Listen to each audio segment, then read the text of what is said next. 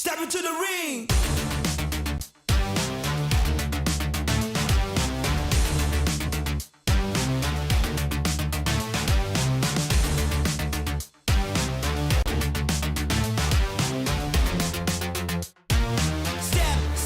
Step into the ring.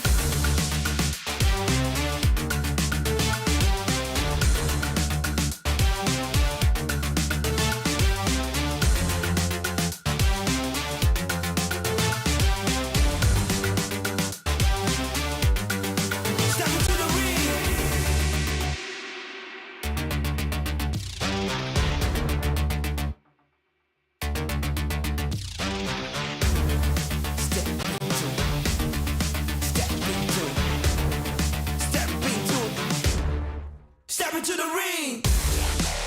Come on, come on, come on.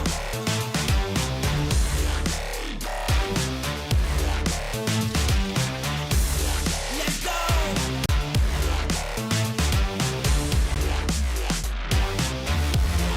Step into the ring.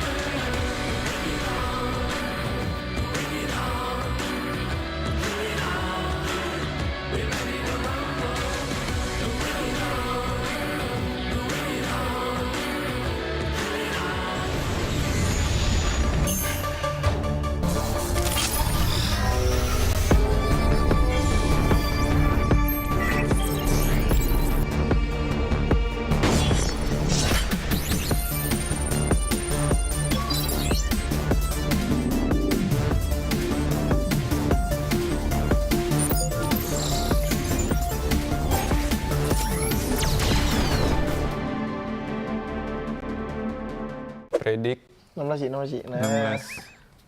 Mungkin. Oh, nosotros. Bizi ben sona atıyorum. Direkt 16.'lar.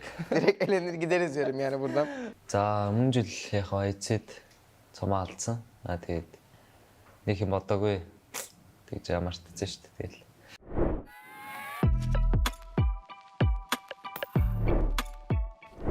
Halo, aku Rosemary. Halo, aku Alfa. За сайн байцгаана уу? Falcons Force багийн тоглогч Top байна. East байна. Merhabalar, ben Wolf. Ben de Frozen Enix. Hola, soy Milo Hola, soy colega. y somos de Team Queso y hoy haremos la predicción del grupo rojo de la PMGC. Mungkin yang pertama dari tim kita predik Nama sih. 16. Karena kita lolos lewat PMGC Race Point. Altrигого орлоо тавьчихлаа. Alt Ego bizim ilk üçümüze girmiyor. O yüzden 4. sıraya atacağım. Çok sağlam takımlar ama ilk üçe almadık Alt Ego'yu. Roy мэдгүй баг байна. 14 дээр гоцлаа. Groy geçiyor. Valla bence kalamazlar diyorum ben. Yani hiç elenirler diyorum giderler. O yüzden onları da 15 atalım hadi. 15'e attım. Untuk Face Clan mungkin aku taruh di survival stage. Karena dia lumayan bagus di PMSLC. Face, un equipo que vengo viendo un poco en su región. Se me hace un equipo un poco irregular, pero tiene muy buen roster, así que yo le daría un top.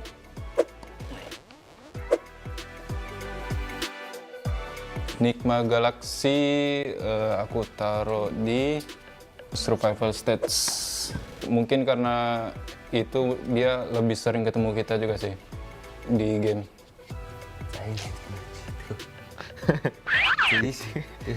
Энэ бэлтрээд алдчихлаа гэсэн. Ivy Rex biz geldik. Bizi ben sona atıyorum. Direkt 16.'lar. Direkt elenir gideriz diyorum yani buradan. Apa nih tim apa nih? NRX. Kayaknya sini deh. 12, nggak lolos. Karena gua nggak tahu tim ini, gua baru tahu. Virtus Pro bizim arkadaşlarımız. Onları biz direkt... Bizi oradan çeksene, bizi 14'e koy. Gel. Virtus Pro'yu direkt biz 16'ya ters şekilde yapıştıralım.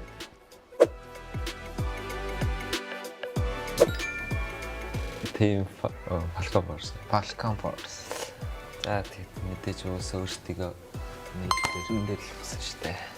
Falcon aku taruh di Grand Final. Karena mereka punya tim yang power kuat, jadi bisa lolos ke Grand Final. Falcon, muy buen equipo, tiene jugadores de mucho nivel. Yo la verdad le daría un top 4. Ай нэмээд.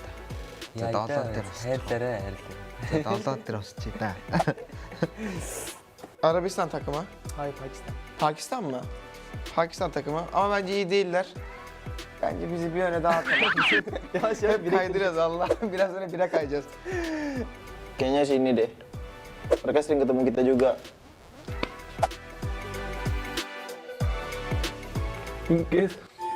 Oh, nosotros. Top 3, top 3, top 3. Бас сайн мэдгүй баг. Тэгээд 15 дээр баслаа. Ini deh, survival deh.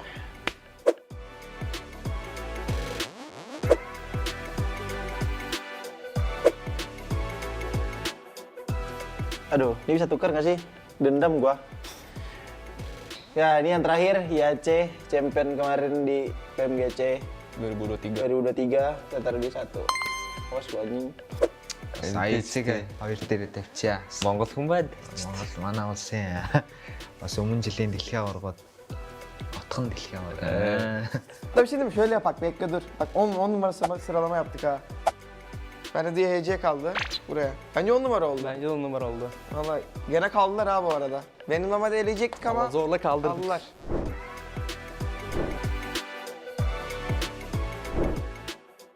Karena dari hasil yang kemarin kita dapatkan di PMSLC belum terlalu ada pembuktian lah, karena kita juga nggak tahu hasil di PMGC itu seperti apa. Jadi makanya kita taruh di hashtag 16 karena mungkin saja kita bisa juga lolos di survival stage atau enggak kalau di bisa langsung lolos di grand final. Нэгт өөрсдөө тавьсан байгаа. Яагаад гэвэл энэ жил ер нь өөрсөндөө ихтэй байгаа. Аварга авна гэсэн зорилгоор орж ирсэн байгаа юм. Одоо би бол яг өөрийнхөө бүсийг бол ерөнхийдөө чанга гэж хэлж байна. Одоо тэгээ бусад мөсүүдтэй ч гэсэн ерөнхийдөө үзгийг бол үзэх бэлэн байна гэж. Aksir olarak da bizi neden sonunculuktan yukarı çıkarttık? Çünkü Kendimize yakıştıramadık. yani evet bu takımlar arasında da inşallah kalamamazlık olmaz tabii her şey olabilir ama Al final los resultados saldrán y bueno, esperemos que salgan. Oke guys, jadi inilah hasil prediction kita di grup Red.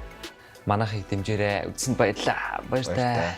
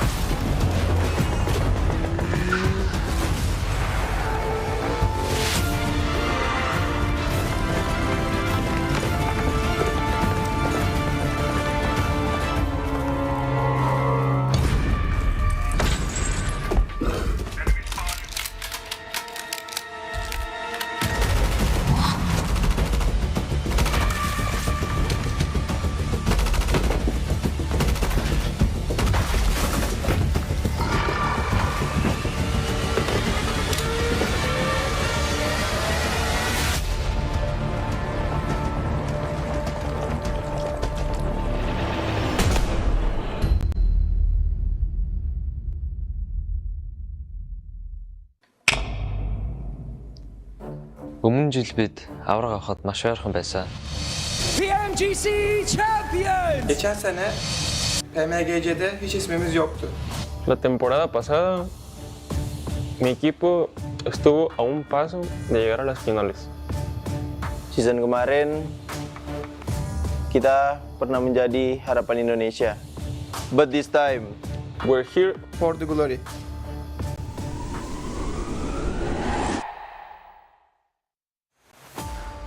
За өмнө жилийн дэлхийн аврагыг гэх юм бол ерөнхийдөө яг авраг авахар хэмжээнд бид нар бэлтгэлээ хийсэн. Тэгээд яг сүүлчийн мөчид яг сүүлчийн матч дээр жижигхэн асуудлаас болоод тэгээд ерөнхийдөө хоорондоо ойлголцоогүй улмаас тэгээд арай болоогүй байхдаа ер нь elimination болсон. Тэгээд тэгээд болох хэвээр юм болгоор болоод хоёрт орсон баг. Аврагынхаа яг цомыг атгаад алдахад тэгэл санал санагдсан байл. Яг тэрэндээ тэгэл бочроод байсан баг. kalau mau ditanya titik terendah sih yang pasti kita waktu gagal lolos ke EWC kemarin. Di situ kita benar-benar sedih banget dengan apa performa kita yang lakuin waktu saat itu benar-benar parah banget. Itu kita udah semua tuh udah nggak bisa ngomong apa-apa lagi sih. Semuanya udah sedih. Intinya itu benar-benar titik terendah kita. Sampai benar-benar kita udah nggak mau main PUBG lagi. За улаан группийнхээ бүх багуудад амжилт хүсье. Тэгээд бид нар юу ч хийж магадгүй шүү. Би ялагдлыг мэдэрч үзсэн. Одоо ялагдлаа ялалт олох гэж энд ирсэн байна. Geçmişte sorunlar yaşasak da biz bu turnuvaya hazırız ve bu turnuvayı domine edeceğiz. Yani bize hazır olsunlar. Görüşmek üzere. Los verdaderos jugadores no se rinden, se adaptan, mejoran y regresan más fuertes. De ganar y pues cuidado con Team Queso. Ke IHC sih. Gua nggak tahu nanti di Sanhok dia nabrak atau gimana. Lebih ke arah hati-hati aja sih sama alter ego bro. Walaupun lu juara PMGC nggak ngaruh kita. Never give up! Together we rise as champions! Don't even try, you are already in my shadow. Stand, fight, in the right!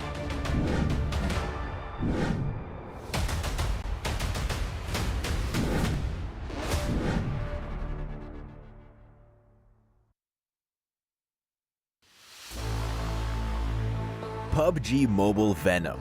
The last dance is here. In this collaboration, you'll get to enjoy a bunch of fun gameplay, including Black Symbiote Clusters, the Black Symbiote Arm, and a Black Symbiote Warhorse. Let's check them out. From October 18th to November 10th, you'll encounter Black Symbiote Clusters in Erangel, Sanhok, Livik, and Miramar. Near them, you have a chance of picking up a Black Symbiote arm or coming across a Black Symbiote Warhorse. They offer great advantages, giving you more options in matches. Let's start with the Black Symbiote arm.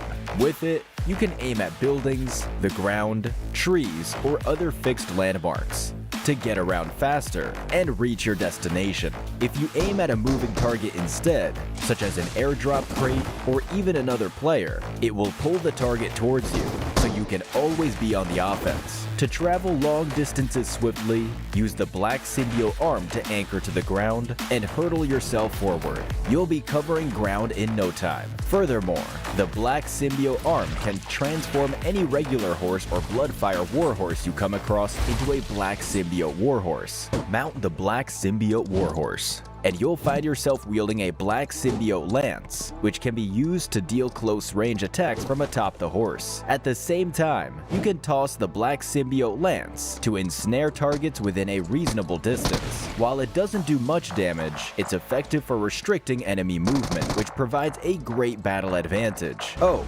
and during the collaboration, Venom himself will appear in-game by showing up prior to jumping. On top of that, follow the in-game collaboration themed event for a chance to get a Venom The Last Dance avatar, avatar frame, parachute, and home items. Join us in PUBG Mobile and check out the Venom The Last Dance collaboration with your teammates. Become the ultimate duo.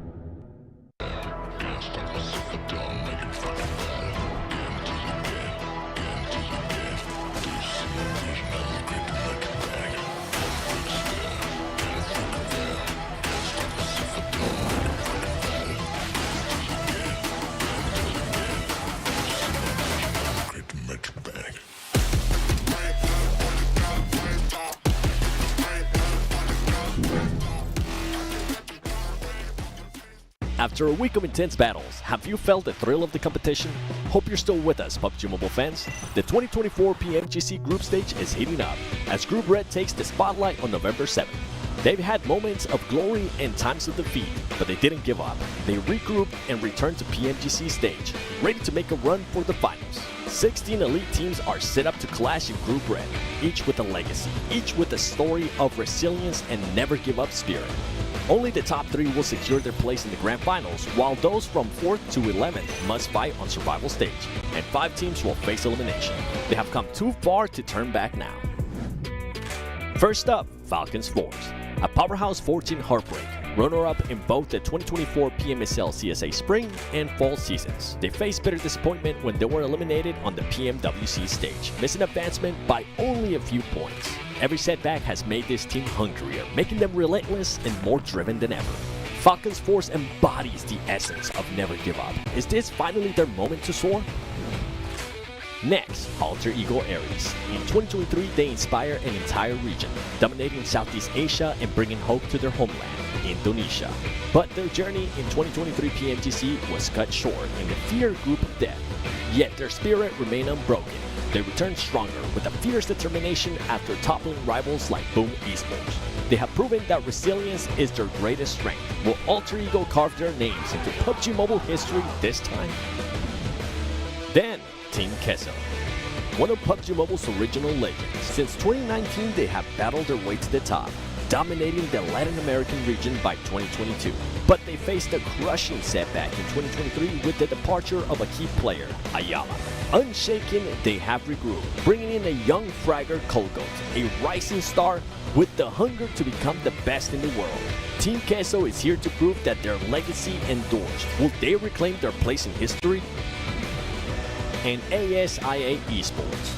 A team hardened by countless battles, they have won title after title in their region, but the global stage has tested them. Every fall only fuels their drive. They bring fresh energy and a tougher spirit. With multiple award holders and the renowned grenade master Falak fighting alongside ASI8, this week is about more than just a spot in the finals. They are fighting for the pride of their regions, their fans, and their legacies. Knowing that defeat is only a stepping stone to greatness. Will they rise above this time? The 2024 PMGC Group Stage will push these teams to the limit. Every moment their journey stands as a testament to grit, resilience, and an undying power to never give up.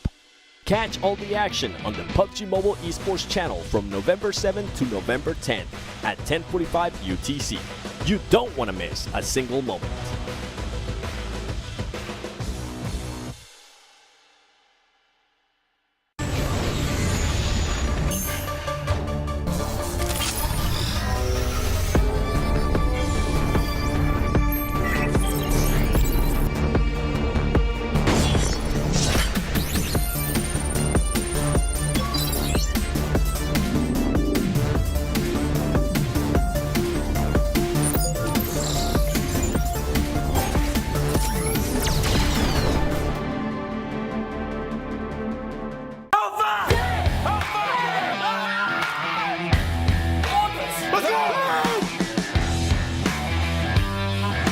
PUBG Mobile fans, welcome to the 2024 PUBG Mobile Global Championship League Stage.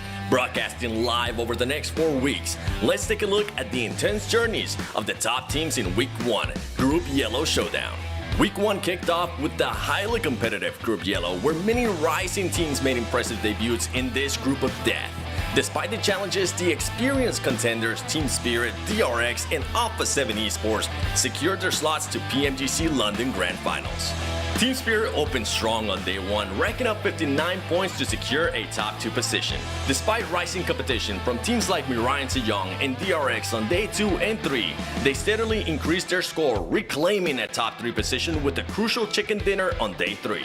By day 4, they demonstrated resilience and consistency gameplay, closing the league stage with a decisive chicken dinner that solidified their position and proved their strengths in the competition. DRX, the rising star from South Korea, started slow on day 1 but steadily gained momentum throughout the following days. Their persistence ultimately secured them 2nd place in the group of death and a ticket to PMGC London Grand Finals. As one of the most anticipated teams, Alpha 7 Esports, the 2024 PMWC champions, brought a formidable presence through the tournament. Their entry alone turned Group Yellow into the infamous Group of Death, reinforcing their reputation as a PMGC powerhouse. Despite a slow start from day 1, 2, 3, Alpha 7 Esports managed to stay in the fight, keeping their position close to qualifying spot for the Grand Finals. In day 4, they secure a crucial chicken dinner, solidifying their place in the top 3 overall rankings. In a thrilling battle for 3rd place against Major Pride in the final match of the league, they emerged victorious with decisive points, securing their spot in the Grand Finals and reinforcing their status as a top dog in PMGC. A tough break for Major Pride, who held strong in the top 3 overall rankings from day 1 to day 3, only to fall short on the league's final day. Now they face the challenge of battling for their slot through survival stage. The Indonesian powerhouse Bigatron Knights had a strong start on day 1, however they struggled to maintain their gameplay in the following matches, placing them dangerously close to elimination. Although facing early setbacks, Bigatron Knights secure a chicken dinner in day 4, which locked their spot to survival stage, preserving their hopes of making it to London. Despite the hard efforts of DXavier, Vampire Esports, and Susi Esports, they were unable to secure a direct ticket to the Grand Finals. However, they will have another opportunity to prove themselves in the survival stage. Hora and Twisted Minds made their first appearance in PMGC this year. Although their journey concluded in the group stage, we hope they make a strong comeback next time, equipped with new experiences and determination. цели банальные, как и у всех других команд, выиграть титул чемпиона мира.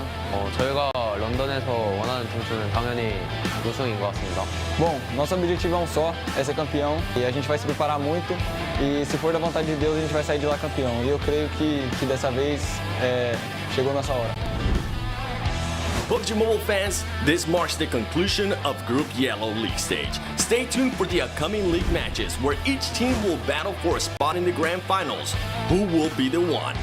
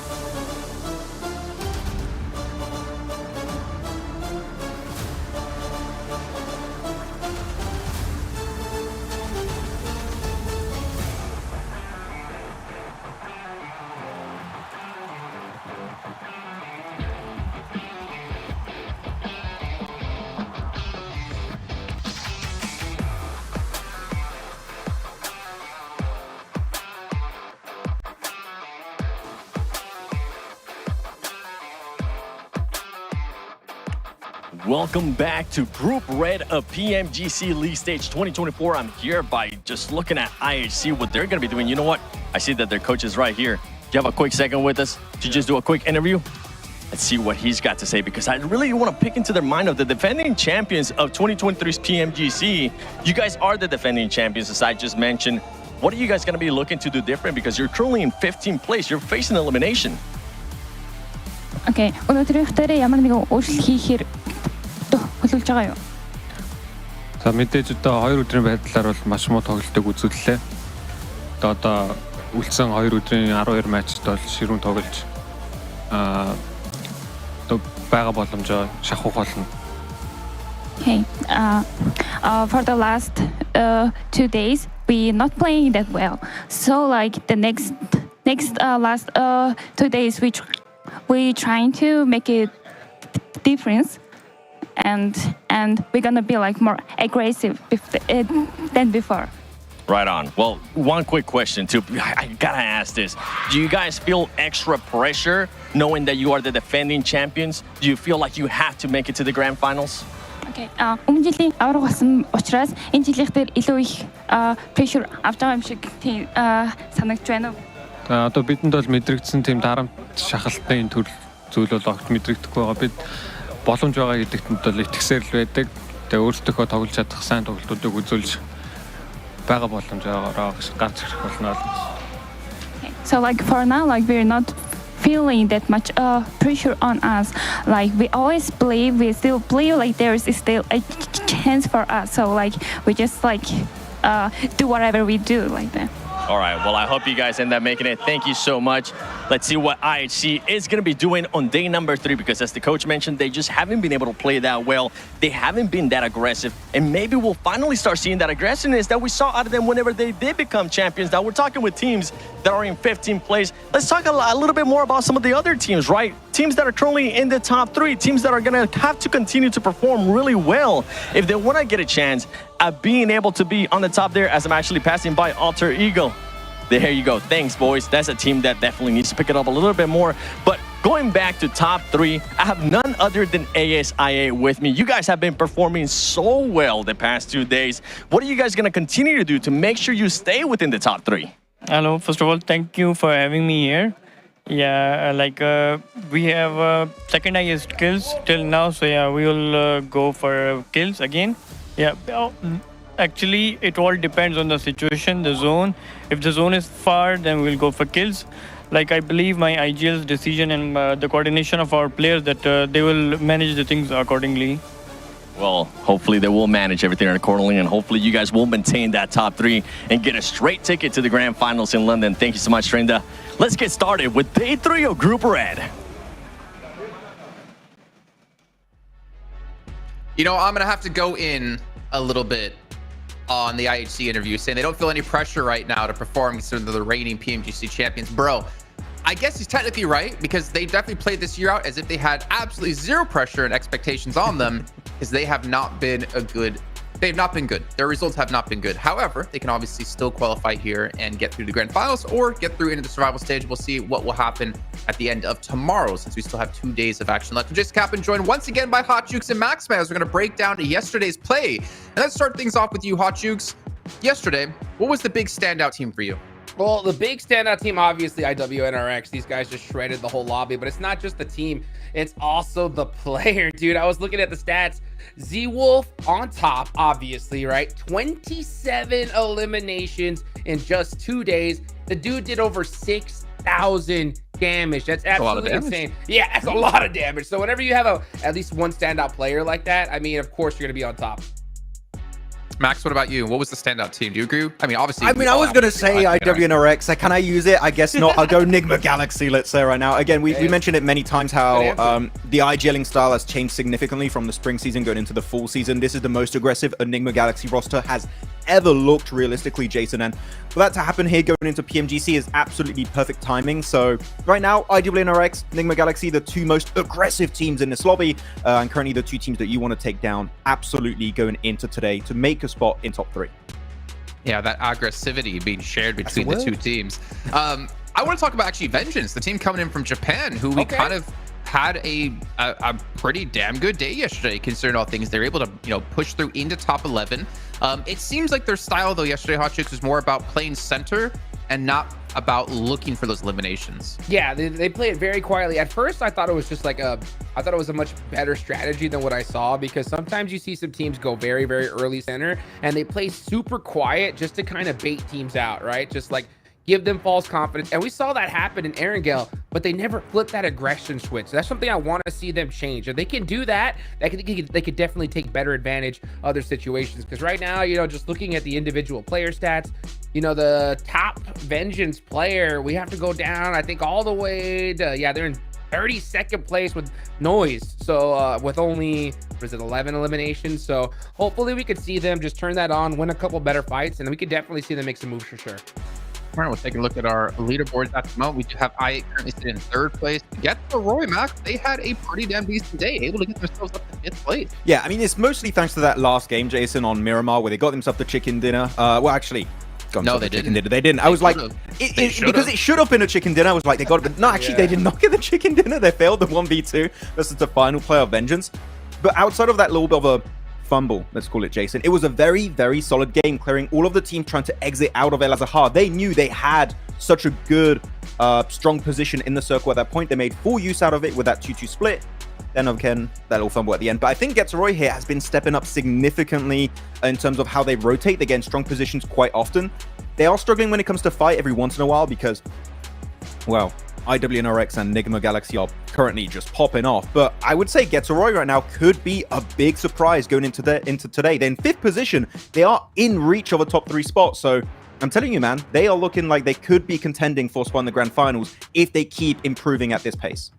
And it was still so impressive to see IWNRX at the top of the table with 0 chicken dinners and having 35 placement points. They're 10 placement points behind Enigma Galaxy, and Enigma Galaxy have 2 chicken dinners. Like, that's insane. I don't know what to say about IWNRX. We knew they were just absolute fragging machines coming into this. And as of right now, Z-Wolf, if he pretty much has the same kind of result as day 1, day 2 in terms of fragging potential, in terms of total elims, he could be tying Nomi, maybe even overtaking Nomi's current record in week 1 for Group Yellow in terms of elims in the group stage. So he is on track to beat Nomi. So we'll see if he can do it. But yeah, Z-Wolf is the absolute package as a fragger. And this guy, he's going to 1v4 at some point, Jason. It's going to happen. Just check it out. Well, I'm getting a little bit worried looking at our leaderboards down towards the bottom. IHC and Furia just extremely far out of reach of top 11 at the moment. You can see there's a 20-point gap between 14th and 15th place. In my eyes, if they want to get top 11, because for me, top 3 is going to be out of the books for them. They have to start performing today, or if they maintain this position they're currently at the end of the day, Hot Jukes, I'm going to say, yeah, those 2 teams are out. Without a doubt. I mean, Furia, I don't know what's been going on for these past 2 days. These guys just can't seem to win a fight to save their lives, and it's so brutal to watch because during PMSL, this team was such a strong squad. They had so much potential, but just to give you an example of how rough it's been, I mean, this team in past 2 days have done 5,518 damage combined as a team. That's less Z-Wolf has. That's less than Z-Wolf had by himself. Okay, that just goes to show you the difference from the bottom all the way to the top there. And man, they have to go crazy. And IHC is in the same position really because if these guys don't pop off today, they're going home. I mean, we had on the interview, right, Jukes, them talking about they want to play more aggressive today for the side of IHC, which you need to at this point. If you want to be able to make a way into at least the survival stage, the bottom teams are going to struggle to reach the top 3. They need to step it up big time. IHC, we know what they did for so many of the players back in PMGC last year. Sure, the placement points, they're going to be low. It's IHC, it's what we expect, but IHC really need to be starting to take those fights. It's what really made them stand out last year. And the fact that they are looking so passive now is just such a surprise to me. So go back to what was working last year. Go back to just completely destroying teams in the lobby, and you might be able to put your weight up in top 11. Yeah, well, I mean, honestly, they're going to need to. And as we did take a look at our schedule today, it's going to be Sanhok followed by Triple Erangel, followed up by Double Miramar. It's going to be exactly the same way that we're going to be going about the entire time here. Of course, with Group Green still to come up next week, and then survival stage followed up by Last Chance thereafter. But before we can hop into our matches today, got to remind you guys once again that the official phone here at PMGC 2024 is the Infinix GT20 Pro, which Maxman's going to show us on screen right now. It's 120 FPS and 144 hertz AMOLED screen. I knew he had it there. I knew it was going to be there. And Hot Jukes is still looking at it as if like, oh, come on. There you go. Where's mine? Give me one. I want it. Well, Hot Jukes, I heard there is a way you potentially could get one. Do you want to know how? Tell me how.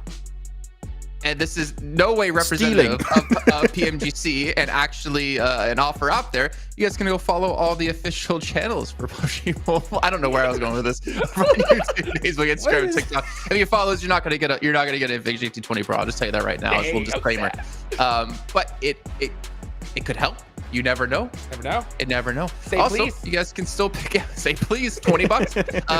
There's also some tickets available still for PMGC Grand Finals over in the UK on the 6th through 8th of December. You can go there. You can potentially meet some of the players. You can participate in some activities, watch the amazing games that are going to be happening. Not to mention, you get some sweet draws with in-game as well. So make sure you guys pick those up if you're in the area, or even if you're not in the area, do it anyways. Come see everything that's going to be happening. Come see who's going to lift that trophy this year.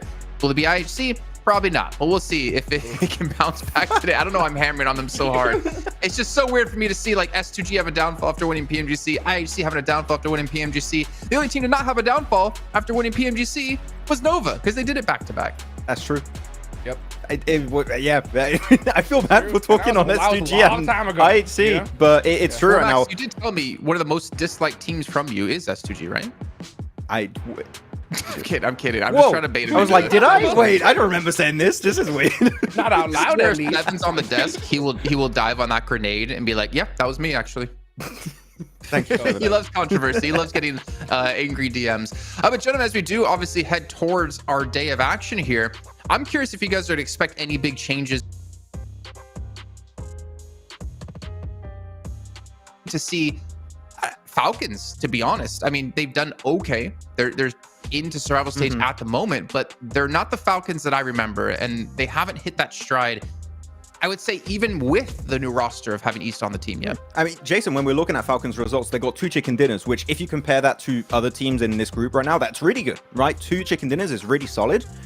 I'd even go to say that right now, those 2 wins we've seen have not been all that impressive. We had some great shots from Top yesterday in that Erangel game. That was fantastic engagement from him on those teams like TJB and the squad on the West. But right now, outside of those wins, Jason, I'm not really seeing too much from them. I'm not seeing these big flashy games. And the thing is, when you're looking at your IWNRX, your Enigma Galaxy, your i8, your Navi's DOS, so focused on getting a ton of elims almost every game, Falcons are just falling kind of behind. So right now, Falcons, I would say, elims, we know what they can do. Put a bigger emphasis on making it to the late game. I want to see some more top 5s, top 4s, top 3s. And if that happens, we know the eliminations are just going to come rolling right in. Absolutely, yeah. You know what? Speaking of a team like I8, right? We're about to go into Sanhok here. That's what we heard. You know, Seven talk to them and say that was their best map, and it's so crazy. You can just look and just see how well they've performed. 17 eliminations right there, 3,344 damage on the first day of Sanhok. They did 7 total, and then on the second day they ended up even doing better. I think it was with 10. Yeah, 10 eliminations there. So if these guys could just continue that here on Sanhok, they're gonna be really set for the rest of the day. For IA in particular, and Jason, is quite interesting when looking back to what was happening back in CSA. Falok was the top frag of the team. It was completely undeniable. Falok was the top player in terms of elims for the team. That was it. The stats speaks for themselves. Actually, IQ, as of right now, on day 2, is out fragging Falok. He is currently up to 22 for IQ and 20 for Falok. So IQ is the second top fragger behind Z-Wolf, because everyone's behind Z-Wolf at this point. But currently IQ up there with Falok, that is just strengthening the fragging potential of this squad so much more in this game, that they can just weather the storm in this lobby and be in top 3. And realistically, with the way they're playing, I think they're going to stay top 3 for a long period of time, because that consistency is to be feared. What worries me about them, if you look at our top 8 teams, they have the least amount of placement points outside of chicken dinners, except for TJB. TJB have 7, they have 12. Yes, they're stacked on eliminations, which obviously it's not bad, whatever, right? If you can frag out here, you're proving you can easily beat these teams when it comes to this close quarter combats or whatever kind of combat you're throwing off. But what I worry about for them is the consistency of placement points. I think might come back to hurt them, if I'm perfectly honest. It could happen. I think we could agree on that, Jukes. It could definitely be an issue, but as of right now, I say that this playstyle is working great, and I think they can remain in top 3 thanks to it. Yeah, it's working out perfectly for them right now, but that's the thing is, like I mentioned it yesterday, is we constantly see them that kind of have that all or nothing play style. Like we see them pop off with crazy eliminations and get a good solid game, or it's nothing, right? And I think if they can just kind of up that consistency a little bit more, I mean, we'll definitely see them, I think, up in that top 2. I'm not sure about their all or nothing point there, because they got their worst game so far been a 9th place with 1 elimination and a 15th place with 0 elims. Outside of that is like 3 elims, 10 elims, 6 elims, 4 elims, 10, 4, 9. So like they are still racking points on their bad games, and we mentioned it many times. Your bad games are very important to see if you can stay relevant in a group. As of right now, that is the case for I8. So right now, as you said, Jason, if they can get more placement points, that would be a big positive, but the elims alone currently are enough. But you always want to try and get a bit more in these games, right? I mean, I feel like if they can work on their placement points, this could be, which surprises me to say, a CCT, a championship caliber team, as we're going to dive into Sanhok, our first map of the day. We're going to find out at the end of the day what teams will potentially be out of the running and what teams will still be gunning for that top 3 position. Let's throw it back to our casters here for the first time. John Allen and Blank, take it away. Every team here with something to prove today here in Group Red, and we'll see who is going to step up to the mark and who's going to be left by the wayside. Plain path cuts through the middle. Nothing really special here on Sanhok to kick things off. Let's see if we get hot drops or if teams are going to be able to finally extricate themselves from one another. Yeah, I think honestly for a lot of our games, it has been teams being fairly okay, fairly safe here on Sanhok. There has been maybe 1 or 2 elims coming through early. I actually think that our Miramars have been a lot hotter than our Sanhok so far, which is a weird sentence to throw out here in day 3 of Group Red. But yeah, very, very exciting stuff that we're getting to watch here, because we do have a lot of teams who are streaking out towards that top side. Yesterday, unfortunately, on Miramar, it was awkward. It was awkward, John. Virtus Pro, what is this drop? They're normally all the way over in Painan, but they've gone down to Camp Charlie. DJB have to adapt to this, Blank. Well, we'll see. We'll see what they get up to. I don't think this is too out of the ordinary for Virtus Pro to try and take a split like this. You're right that they usually play in Painan, but they've not been finding a lot of success. And to be fair for Virtus Pro, they got to make some special moves. They got to make some special plays going forward, because they are far behind the rest of PMSL EMEA inside of this lobby.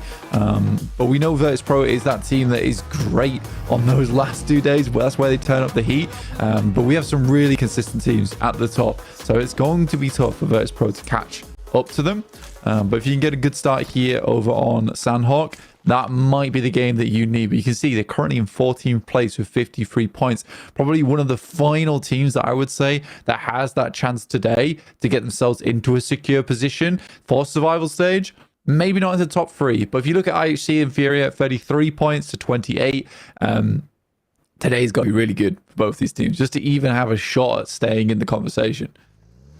We saw the circle pop. It's going up northwest, Blank, and of course we remember what Alter Ego were able to do atop the mountain last time around, so controlling over the surrounding terrain. We're going to be seeing if Enigma Galaxy can get back up to their compound in the foothills of that, and will we see a return to that northwest compound conflict that we saw? I think it was Team Queso taking a fight. I can't remember who the other team was in that instance, but it didn't go well for Team Queso, I believe, in that spot. A lot of early rotates came through last time. Let's see if the same happens here. Yeah, for Tongjiabao, they actually got themselves that chicken dinner yesterday on Sanhok. And for Alter Ego, although I enjoyed like some of that control they showed on the high ground, it definitely felt like sand slipping through the fingers in those final like 5 minutes for Alter Ego, where they couldn't control several teams at once and they didn't really have that idea of what side to pick on. So Tongjiabao, I think they're going to go for something similar again on a instantaneous rotate up towards that northwest side. This is such an early rotate as well. I think a lot of teams might not be expecting this. So Navi's got to be prepared when this rotate comes through. They're currently heading over towards that southwest side of the island from Ruins. So a quick one for Navi, as they did fall out from that top 3, but it has been a fierce battle between them and ASI8. 83 points to 85 for ASI8 currently to Navi. I think both these teams are pretty equally skilled at the moment. Definitely going toe-to-toe on the tables as it stands. TJB, I mean, this is a bit interesting factor though. For TJB, they really weren't able to loot early because of that adjustment they had to make around Virtus Pro's stretch out towards Camp Charlie down on the south side. They didn't even really start looting until about minute two and a half, which means that their move up, I mean, we saw for one of the TJB players didn't even have a helmet, very, very low on those meds, and they're going to fall short of the river crossing for now. I wonder if they're going to have to try and trash loot along their way in the compounds that they spot, and that may indeed slow them down because they haven't gone for that cross all the way to North Island yet. Yeah, they actually stopped short, like you say. It's a interesting one. I think they're going to try and see if they can scout over towards that north side and see what's happening between teams that have already made their way in. And for Tongji somewhat getting cut out by similar rotations to what they made yesterday. I think people have read into this, just a case of there is a lot of open spots on the map where I think this is one of the few lobbies that we've seen over the last year where you have teams playing over towards Docks, Lakawi, as well as Camp Bravo. Cow as well is taken up down towards Camp Charlie and Sami. So the eastern side is quite populated, which means there's more space for teams to play over towards that northwest edge. I think in a lot of lobbies recently, more and more teams have decided that, you know what, playing around boot camp and kind of surrounding that area does actually give you a lot more control to siphon off players from other teams, basically. I mean, we saw DXavier playing from that north side of boot camp, pushing in and making Team Spirit's life pretty difficult. A lot of times, even sometimes at the cost of DXavier's performance themselves. But this time around, no one really pushing into the north side. And the Falcons definitely are having an easier time of getting across this water than Team Spirit did. And that's good news for Falcons Force fans all around the world, as it seems like they will once more find a footing in the northwest side. Vengeance, they're a little bit behind, back of the queue here, behind both Enigma Galaxy and TJB on the wait to get across this bridge, because Na'Vi, they're still holding quite far south, Blank.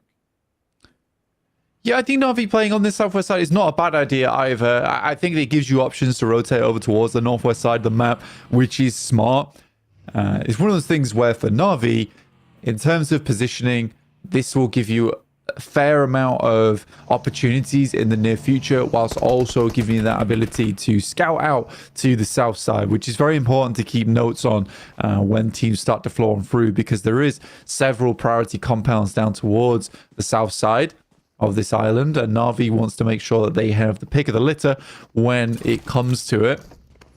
Yeah, more and more of our squads now moving out. Tiamba, we wanted to see more from this team, but 9th place right now on 68 points from what was a good start on day one is a little bit disappointing. So both of our PAL teams, and Tiamba as well as Tongjiabao, not quite hitting the mark that a lot of us here over at PMGC thought that they would. There's still half of the games left to go though, Blank, and what has been done in the last 2 days can be repeated by different teams as well. Vengeance, they closed down yesterday with a Miramar game that saw them up towards those survival stages, but the team from Japan, a little bit of a surprise entry considering you had teams like Reject over in the region competing against them, but still looking to make their mark here, get to those survival stages. They're going for a crossing now. Na'Vi actually on the move a little bit, so maybe a small timing opening here for Vengeance to get through, but they're still going to have to contend with the cannons and Na'Vi. Through the middle they go, they're cutting in front of the queue and into a crossfire potentially, as Punch is actually isolated on his hill. Vengeance have read that, they're diverting, and a decent position could be theirs. I mean, the compound up the top of the hill is still open, the position that Enigma Galaxy played for so long last time. Yeah, the fact that this is free is somewhat surprising for Vengeance. I think even they're like, okay, I guess we'll have this. That's absolutely fine with us. It's a strong position on the map. Hasn't quite confirmed down towards that south side just yet, but they'll be happy to play that one through. Tiamba suffering to Furia in the meantime, as well as Team Queso taking shots over towards Virtus Pro. So a lot of these crossings now coming into effect. As we know, this is a northwest shift on the circle, so tons of teams are attempting to get their way on in. Enigma Galaxy start things off strong versus Tongjiabao. They rocked up behind them on the southern side, not quite crossed the bridge yet, but Enigma Galaxy is looking to clear out teams. Virtus Pro's in the area, and Team Queso is not that far behind. Big surround on the south side for Enigma Galaxy. TJB's stop short of the river crossing may come back to bite them here. They've already lost one of their players. IHC, they were looking to be more aggressive. Blank, out all the way in the blue by Paradise Resort right now. That's not really what I would call aggressive, so we'll see if they are looking to crash into a fight and go a little bit hell for leather onto the first map of the day. Trying to navigate their way around towards the north, and ASA8 currently holding that north bridge, Blank. We've seen them play up on this position on a Northwest Island ship before. You try and cross that bridge, they are so ready for it. We saw them pull out a lot of points from yesterday's Sanhok. Yeah, I think for Falak as well, he's an extremely strong player. They opt to put him over towards the eastern bridge instead of having him on that high ground. Tongjibao still holding their own right now versus Getso Roy. Melodious will find a rundown onto Action. And that fight still rages on between Tiamba as well as Furia. So for both teams, it's looking fairly dire as they haven't even really escaped from Paradise Resort just yet. Shan goes down. That is an unfortunate turn of events for Tiamba, and it seems like Furia just been such a difficult weight for them to lift, to can't even get it off the ground at this point. Getso Roy maintaining the compound in the shadow of that mountain. On the east side here, protected on both flanks now. It's going to be very difficult to get rid of them, but the circle may push them away. Shan does get flushed away in the end, so I think it's just QZ left for Tiamba out on that eastern side. IHC yet to make their push through. ASI8 still stopping everybody moving on that northeast side, and actually, a lot of these teams haven't even tried it. They're all on this south coast. Yeah, it's a massive struggle now. Again, for Vengeance, it really did feel like the freest crossing in the entire world here. Team Queso come against Falcons. They were able to get a rundown earlier over towards Action, but Falcons not going quietly into this one. It's over on that southeast side, and a hard shift on the circle over towards the north. Once again, really does assist ASI8. Now, Na'Vi, they don't take that compound over towards the eastern side, but this actually helps them a lot, and I still appreciate the fact they took the western side of the coast, and they've controlled so much of that ground. That's going to mean a nice, easy wrap on a western rotate here for them, towards some of the compounds to the west of Hatin. But damn, it's just all popping off all day long here on the Sanhok. 43 players and 14 teams, so a lot of teams still in this one, but a massive amount of casualties. Papi Potro sends the vehicle out wide, has to hop out, leave it isolated. A nade onto the corner from east, maybe looking for the knock there, but it's going to be diverted, evaded by Papi Potro. Swatted aside, and East wants to put another one in, but he's lined up easy. Across the road he goes with the DBS onto the doorframe, looks for another. Papi Potro on a tear for Team Queso here, but Icy gets the heal off. The medkit comes through, and the health bar keeps them alive. Falcons force with 3, but they're on the outside. Virtus Pro, IWNRX both looking to try and bear down upon this one, but Virtus Pro have bigger problems right now with 676 looking to try and push up towards Icy. A nade around the corner. The cook is there, but it's on the wrong side of the tree trunk, and 676 looking to cut straight on through it. The back of the rock, 2 players, Tixie and Icy. One not going to be good. Tixie over the top, misses the second, and 676 with the pump action handles Virtus Pro. Oh man, that is rough to say the least. 676 with the pump shotgun. A 1-2 punch. Flick back on the handle. I mean, it is actually gruesome that they lose that fight.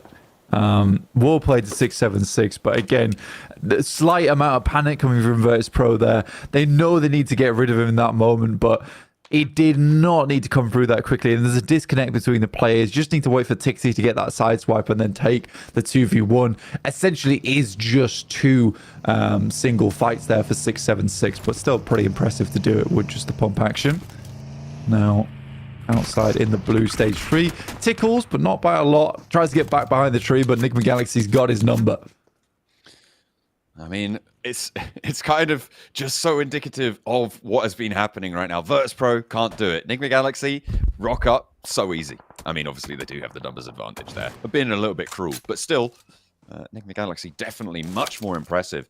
And now they have a little bit of freedom on that south side to take on Falcon's force with the numbers advantage, playing as 3. They're both going to have to try and move through, and the sticking points of the lobby are starting to retreat. We had that line across the middle of this Northwest Island of Na'Vi on the west Alter Ego on the high ground and ASI8 on the northeast side.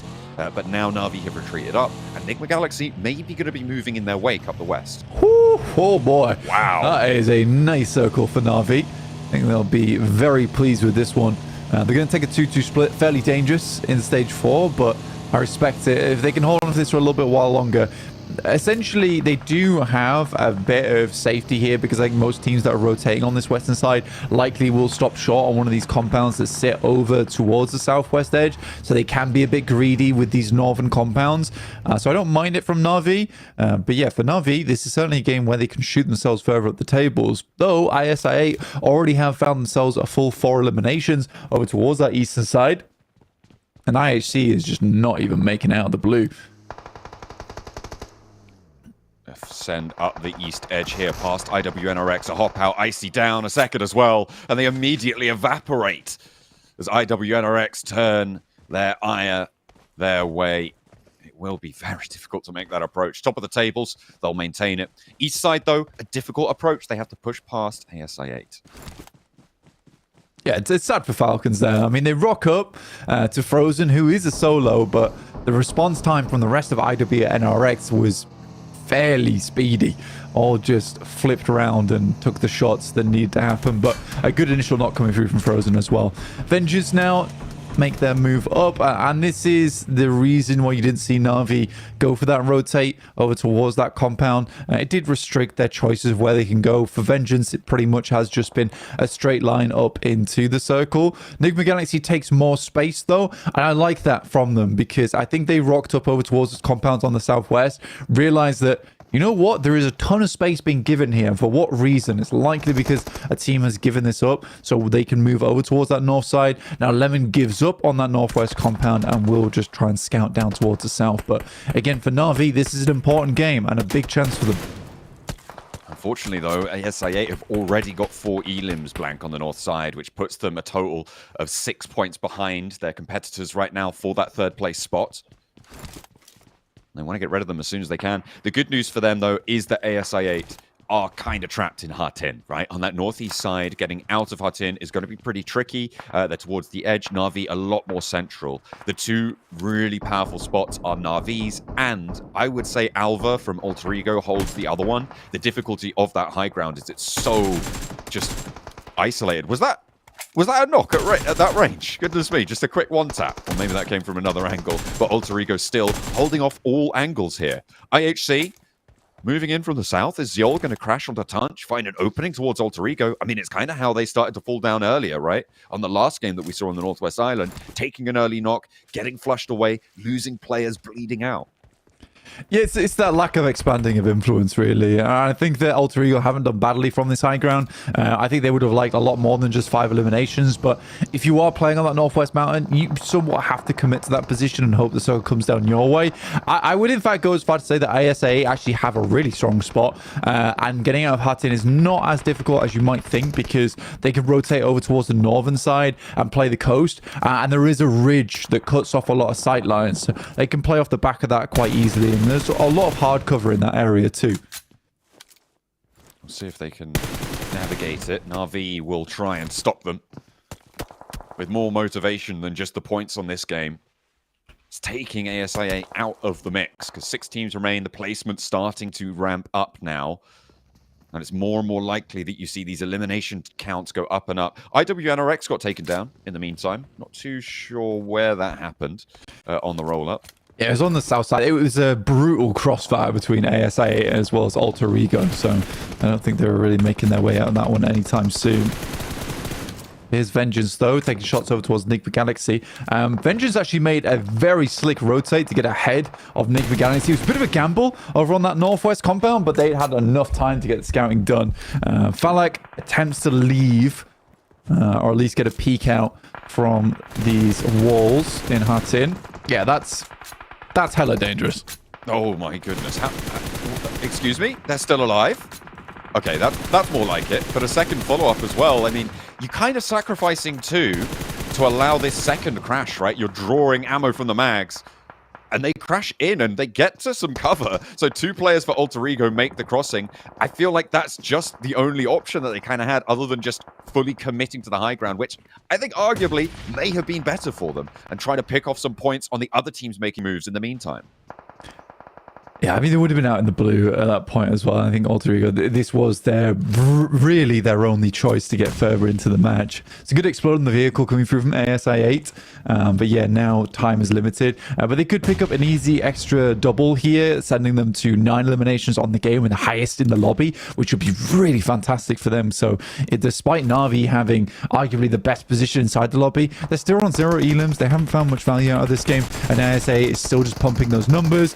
Good side swipe there coming through from ISI8. Ooh, that's a close nade, but Rosemary is just not able to capitalize off the back of it, and a good shot from the DBS. And like I said, 9 elims now found for ASI8, and yeah, Na'Vi needs this chicken dinner now to stay close, even just close to ASI8. I mean, it's also Enigma Galaxy who have to worry a little bit with the elimination count coming on through from ASI8 with the power that they have from this position. A likely third place finish for them. The shots over towards the high ground. I mean, we spoke about this guy yesterday, right? The Terminator on FaZe Clan has just been so brutal, but the blue zone, you can't out-heal it anymore, and he will fall. Na'Vi breaking the seal. 2 points now on the match. Though the thing is, though, I'm pretty sure that Miller has picked himself up 2 elims there. Just off the back of the 2 knocks he was able to get over towards Vengeance, which is wild, by the way. This is that crossing that I was talking about earlier over on that northern side. It's a slight dip. It does give you cover. And like I said, there's a huge amount of rocks in the way. Oh, they're stealing the elims away from Mela and adding more to the tally, up to 11. What a start of the day here for ASIA. And Na'Vi just doesn't know. I mean, they're aware there's a team there, but a big nade from Falak, an opener up to the wall of the compound. This flex out has done so well for ASI8. Lily for Vengeance, very unlikely to be able to get away from this one. Just crawling away with the blue zone at the back. Gonna be watched eagle-eyed by Noki. Actually steps forwards up to the next layer of the ridgeline. Falak, what is this guy doing? You can't do this, Falak. That is not allowed. Na'Vi have got him in the compound. They spotted it as well. Puncher sees him on the cross. He's hopping out. He's going in on his own. No backup from the rest of the team. He doesn't think he needs it. And the reses have come through, but now he's in a lot of danger. Ralph is having a little bit to say about this one. Enigma Galaxy trying to defend their second place spot. Noki takes down the last player from Vengeance. And there goes Ralph. So we're down to 2 teams remaining. Falak finally falls, and I feel like that was a long time coming. Far too bold for my liking. Another lineup for Puncher. And here's where they can start the fight back. 3 elims on the tally. And they're looking for a second knock as well. 2 players down on ASI8. And it's only the 2 on the outside left. Yeah, I mean, for ASIA, that was an unbelievable play from Falak, and the fact that he's able to pick up Ralph from Enigma Galaxy is just hilarious to me as he cosplays as one of Na'Vi's teammates. IQ moving forward, just maybe trying to look for this final knock here and flush. Now just UZM left remaining. Could be a decent nade towards the back lines, but highly doubt it. And that is Na'Vi take themselves a win on the game, which they could be happy with, but they have not caught up with ASIA on a blinder of match. A huge amount of eliminations, which is not easy to do a lot of times from Hatin, because you are slightly cut off towards that northeast side. But yeah, it was a great rollout, like I was saying. I mean, you have to take advantage of that northern side as quick as possible, and things could have gone absolutely differently for Falak inside that situation. I feel like that was way too bold from Falak. I mean, they still managed to get a huge game on it. You can see a little bit of frustration there. They feel like they should have won that. They had the outside of the compound. They had that ridgeline that you were talking about earlier, and they could not quite convert. They get a little bit too greedy, a little bit eyes bigger than stomachs on the end of that game, and Na'Vi are able to do it. And remember, it's not a 2-horse race for third place. Enigma Galaxy as well, still in danger. If both Na'Vi and ASI8 push them out, there is still that opportunity to go for that third place for both of them. We'll have to wait and see what the overall tables say. Back with the desk. And I'm surprised why I8's so frustrated considering the match they just had. I mean, obviously a win probably should have been going their way. However, Falak was just feeling himself. He just dived straight into the compound up against Na'Vi 1v4, saying like, I got this, guys, don't worry. And that actually, sadly, might have been the downfall of I8 in this match. I mean, I can't blame him though, dude. I mean, the guy's feeling himself, and they should, because they are officially the most successful team on Sanhok in this tournament so far. That's right, Major Pride during Group Yellow, they won back-to-back chicken dinners, right? On the first Sanhok and the second week. But with this performance here, I mean, I8 is just on another level, Max. And I think a lot of it is due to one player in particular, right? Yeah, I mean, we have to look at Noki. I mean, sure, Navi get the win, but I think the biggest highlight is how I8 played this game, Hodrix. But Noki, he was scouting, I think, towards phase 5 or 6, and he got information on Vengeance, and he knew that Vengeance currently did not have a strong position in the circle. And because north of the compound is a high ground spot, they can fight Vengeance without fighting Na'Vi. They don't get in that weird three-way fight, so they can just take a secluded fight onto Vengeance, clear the northwestern edge, and then put all of their focus onto Na'Vi. So Noki scouting was so pivotal for them to even get into the second place in the first place. But at the end of the day, Na'Vi had the compound. Thalik was, as you said, Jason was feeling himself a little bit too much maybe on that push. And Na'Vi's team play was on point and just ready to punish those individual players of I8 almost instantly. I mean, I know Na'Vi won the game, but I feel like this entire match for us has just been how I8 played it. I mean, even before the Vengeance fight, the way they were playing Hot Tin, I kind of wanted you guys to go into, because they denied not only one, but two teams from crossing that bridge. Dude, they're so good at it. They're so good. I mean, it's very fortunate for them to get that zone again, right, Max?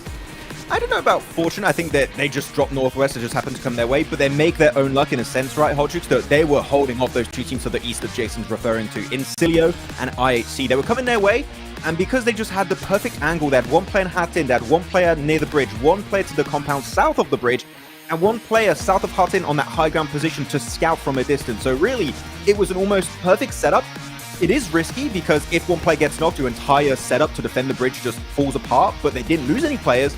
So Incilio, IHC, unfortunately for them, that rotate was not going to work out. So from the early stage of the game to the late game, here, Jukes, it was just absolute perfect how they played the macro aspect of Northwest Island. Yeah, and that's what frustrates me so much, because, I mean, IHC should know that that wasn't going to work out in the first place, right? Exactly. I mean, we were watching this and we were like, where's the rotate? I mean, these guys are so... I was watching them rotate in so late, and I remember asking you specifically, like, dude, what do you think IHC is doing here? And you were like, they're going to rotate 100%. Like, no, I think, what was it you said exactly? It's just they have to rotate. Best and simplest play for them is to rotate. Yeah, you said you know what? If a team is coming in this late, they have to rotate, and they didn't. They just drove straight in. They're like, oh, we're gonna sneak by this bridge. I8 said, come to Papa. Look at that, 14 eliminations. These guys are not letting anybody pass. They're straight Gandalfing it here. I like that one. That's I don't understand. Gandalfing? You shall not pass. You get it now? I don't get it. Wow. Okay, he's playing a bit. Don't worry. I'm used to this, Hot Jukes. I'm used to this. He's playing for the bit. Okay, it's for the bit. Okay. But yeah, still, Gandalf in it for I8. Definitely the case here. And we said, right, sure, they might not always get the chicken dinner, Jukes, but the eliminations alone are hard carrying this Pakistani team. I can tell you that much. 20 points on the board. And it's been happening a lot where the second place team, Jukes, is actually the top winning team in terms of total points, not the chicken dinner team. So I'm telling you, man, Elims is going to be so heavily focused upon for some of these squads, I in particular.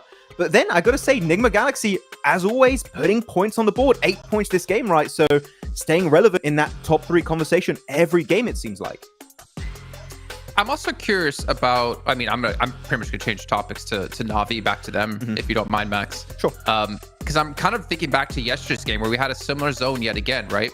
And we had Na'Vi, well, we had Team Queso, I should say, send it full straight through every team to get to that northwest part of the Northwest Island. And then Na'Vi actually ended up going up in that direction, not realizing Team Queso had gone there, and ended up losing a player. This time, they actually just sit towards the bridge a little bit more, where Vengeance kind of leapfrogs them. And from that position, like, okay, we're just going to send it a little bit further in.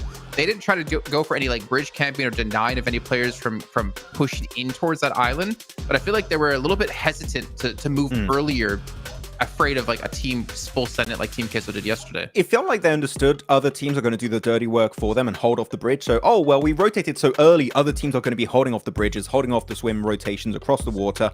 We can just play it very passive until the late game, hold on to our resources, and thanks to that, we're going to be getting a chicken dinner. So it was a really good execution, at least this time around. Jason, as you said, Team Queso did not send it, so they had free reign to do whatever they wanted up Northwest. Unfortunately for them, though, sure, they do get a win, but they still don't breach up into the top 3. I thought that was going to be the game to make it happen, but no, they're just going to be, 3 points behind Enigma Galaxy, and thanks to i8's game here, up in second place. Maybe are we going to see them overtake IWNRX here in 2 matches today? That would be absolute madness today. This is wild. It's possible, man. They got more limbs. Their placement points are definitely going to be behind them, but obviously Sanhok, as they said, is their best map. So I would imagine they're not going to have a similar performance go into the next matches, but honestly, who knows with this group, because we've already had everything turned completely on its head. Also, quick mention there, Falcons did move up a place into 5th, I believe, if I saw that correctly. One thing that's kind of interesting, though, is the gap we're seeing between 14th and 15th place, which I actually did close the lead on a little bit. I think they're originally like 20 points behind getting into 14th place from 15th, and before that last match, it was less than 20. It was 11 points from 8th to 3rd. Like, that's how far of a gap we have between 14th and 15th place. A little bit unfortunate, but Alter Ego, man, Max, you can be happy about this. They moved into 11th. I'll take a victory when I can take it, Jason. Yes, top 11. But I'm happy with Alter Ego here. Of course, it's Northwestern Island. It's kind of gifted to them because they drop on the mountain, and they do a really good job, Hot Jukes, of making sure they don't get backstabbed by teams. Here they were making sure no teams was going to be entering late from the southern side. They even picked up Zol, the solo remaining player of IHC. They were really keeping tabs on every squad entering from the southern side.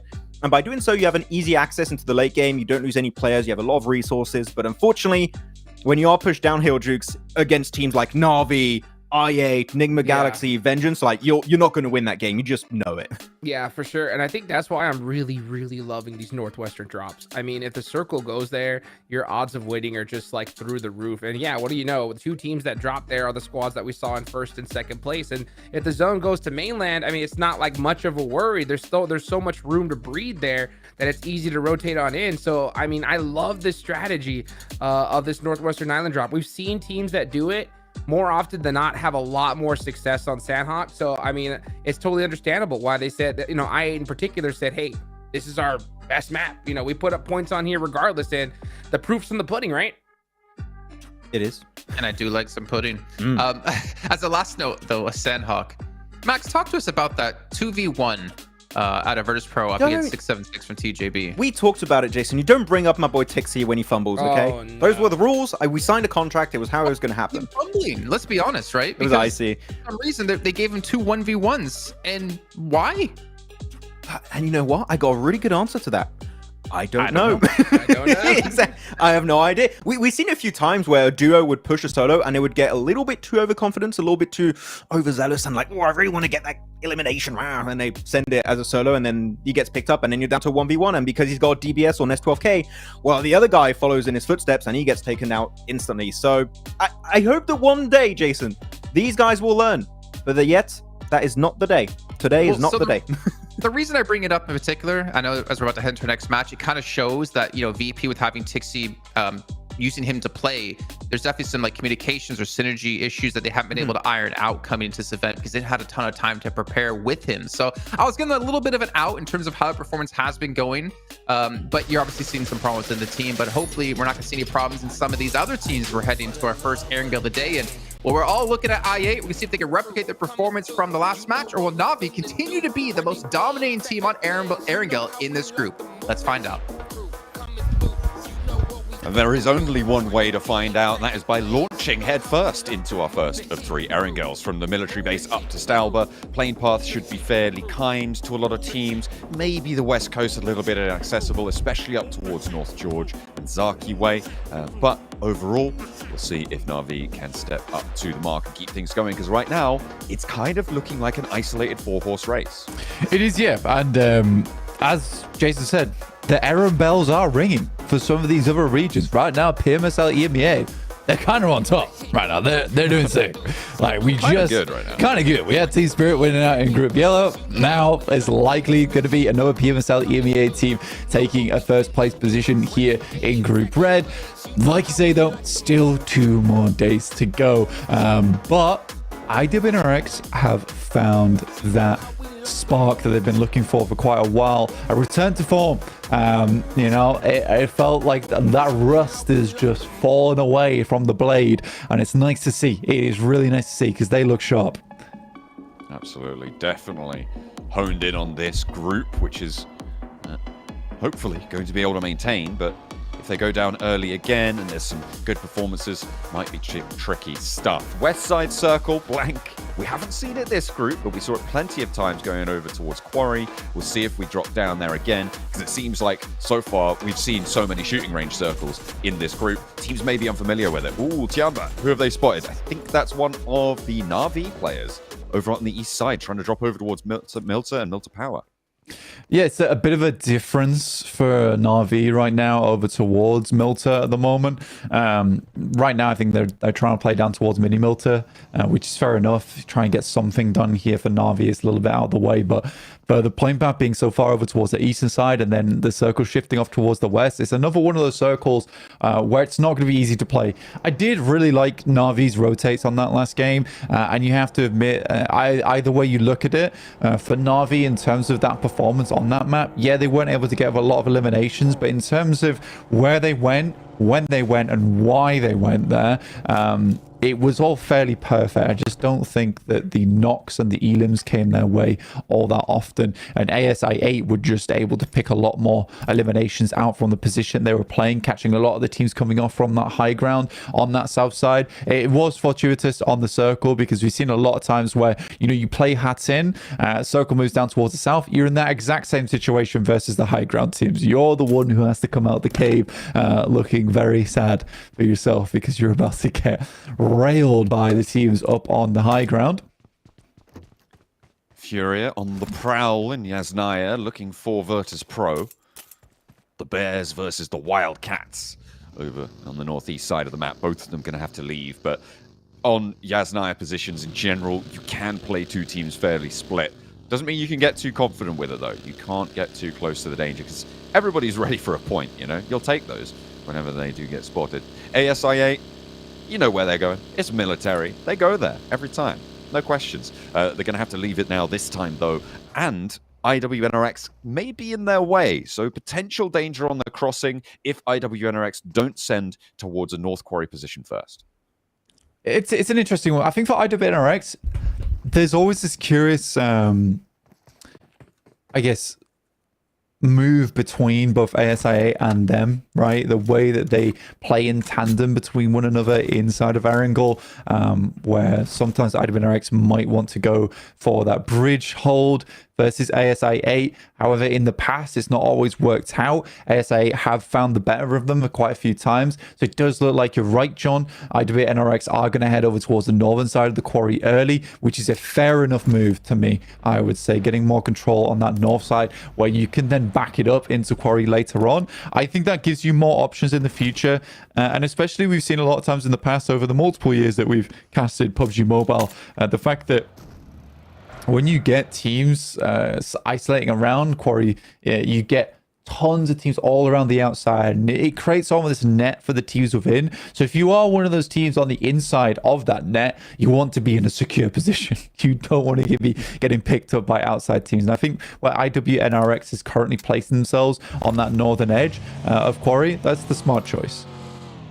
Yeah, they've headed up now to that west side, just north of quarry, a little bit towards those Gatka fields as well. And you're right, it is in general the much more higher expected value play.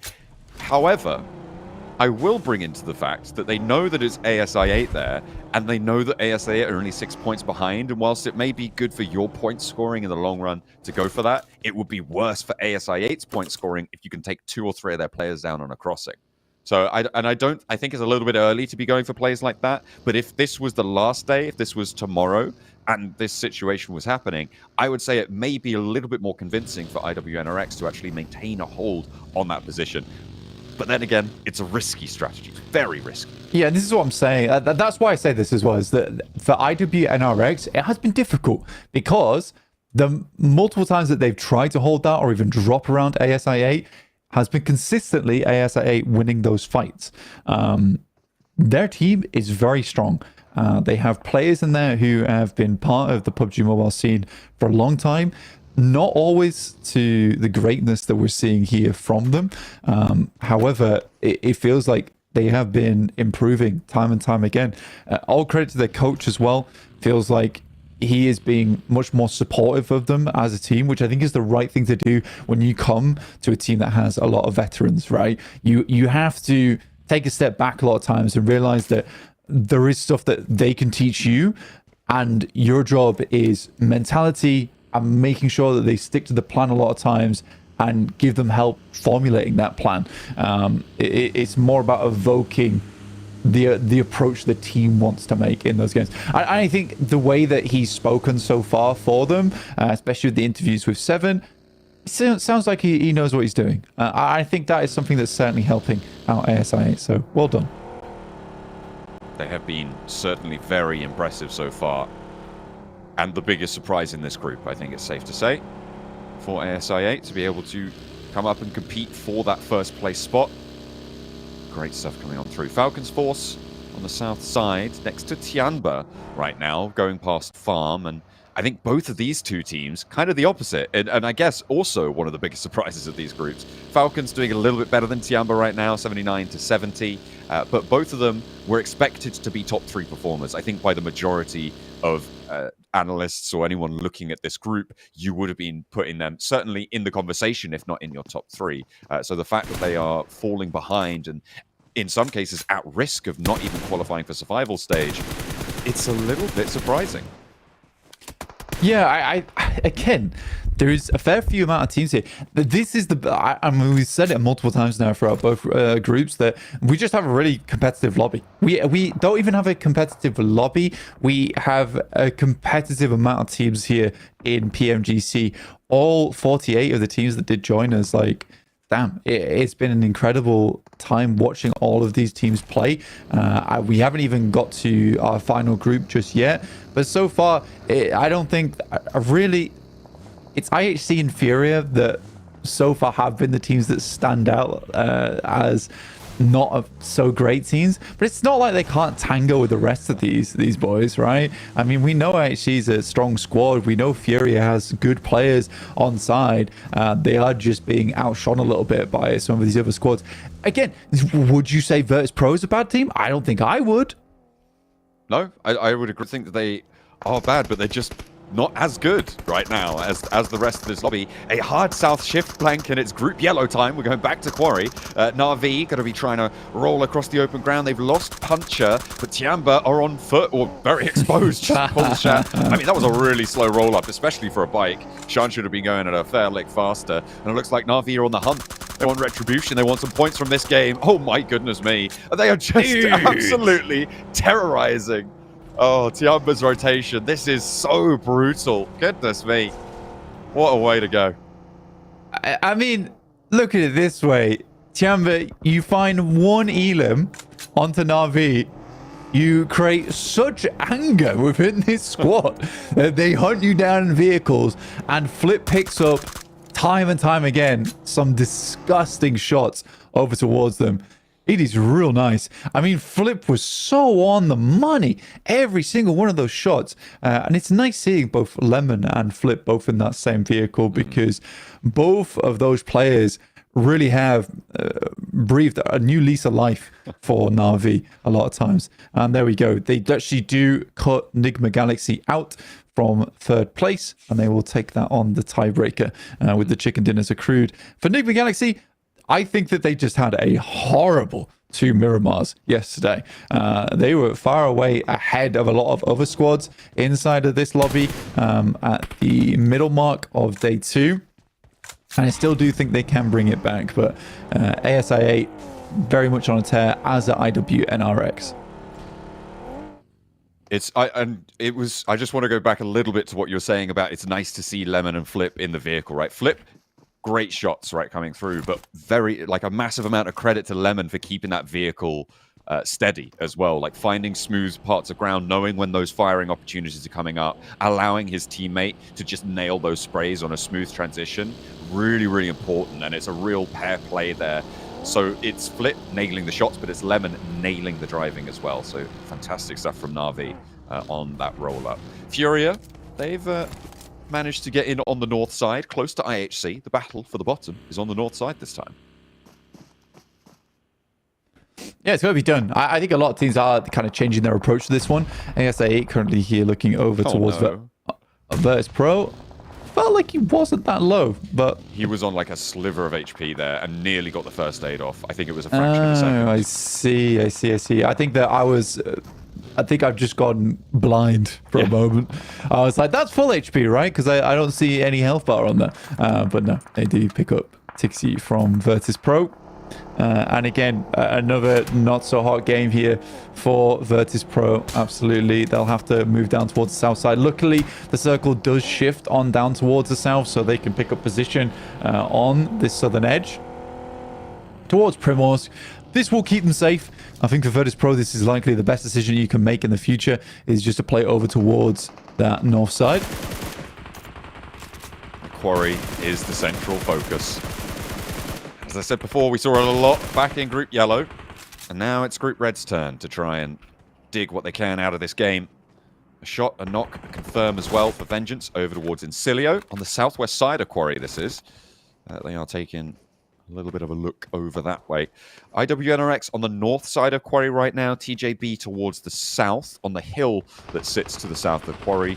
You've also got ASIA in the compound closer towards the water on the south side, nearer to Ferry Pier, Blank. That is going to be pretty powerful for them. Fairly isolated from the rest of the teams as well. Team Queso, nice strong spot for them, and they do want to solidify this one over towards Getzo Roy. I think Getzo Roy has definitely been a surprising team. That's a nice name from Colgo, who is consistently really putting out the numbers here for Team Queso. But yeah, like I said, it's an interesting one from Getzo Roy, because we didn't really see that they'd had fantastic performances throughout the start. I think you were saying it as well, John, that they have just been managing to get towards a lot of these end games. Their rotates are fairly clean, albeit some of their fighting isn't always the best. But in terms of getting towards position, Getzo Roy's pretty damn good at that. It's the same story, I think, for Incilio. These were the two teams that, you're right, I was talking about seeing them a lot, right? Seeing their nameplates a lot in these later games. And you're right to sort of criticize them on their fragging potential, though. It's not quite up to the standards that we're seeing towards the top of the tables, or even from some of the players lower down those standings, because they're not able to access those late game frag out scenarios. Vengeance trying to get across TJB's sightlines, and that is dangerous. However, seems like they'll be successful here. FaZe being pushed in on the north side, moving in, Mela and Mormon on the north, regrouping with the forward position. Furia to their west, Enigma Galaxy out to their east, so a dangerous approach from FaZe. Yeah, for FaZe, it will be difficult. They have to find some early shots here onto Furia, who are... yeah, this is an odd one. We have the leaning vehicles against one another, trying to create a card stack for themselves with the two bookies. And next circle is shifting at the same time. It's an awkward fight to take at this timing as well. I think a lot of teams would be against this, especially now you get this circle shift on the lobby. For Tongjiabao, they are grinning away. This is a gleeful circle for them. Absolutely brilliant news, but on the north side, it is anything but, because both Furia and FaZe having a real tough time. Damage done back over to Furia. Look at Silence up on that high ground as well. Last player for FaZe up close and personal on this fight. Mormon does take a tumble as well. That is Narvalo. It's Enigma Galaxy. We saw how much they liked to third party in yesterday's games, in the games before that as well, and in they come to pick up some points from this match. And at a crucial juncture, remember Na'Vi are breaking down the door right now. They're going to have to try and push in from Ferry Pier, potentially towards ASI8. If Enigma Galaxy can seal these points away to their tallies, they could jump up over ASI8, maybe even contend with IWNRX. I mean, Enigma Galaxy don't have a bad position to play this game out. I think their real struggles are going to come later in terms of deciding where they want to play going forward. Good nade from Silence, finds another from FaZe, and that will be the finish there, as Fury did get a nice tight surround on the guys over on FaZe. Yeah, for Enigma Galaxy, I do think that they have them potentially dead to rights here. Need some strong shots over towards their way, but a good dip out and quickly finding those eliminations. In the meantime, it's IWNRX coming up against IHC. 2 down, and it's just Zed Wolf remaining, and it's time for him to prove his worth. IWNRX moving very quickly out on their west side. A nade over towards Godless. Zedwolf looking to try and do it, but he can't find the crashes. Virtus Pro from a million miles away, having an impact, an import from the other side of the circle. This is hella important. Na'Vi actually rocked up over towards ASA and actually blew the damn doors off here. Found an opening knock onto him. Nocky's down. IQ's low. Does get taken down by East. And now ASIA in a little bit of an awkward situation. Falcons looking to capitalize off the back of an awkward situation here for ASIA. Potentially backing up into the southern compounds here. Whilst Na'Vi controls that high ground position. But yeah, that was a great play from Na'Vi. I think me and you both assumed that them crossing in from the eastern side, likely ASIA was just going to shut them down as they entered. But yeah, fantastic crash from them. Really well-timed push, seemingly finding that opening, managing to jump through the hoops. I think Falcons, their approach here, whilst maybe well-principled, might not work out too well for them. Because Na'Vi can take shots through those corridors, it's going to force Falcons Force to take a full-on, straight-up fight directly and linearly into these buildings, right? You can't use those side angles, you can't use those off angles unless you can get some picks over towards Na'Vi. Na'Vi control a lot of the pace of this. The good news for Falcons Force is they don't need to go for the full push in. They can just maintain position here and try and play for the next circle. He's been thrown in from either side. Flip's looking to get another one going through as well. Team Queso here against Enigma Galaxy. And this is what we were talking about earlier in terms of what was their crossing looking like in the future. I think that might be the entirety of Enigma Galaxy actually going down in the blink of an eye. Just one player left remaining for them in Ralph as he has to make a quick send round the corner. There is shots coming through from both Alter Ego as well. Wow, he's just about living. Spins out on the buggy as well. Does he get back behind the tree? I don't think so. No, he's got taken down there. Will meet his maker. Trying to go for a wild rotate. It was a really difficult approach for Enigma Galaxy. They get 3 elims, and Na'Vi can go on the chase now. The next circle keeps them in this. 5 elims on the tally already. They're looking to try and push further into this one. The placement points haven't started to kick in yet either, which means that Enigma Galaxy only get the 3 points from the elims they found. And Enigma Galaxy, unfortunate ending for them. 105 points. Still, again, for their point scoring, they are far ahead from a lot of the other teams, but you are right, it's this 4-horse race towards that top side, and Na'Vi could quite confidently get back into that third place position from their spot on that southeast side. There's a ton of potential eliminations for Na'Vi as well in ASI8, Falcons, and the final player from Tiamba. Colgo, though, he's been having a great time this game. And the majority of this tournament so far in Group Red, I mean, he has been a singular beacon for Team Queso. The south side of Quarry, seemingly their playground right now. And we haven't really talked too much about it. We touched on it earlier a little bit, but TJB, slap bang on the high ground in the middle of this circle, are on for a really good game. No elims just yet, but we talk about this a lot. When you get that central strong position, in general, you're looking to stage 5, the end of stage 5 and stage 6, to start to open the cannons, right? To start to open these fights. Icy finally opening up for the Falcons Force up towards this compound, because now they do have to make that move. They didn't up until this point, but now they can start to turn up the gas. Quick pick off on the bond as well, so that backstab potential is taken away. Na'Vi may be thinking about getting involved with this in the future. I mean, it'd be good to take them down whilst they're distracted with the final player from ASI8. I think they're more comfortable just to hold the position that's inside the circle. They know that even if Falcons are able to clear the spot, they have to push out into open ground. Good nade from top will finish off UZM, and that is ISA8 going out in 11th place with only the 1 elimination. So not quite as bombastic as our previous match there on Sanhok. Na'Vi able to get a point here and ladder up into 3rd now. Blank Enigma Galaxy pushed out of that 3rd place bubble. How far can Na'Vi go now? Because the question that is can they reach IWNRX on 114 points? They're on 105 right now. They have just taken a knock though. Yeah, that's from Alter Ego. I think 6 has been looking out that way quite frequently, and I think Alter Ego finally do find the number. Again, it's one of those positions where you expect a team to be, so you are checking that balcony quite frequently. So I think that Na'Vi needs to be a little bit more cautious on those peaks now as we get more into that slow portion of the match at 20 minutes in. It goes through, another one on that top side. Yeah, Na'Vi starting to suffer a little bit, and they have just allowed Falcons to push on through. There is that off angle still available. Six again needs to be careful. This is a position he wants to play to stay out of danger, but he knows that there are those sightlines from Alter Ego behind him on that north side, and we are waiting for this next circle shift, which might accelerate this fight quite a bit, but instead will definitely slow it down once again. Both these teams know that they need to win, though. They are on the slow side of the circle, so can play this out quite a while. Alter Ego will have to move, and not unlikely that they go for a third party on this fight, especially with a knockdown towards the south side.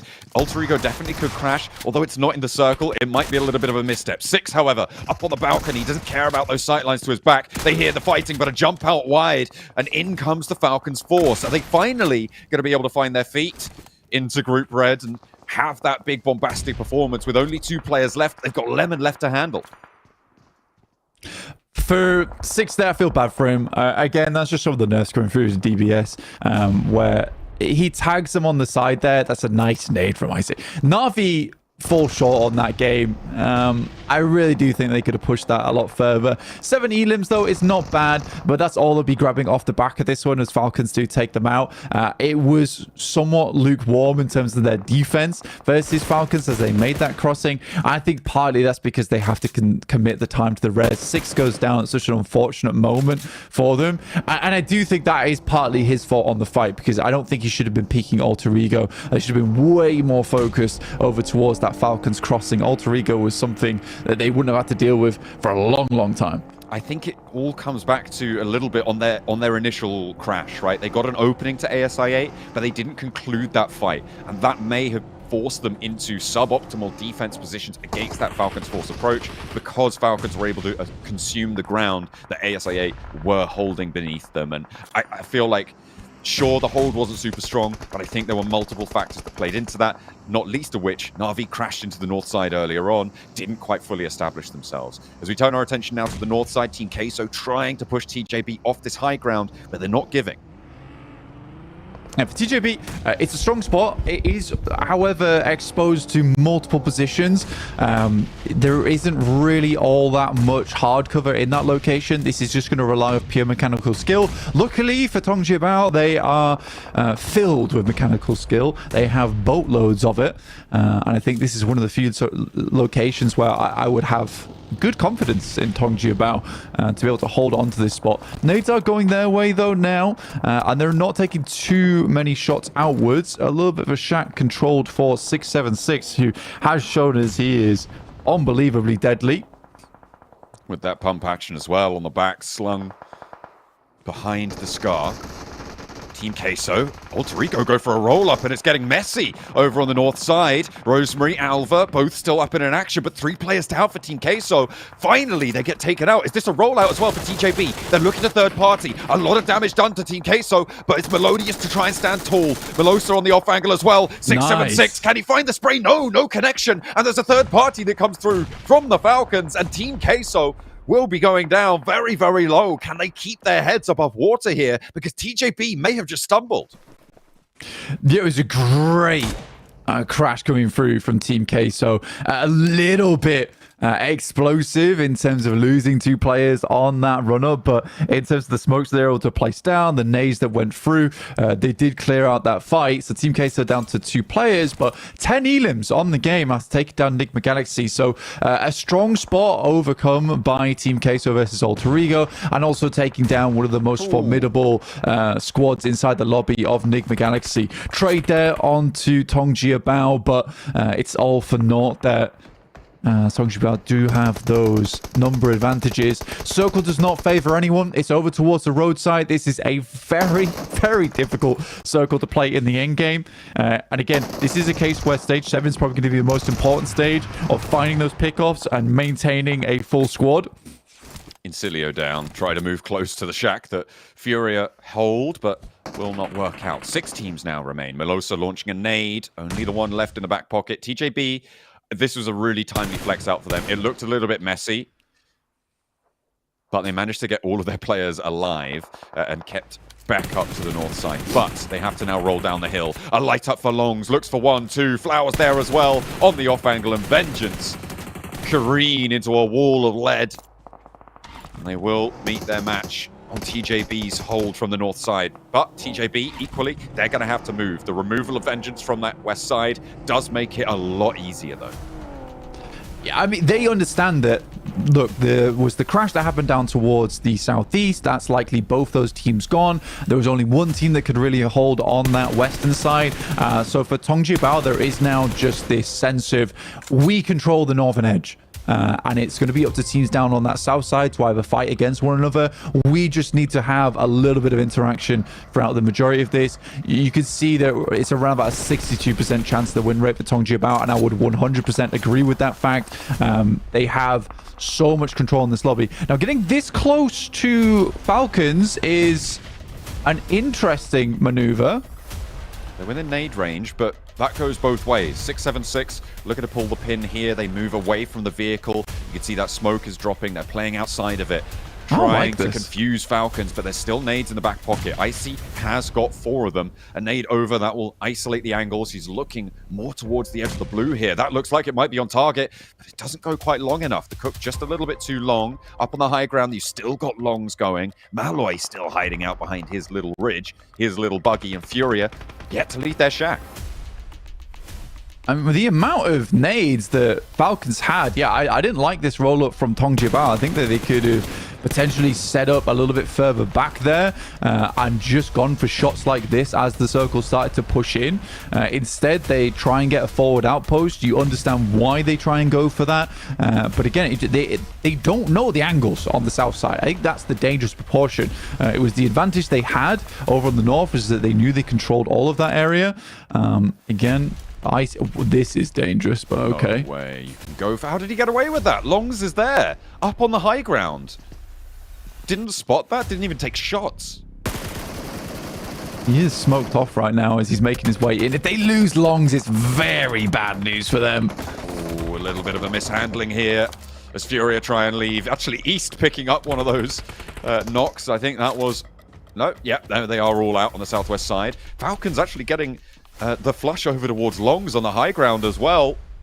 And they're picking up the points now. TJB starting to suffer. They still have the numbers advantage, and they still have an overwhelming odd of victory. They have the middle of the circle, and they know where the Falcons force are to leave. Malloy's been quiet for a long time now, though, Blank. And maybe there's a surprise.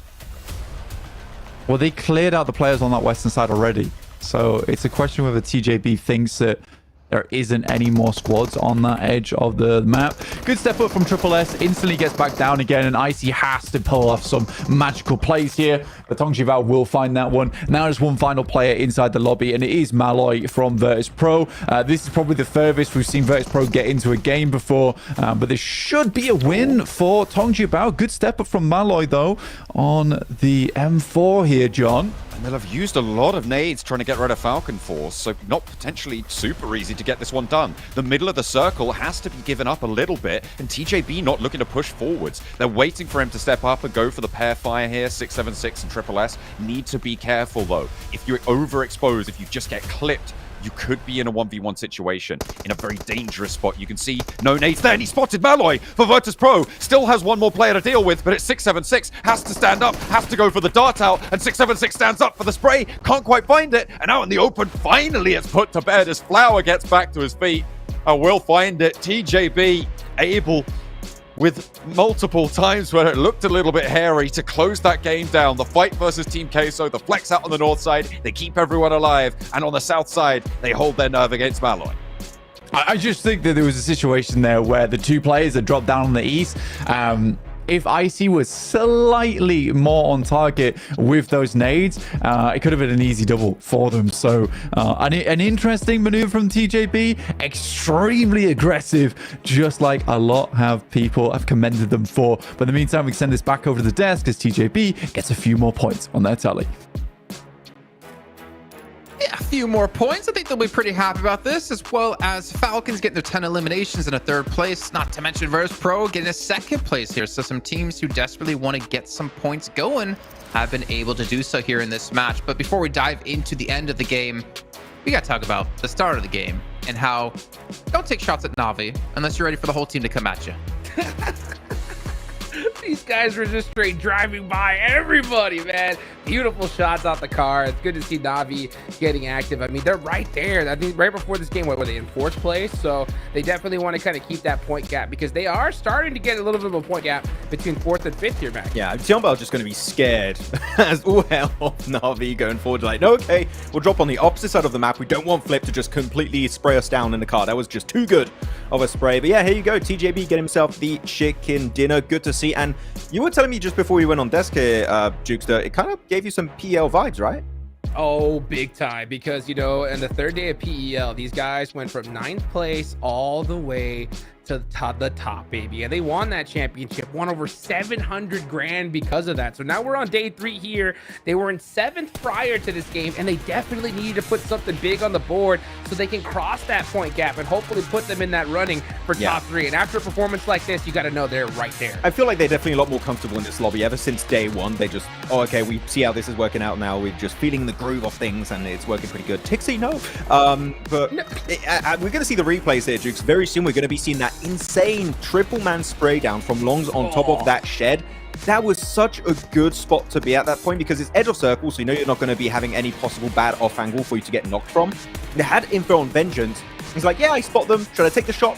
Yeah, just one spray down is going to be enough to get the triple knocks, and then the rest of the team helps him to get the confirms. Longs, that was literally the play to clear all of the northern side, and he did it so well. Oh my gosh, it's a dream scenario. Like, you know, every single player on the squad just lines up perfectly. Just one spray down the line, and you just get a ton of eliminations. So beautifully done from them. Na'Vi as well put up some nice points on the board too. So I was kind of interested to see that we did have a couple of the top squads go out really early here. So I was hoping to see some of those teams in the mid-pack really pop off. And I think we did. I mean, we saw Alter Ego out in the late game. I mean, just a great, solid start to today, at least in my opinion. Yeah. And I kind of got sandwiched between Na'Vi and Falcons over towards Ferry Pier, that compound we were seeing before previously. A little bit of a shame they didn't have all 4 players left alive, or maybe they can continue what they did on Sanhok. But for me, it's also nice to see Falcons be able to frag out. And I feel like, you know, Max, as you talked about towards the top of the show today, of we haven't seen these like amazing games out of them, and obviously not winning the match here, I feel like 10 elims for me is a good sign of like, okay, maybe the old Falcons is not gone just yet. Maybe they need a little bit more time to cook here, and we're going to see them continue to pop off. Just let them more time to Young Tashao. Yeah, that's cool. And that's all they're going to know. Young Tashao. I said, yeah, I said it wrong. I need 7 to help me on saying that. But no, it was a good engage overall. I think there were definitely some weaknesses in how Na'Vi were holding down their position, but then they just full sent it. There are 3 players able to just overwhelm the solo players of Na'Vi really efficiently. So yeah, 10 elim on the board. Really happy with the side of Falcons this time around.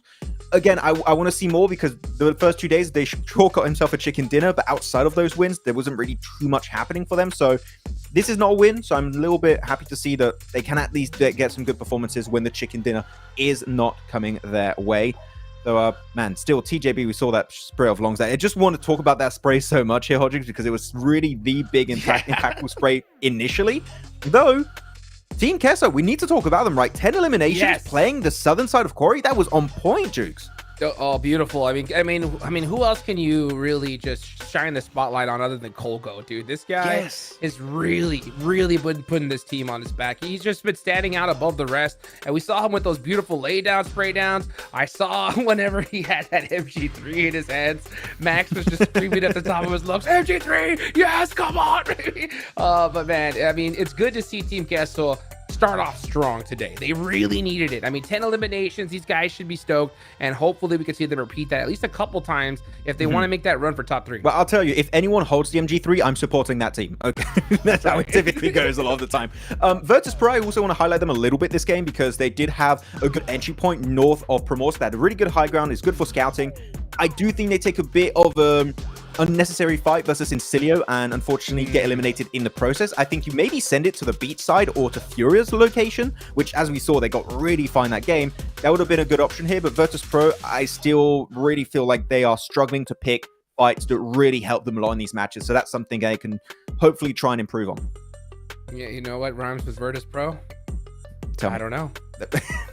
That's a good point. That's how I feel. Yeah. That's how I feel, to be honest, because like I don't know what's going on with this team.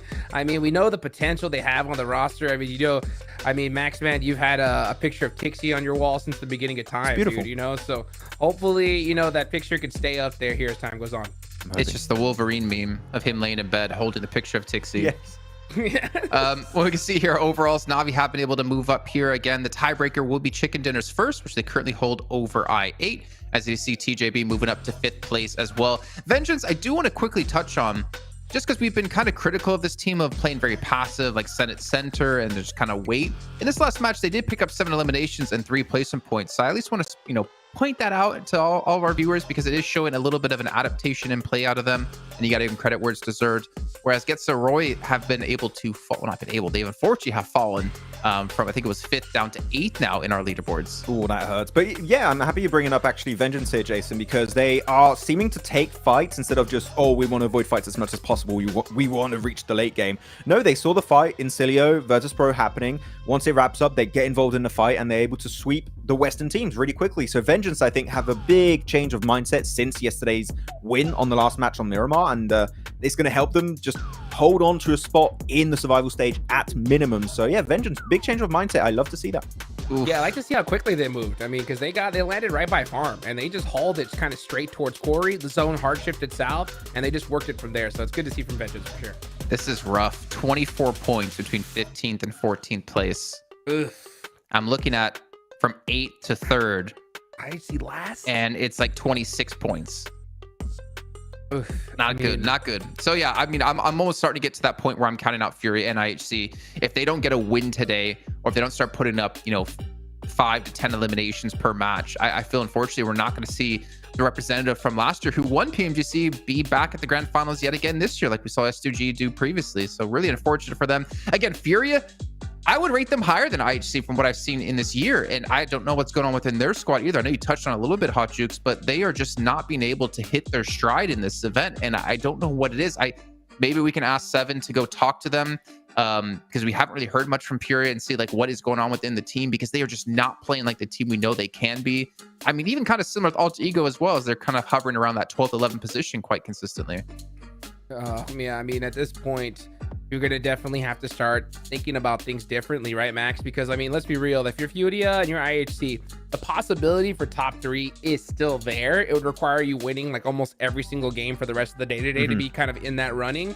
But it's like, what do you do, Max, right? What would you do, actually? Because you have the decision, right? All right, do we go for that top 3 run still? Or do we just say, hey, it's way too late, let's just try to sneak into the survival stage? So survival stage is going to be the focus here, 100%. But the clock is ticking, right? And at this point in time, I would say Furia and IHC, just like what IHC said during the interview with Seven, right? Oh, we're going to start playing more aggressive today. I've not seen that, but that is the play you need to do. You need to start like just balling out on these games, getting 5 eliminations minimum in these games. If you see a team and it's a good position to fight, just send it. Don't try and play overly passive. We saw IHC on the Sanhok too, right, Jukes? Just not being willing to go for that big rotation and hoping that the circle's not going to be too mean to them. But the circle does not care about your feelings. The circle is going to be as mean as it possibly can be. So if you're IHC, I would say just send it center if you can and just get elims. Like literally just hold down your position like it's an absolute 4 and hopefully it'll work out. But as of right now, I still really think it's too late, Hot Jukes. I do have to say, like Jason, I might just count them out. Yeah, it's unfortunate, but again, they still have a couple of matches to potentially change our minds here as we're about to head into our 3rd match of the day. But I am hearing we are going to have Seven Worlds Gaming with their little bit of a report on the stage about Tiamba. So let's go ahead and check in with the man of the moment. Welcome back to a quick report with the 7WG. I just wanted to talk about Tiamba because I know the desk was talking about them early at the beginning of the day. I got a chance to talk to their team manager and I was asking him what has been the biggest struggle that you guys have had so far in PMGC 2024. And he told me that it was actually the prep. They don't feel like they were able to prep enough for some of these teams because the research for some of those teams was a lot harder. Hopefully though, after 2 days played, they'll be able to just go back to the VAR review and adjust because they're currently in 10th place. It's not looking good for them. Back to you guys.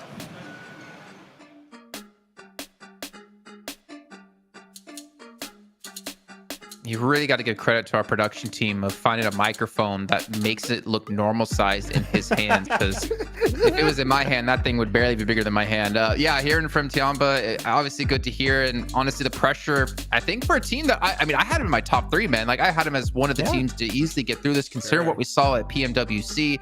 they're not really hitting the stride they want to. And I feel like, again, that's just a testament to how good every region has gotten at PUBG Mobile. It's crazy, man. It's crazy to see just how well everybody's improved. Everybody should know, what to do at this point. But it hurts to hear that Tiamba wasn't able to kind of get that prep that they needed done here, because they're definitely getting, outperformed by their Eastern brothers. Oh, sorry, he's just staring down the camera, man. He's always redox. No. Why does he not like us? Who is he looking at? He's looking into our souls. Yeah, I'm scared by redox. Oh my god. Joke's on him. I don't have one. Oh, but that would be Kalaris, but yes. Right. Whoa. But yeah, it's been rough times, and I kind of like this actually, because I feel like for the longest time in PUBG Mobile, it's always been the Chinese teams are the best in the world, and there was definitely a time when that was true. Looking back at Nova winning 2 PMGCs in a row, but like every region has really caught up to these teams, and the unfortunate part is when we see like regional clashes, like we had the SCA, SA, and PER regional clash or I guess it was kind of a long time ago. It was just all China. But I feel like when we get to these global stages, there's just too many good teams for them to be able to run away with. Yeah, and you have all these different metas, right? It's not like years ago where everyone would play a similar playstyle. No, I mean, just between Group Yellow and Group Red. Oh, Group Yellow, very center focused. Group Red, we're playing Edge. Wait, how the hell do you want us to adapt to this global scene? It becomes so hard, Archduke. So I definitely get the struggle for them. I think that Tiamba right now, what they should focus on is at least surviving in top 11, making it to survival, and then you'll have that week and a half to prep for the teams that are going to be playing there. Of course, you got Group Green that you'll be looking at also, so that's even better for them technically. So just survive to the survival stage, and then you'll have the time to do the prep that you feel like you didn't have time to do in the first place. I mean, let's be real. I mean, they're not that far away, right? I mean, what do they have, like 71 points right now? Top 3 is 106, so... I mean, one good game here, they could be in that show for top 3. So, I mean, if Tiamba can hopefully, make it happen. I mean, we heard from Seven, right? They've had 2 days by now, right? So they definitely should be adjusted to these squads. So there's still plenty of time for them to get in top 3, but they got to start performing. And the reason why I'm really stressing that now more than ever is because we saw in Group Yellow just how toxic things get towards the last games, right? So you don't want to wait until then to really need like a crazy amount of points. So if they could pop off here, I mean, they'll be right there to be able to make it in top 3. I mean, as you're talking about, right, you don't want to wait to that last day to have to pop off. You don't want to be forced to be extra aggressive when it doesn't necessarily suit how the game can go here. But as you did mention, there's 71 points, 10th place. It's what, 35 points between them and top 3? Like, it's really not that hard to go from where they currently are into PMGC Grand Finals. It's just about having those couple of good games and hitting a level of consistency here in arguably one of the toughest lobbies that you're going to have here in your career. But it is very doable for a lot of these teams. Like even Ultra Ego, there's technically in the running. I would even say FaZe Clan and VP are technically in the running as they're down to like 68, 64, 63 points. It's just only the Fury and IHCs we're looking at of not really having that chance to bounce back for top 3. Well, that's something I kind of want to talk about, because I kind of want to like go on the opposite side of you, Max, when the question I had earlier, right? Should you go for just the survival stage or should you go for top 3? And I think IHC kind of should have that mentality to go to top 3, right? Not saying that it's really going to happen, but like they need a win here. Like I'm as much as I would love to see them put up like 5 eliminations, a game, whatever, they need like a 15 elimination chicken dinner to get them out of this hole at this point, because like there's too much potential from these squads. Like even Tiamba, if they wanted to make it to top 3, they need to do that same thing, because I mean, look who's in that running. It's TJB, Falcons, Enigma Galaxy, I8's going crazy. I mean, in one game, these guys can go off too. So like, man, I really need to see that from IHC. I want to get to see them in that mentality of like, man, we have to win in order to survive, period. Maybe just, you can also go another direction on that, is just forget about top 3, top 11, just trying to get these big games. I feel like we have teams at the bottom here, like Fury and Aichi, we mentioned them a few times already, Jukes, are seemingly a bit scared to engage or to rotate into strong positions because they're avoiding conflict. At least that's what I've been witnessing throughout these games. And I would just say try and get yourself a good game, which I know is very easy to say as an analyst. Like, just try harder. Just feel like it's a double point day. Here and yeah, exactly. But like, the way, I feel like some teams put a lot of pressure on themselves. Oh, it's PMGC, we can't afford mistakes. But everyone does mistakes. Even IWNRX makes mistakes. Enigma Galaxy, IA, Navi, everyone does. So you, at some point, just go for these Hail Mary plays and try and make something happen for yourself, because if you're idle, like we've seen so far from a few of those bottom teams, nothing's going to happen for you. You cannot hope that other teams are just going to give their points to you and just get eliminated by you super easily. No, they're going to fight tooth and nail to survive, and you need to do the same thing if you want to have the hope of continuing further in this year's PMGC. Yeah, you know what? I think you hit the nail on the head there, bro. I really do think you hit with the word Hail Mary plays, right? And I think that's where the mindset they need to be in, because let's be real. I think the reason why we're seeing every single region be kind of at the same level here, Jason, is because the secret sauce is out already, right? These teams know what to do. Like, all right, hey, if we get blessed with the circle, we get a good position, we're going to win this game 99% of the time, unless we just make a big mistake, right? But the teams that are on those edge plays, they're like, all right, we're not going to win this game. Let's turn around and just get some eliminations, right? And put some points on the board. But teams like IHC, they could make the decision to be like, all right, we're not going to win. Let's just put something on the board. Or we could go for the Hail Mary, push on this team. And if we win this fight, we could win the game. And I think they're at that stage now, Max, where they got to go for those plays in order to make a miracle happen here. I'd have to say, in simple terms, you got to stare down the lobby like Redox stares down the camera. If you can do that, you will be successful and you'll make it in top three for sure. Well, speaking of trying to be successful here, I think a big talking point of day one was we see a lot of edge play. Day two, I felt like we kind of saw a little bit more center play, but still a little bit of edge. I'm just curious if you guys had any thoughts about if we've seen adaptations in the lobby alone about what's been successful. Well, I'll tell you what, in this last game, everybody was playing edge, and it wasn't their choice. You had to. Yeah, it wasn't their choice at all. And I mean, it kind of goes either way. I mean, that's what I'm saying is like certain teams realize like, yeah, you know what? This rotation to center is going to be too difficult. So let's just focus on just wiping teams out on the edge, put some eliminations on the board, because that's how you win championships, right? You got to put 5 to 6 points a game if you get a bad zone. And then when you get the circle, you got to put up a 20-point plus game, right? So, I mean, at a certain point, though, you got to just decide, hey, 5 points ain't enough, Max. You got to go for the big game. I think sometimes, or you can just be, your IWNRX, your Enigma Galaxy, your i8, and they do that in eliminations almost per game. Yeah. It's like, we're just going to cruise by. We're just going to always be in top 3. And that's why currently the top 3, top 4 has changed very little throughout this group for Group Red, is because they keep getting those eliminations. So sure, Falcons, Getzeroy, TJB, Tiamba, they can get sometimes these big games, but when the top 4 is so damn consistent on the elimination front of things, it makes it so hard to breach that top 3, top 4 situation. So you're just hoping one of those teams falters at the end if you want to make in top 3, but as of right now, that doesn't seem to be the case. Well, speaking of consistency, one of the most consistent things about these shows is the awesome commentary by the two gentlemen going to be taken away here on Erangel, John Allen and Blink. Hey, look at that. Jason was really nice to us just then. I'm a big fan. Let's keep that up. Let's keep that going. Let's get that to be one of the most consistent things of the PMGC Group Red, because we're getting underway with match number 15.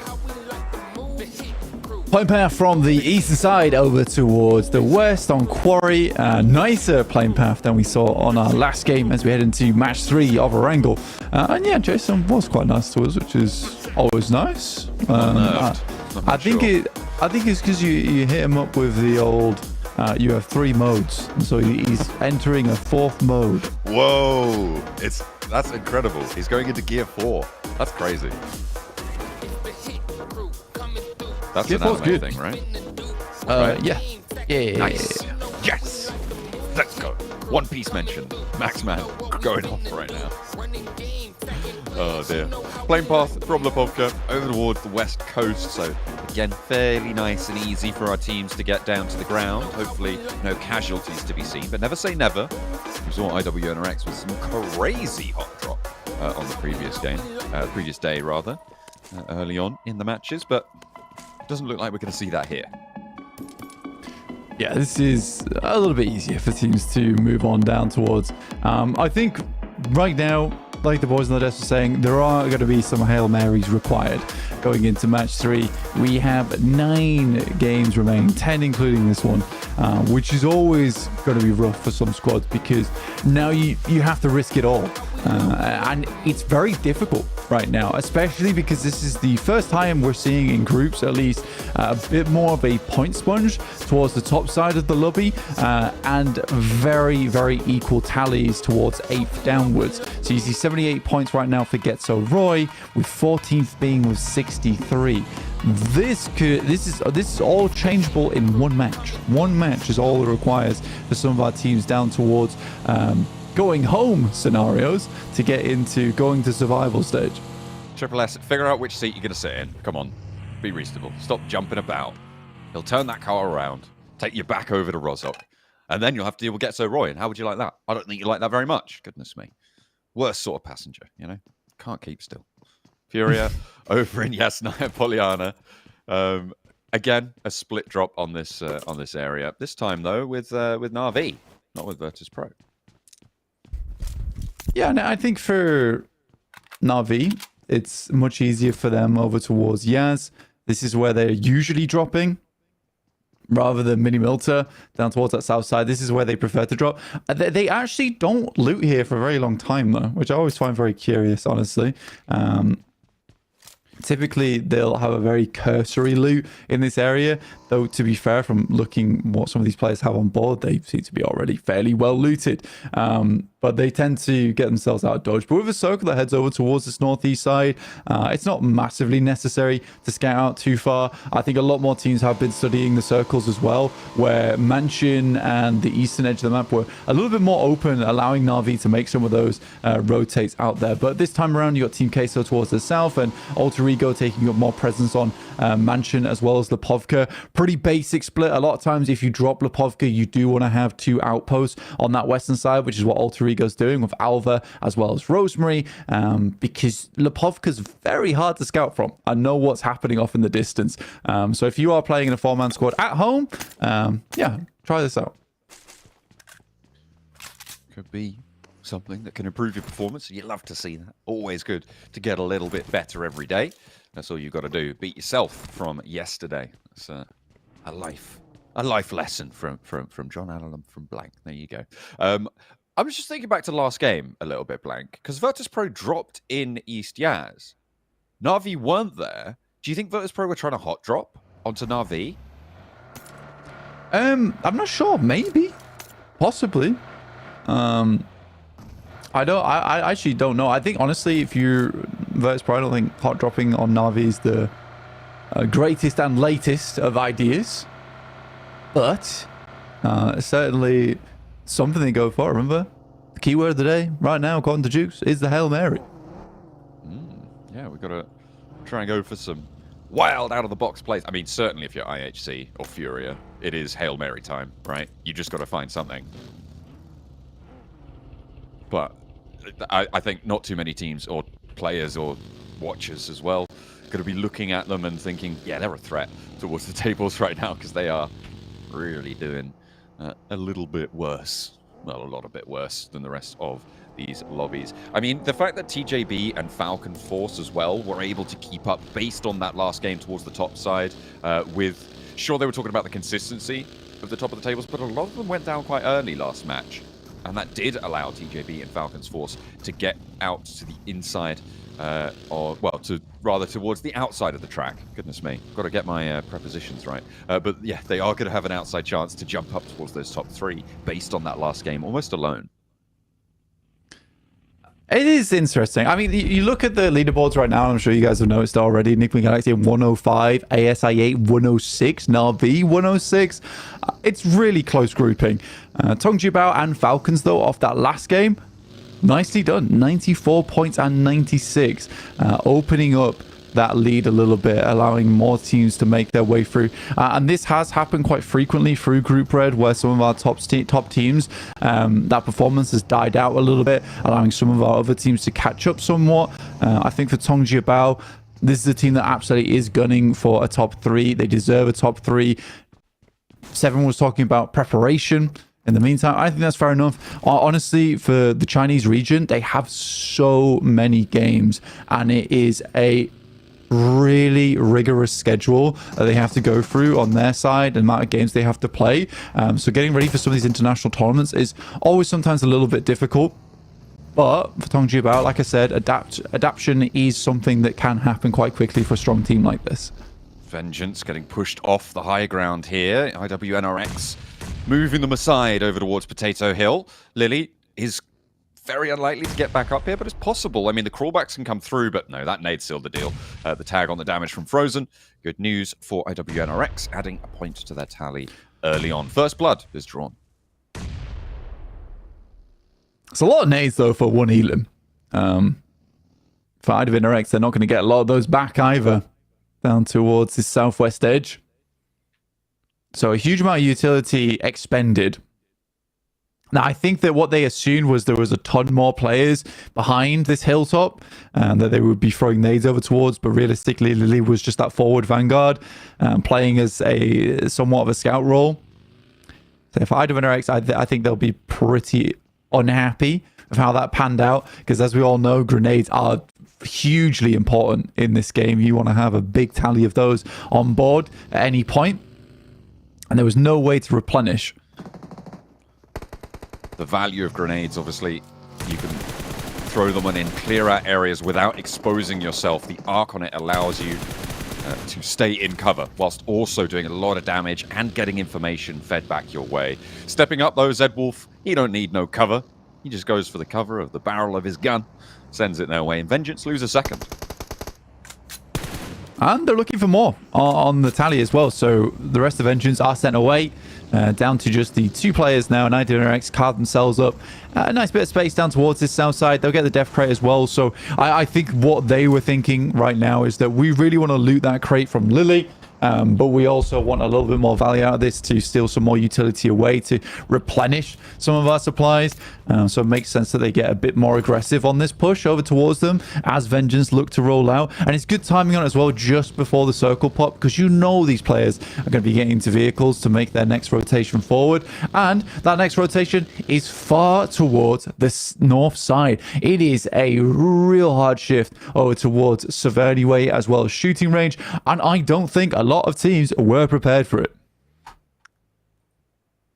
TJB set up in the compound in the center of this big north shift. Goodness me, nice and safe for them. Nigma Galaxy, Falcon's Force, I think that's probably one of the more dangerous areas of this crossing, but Falcon's Force managed to get through nice and quickly and straight up towards Getso Roy. A little bit further on into this one, but still quite close to that central river that runs through from Yasnaya over towards Georgia Pole. Getso Roy have the gas station with an outpost anyway, not too much presence being felt there, but they can establish a swing around the east side for Furia. They put Kayovsky up in the distance a little bit earlier on so they can regroup up to that north side. Yeah, for Furia, again, I do feel bad for them. I don't think this is a bad team. I think they have good squad mates on side. They come from a region that is very aggressive, and also, if you are from that region in general, you are made in fire, essentially, forged in the flames of combat in Brazil. So I think for Furia, they are a strong team, and they've had to deal with some of the craziest players in the world in terms of being aggressive and mechanical skill. So I don't think that Furia's a bad team. I just think that they've had a bad hand of it here over in Group Red. They're playing into squads who are very tactically minded, and they are getting caught off a fair few times. Some of their fights just aren't going their way with unexpected third parties coming through. Na'Vi do lose Lemon on the approach to Alter Ego, which is not great. It's a pretty heavy hit to them. And Alter Ego looking like they just get across that road and out of the way now. Yeah, they didn't quite have the speed to get Na'Vi in there before Alter Ego could lay claim to it. A nice win on that trade. You see Rosemary picks up that point. Very valuable position for Alter Ego. You can see they're sending players out to scout the surrounding hills as well. They know they can't just get into this spot and try and play from there. There is still the rest of the game to go because we're only in stage 2 and they're a little bit towards the edge. So it's unlikely that they're going to be in the circles for maybe in 2 stages time.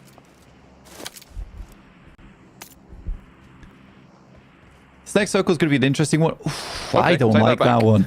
Yeah, do not like this circle whatsoever. I don't think a lot of players like this circle either, to be honest with you, with Yaz Lake cutting out a lot of that on the northeast side. The worst part about it, though, is that it cuts out the most northeast edge of Yaz Lake, preventing those rotates from coming through in this mid game, because that's going to get cut out by blue very shortly. And yes, right now in stage 2, stage 3, it's a possibility to make those rotates through, but that's a decision that you have to confirm on.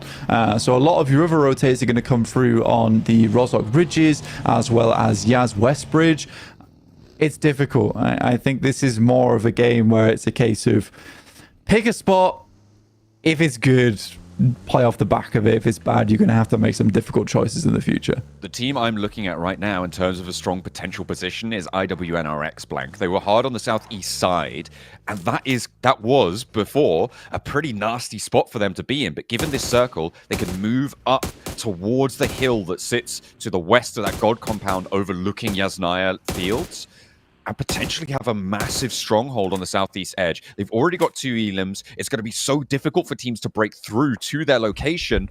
I feel like IWNRX could be onto a good game. The difficulty, of course, is if it shifts to that northwest side. But as you said, just like the other teams, it's kind of a coin flip at this point as to which side of the river you go for. And having a brilliantly strong position on one side is better than having a weak positions to both.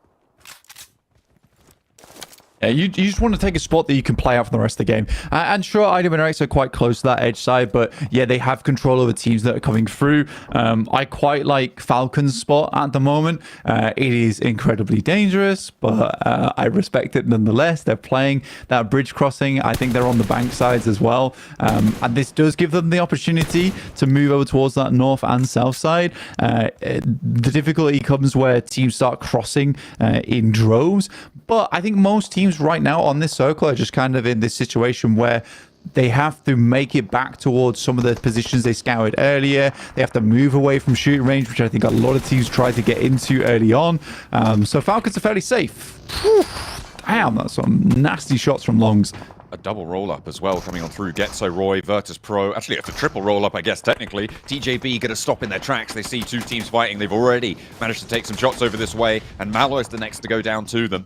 Getso, Roy assisted on their roll-up by a big nade as well, coming in through from Duque there. Able to take Virtus Pro down. They were caught in the mix of 3 teams all rolling on up to this one compound, and that's what you were talking about, Blank. Teams are just going to have to go for these positions that maybe they've seen something from earlier, but everybody had the same idea in this instance. Yeah, it's difficult. There's no easy choice a lot of times in these circles where you're backtracking. Obviously, a lot of teams would have wanted to take those compounds that start a little bit over towards that northwest side, which is now where a lot of teams will have to go. Falcons, I want to see a quick rollout here to try and take control of that plateau on that northern edge. I think sticking around here for too long might be bad for business, but at the very least, they can try and control some area. I think their worry is that a lot of these eastern teams will have sightlines over towards them if they try to take some fights with some of the teams coming through from that southern side. But yeah, I definitely have high hopes for Falcons in this game. IHC. Not seeing that aggression that was promised.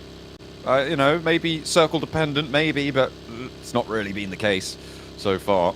Certainly not been winning if they have been finding aggressive positions, but they go for a long wrap around out in the blue. It is stage 4, so it's survivable, but it's going to start to hurt now, especially once this circle closes on up, so they need to be quick and take an aggressive fight. Unfortunately, TJB sit on that western side. It's a difficult barrier to break. Falcons Force spotting IWNRX as they try and make their push up towards that river, but there is a little bit of a response. However, it's going both ways. A crash onto their position, a knock over towards top, but Falcons Force are staying very healthy, and IWNRX going down to 1 player here. Just Zedwolf, a potential roll-up from Team Queso as well, off in the distance, as Zedwolf goes down. Top spot once again, taken out early, and the roll-up can be rebuffed once more by Falcons Force. I actually don't mind this. I didn't expect them to go for this, but this is a very aggressive hold on the southern bridge, playing underneath it as well.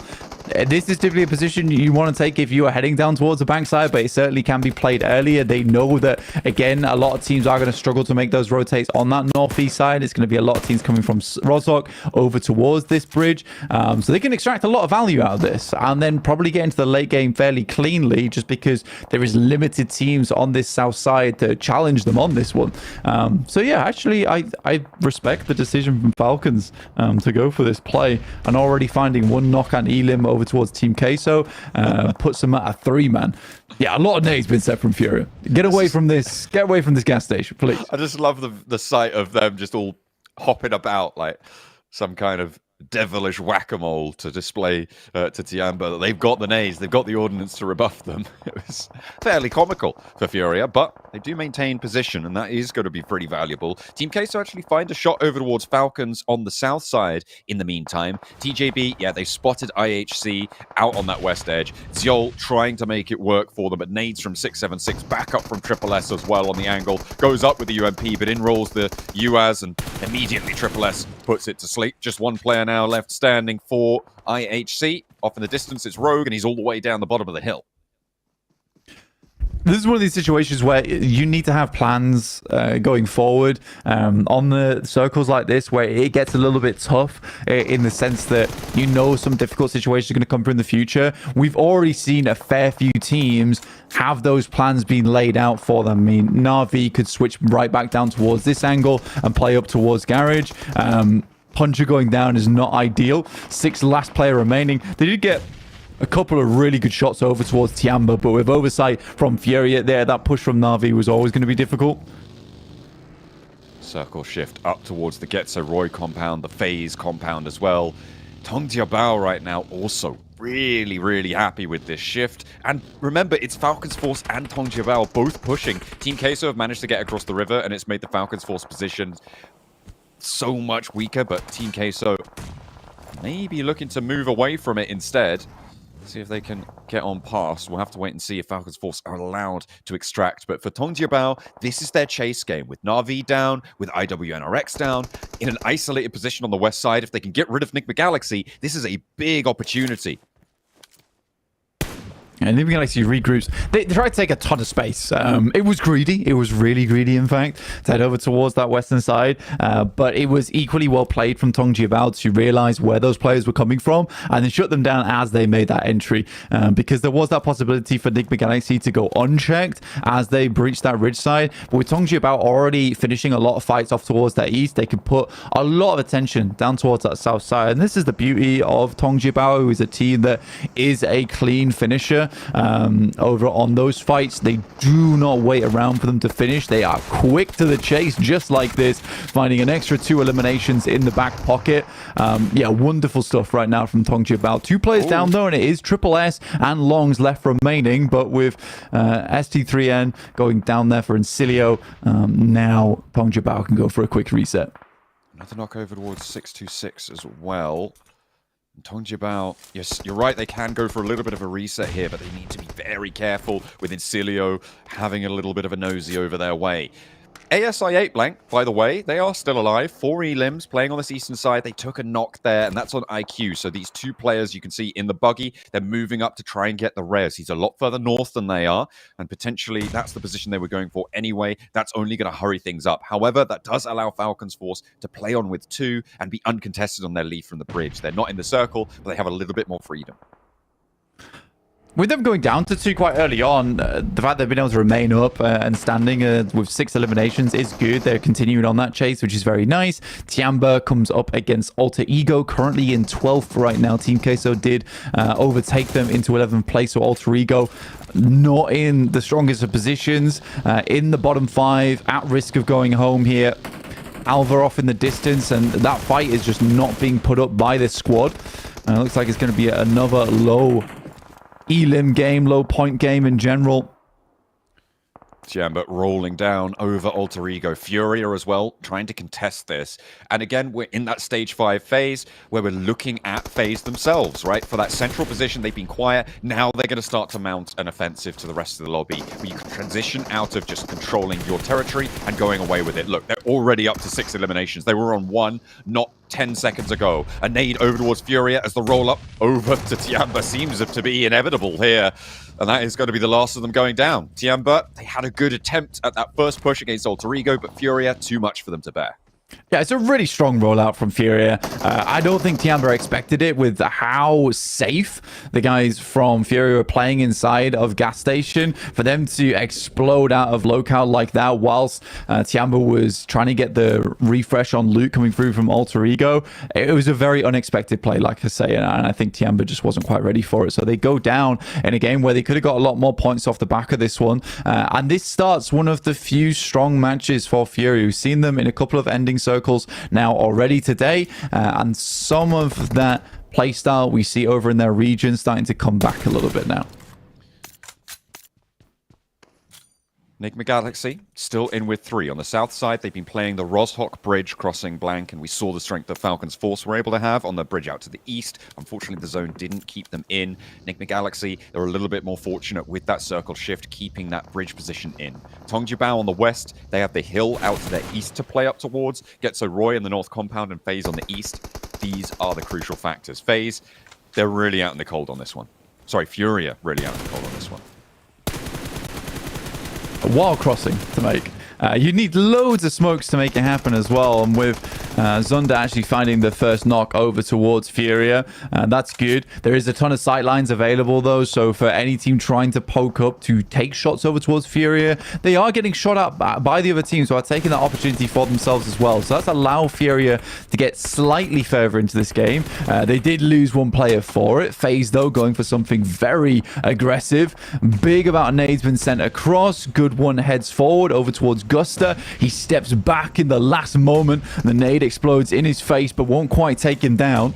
Look at Mormon on this off angle as well for FaZe. They really just want to choke this fight out, leave Furia in the blue zone, give them no options to play but walk into a wall of nades. And Ventoras actually doesn't even want to wait that long. He's scouting out, he's moving in with the vehicle, trying to get a swipe through. I mean, maybe you pick up a player, but you certainly get information. You know they're all playing here now, and in comes the crash. Do they look towards Getso Roy? I don't think so. I feel like this is the fight that they just have to take. Ventoras is going to try and hound them down, and Mormon's ready to receive. They crash onto the flank of FaZe, and that might be catastrophic for them. They do manage to take the knock, but they're already on their way. The fold back needs to come through from FaZe. Pick your player back up, get him back into the circle, because it is going to be stage 6. That tick down is too harsh. Into the vehicle, can you find the pack away and get back in? Because you might just lose a player for it. Koyovsky wants to spray down and catches both of them. It's a hella smart play from FaZe. The fact they were able to watch over towards Mormon, they saw that Ventura scouted forward, saw none of them in vehicles. Then at that moment, as soon as he leaves away, they all make that surprise maneuver off towards the sidelines. Realistically, FaZe thought they had them dead to rights there, but the amount of smokes that were in play for both teams limited either side's sightlines. And I think having a solo off angle there actually really hurts FaZe in that situation. Getso Roy now even having a peek over towards FaZe, who are now down to 2 players, and a game that could have been massively in their favor suddenly is removed from them, and Furia makes one hell of a rotate through no man's land. Tongjibao with a really big potential game on their hands here, Blank, because they were already up to those 8 limbs. Look at those standings. Currently, Na'Vi, they are dead level. The tiebreaker going to Na'Vi, but the placements for TJB haven't been added on yet. When you consider Enigma Galaxy could be going down here and now, their placements are going to be fairly low. A good opportunity. A roll up from Getso Roy as well to the FaZe compound. They're shredded down to 2. That's going to make it so much harder, but they're going to give it a good go. Nade in. That's not going to be good enough there. Finds one on the flank, and it's Mela to try and strafe across. Takes one, but the rest is all up to Getso Roy. Yes, so I lose car on that situation. But yeah, good fight there. Well played on the shotgun with the nade through the door line. You kind of just pre-fire the door there, and there's not much a player can do from inside that location. For Tongjibao, though, yeah, very much an opportunity to confirm into that top 3. This seems to just be the MO of Tongjibao, which some quiet games here and there, followed by massive blinding matches, which really blows the opposition out of the water. Again, that consistency maybe not quite there for Tongjibao at the moment, but the speed at which they're able to get those engines rolling and hit max velocity in these matches, very astounding. Very, very astounding. I thought you were just going to stop at hit max. I was like, what did he do? Goodness me. The side swipe over towards Enigma Galaxy. With Ralph down, he can fully engage those big brain gears to try and figure out what to do, but unfortunately, getting off a cliffside where you have full sight lines from a team that just wants to spray you down, wants to take your spot on the tables, you can't outstrat that. It's impossible. You can outsmart so many things, but you can't outsmart a bullet. You cannot. No, absolutely. Unless you're psychic, in which case maybe you could use your psi powers to stop it in midair. But that is not a part of PUBG Mobile. What is part of PUBG Mobile is this hold coming through from PMGC. Again, this was very well set up, and it's very obvious that they've had a similar circle to this before, because where they're playing and the control they've had over that plateau that looks down towards that south side, incredible stuff. Already up to 11 eliminations. Would not be surprised to see PMGC finish out both of these opposing teams now as they get this really nice lineup on the western side as we're crunching in towards stage 9. It has just been a great game from start to finish here from PMGC. Yes, they had the circle at the start, but their control has been phenomenal. It's been this iron grip over the lobby on the western side. I don't think anyone's really been able to challenge it. It's been really well marshaled from the high ground here for PMGC. Getso Roy, 3 players. Furia with 3 as well. That high ground there that PMGC now fully control. Will have to be left in a moment. So a potential difficult maneuver for them once this circle starts to close. This is stage 8. Once this circle closes to its current white circle situation, it will be straight to the middle. And right now, TJB have got the closest to the middle position. Yeah, I think when you look at TJB, this has sort of been just a masterclass in control on this game. It's been very hard to hold them down. I think they knew the exact angles that teams would be approaching from. They knew the exact fights they needed to take to have more presence on this side of the map. The splits have been pretty damn clean and still having impact towards that end game. It's been very, very nice. And now looking over towards Furia, even been able to pick themselves up a nice little loot crate on the side as well. FAMAS in hand for Flower. Flower. Wow. A bit of low profile, but the nades, certainly not. As Triple S nails it. Back over towards Furia. The spray down with the FAMAS still there, but the nade again from Triple S is there to seal the deal. 12 elims, likely a 13th found as he gets that flush. Getso Roy trying to mount an offensive now to TJB's position. Really the only thing that can go wrong for them here is taking a knock or two. Maybe Kayovsky can do something in this situation, because we've seen some pretty great things from him over his career. Can he make this one work? Getso Roy trying to keep them at bay and actually vying for the center on this spot. So TJB are going to have to move a little bit more. I do really appreciate... Kayovsky, go on. Oh, yeah, it's triple spray down here. I mean, it is set up so well for him. This could be an easy cleanup. No, there you go. That's one. I think that again, there's so many times where you see these situations where I'm just like, you just got to make the play. Just make the play, make it happen. I'm really enjoying the fact that Flower's got the FAMAS and the MG3 and the Ghillie. That's when you know a team trusts you to marshal a lot of these aggressive pushes. Like, just have it all. Just take it all, bro. You can have it. That's yours. I mean, either that or they just had that many loot drops, right? That they all got at least 2, which is kind of crazy. But TJB definitely putting some faith in him. Let's get so Roy. They get rid of Kayovsky, and now it's a 4 versus 3. TJB definitely with the center, and big nades continue to roll on in. Longs does take some damage, but just a bit far from 676 on that one.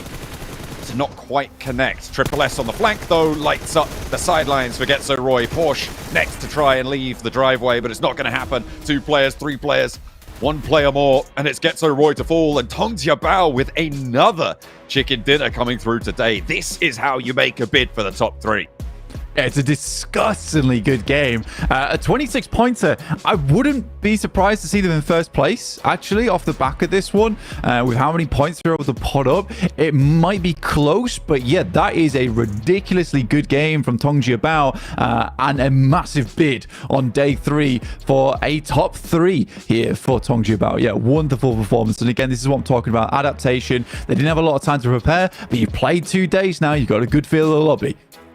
A couple of mid games from our top pack of teams, and immediately the Lions pounce. They are ready and hungry for those chicken dinners. 2 in a row. TJB make their ascension.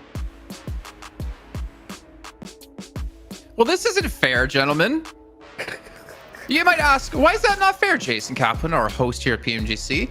Well, does this mean that the Chinese casters get to eat more chicken now on air? Oh, it's not fair at all. Dude, if you guys haven't noticed, they get to eat some delicious fried chicken every time a Chinese team wins. And we haven't had any chicken. I had fish sticks. What? This is not fair. Dude, I have been staring outside my door the whole time, dude, just waiting for it to arrive. Still hasn't.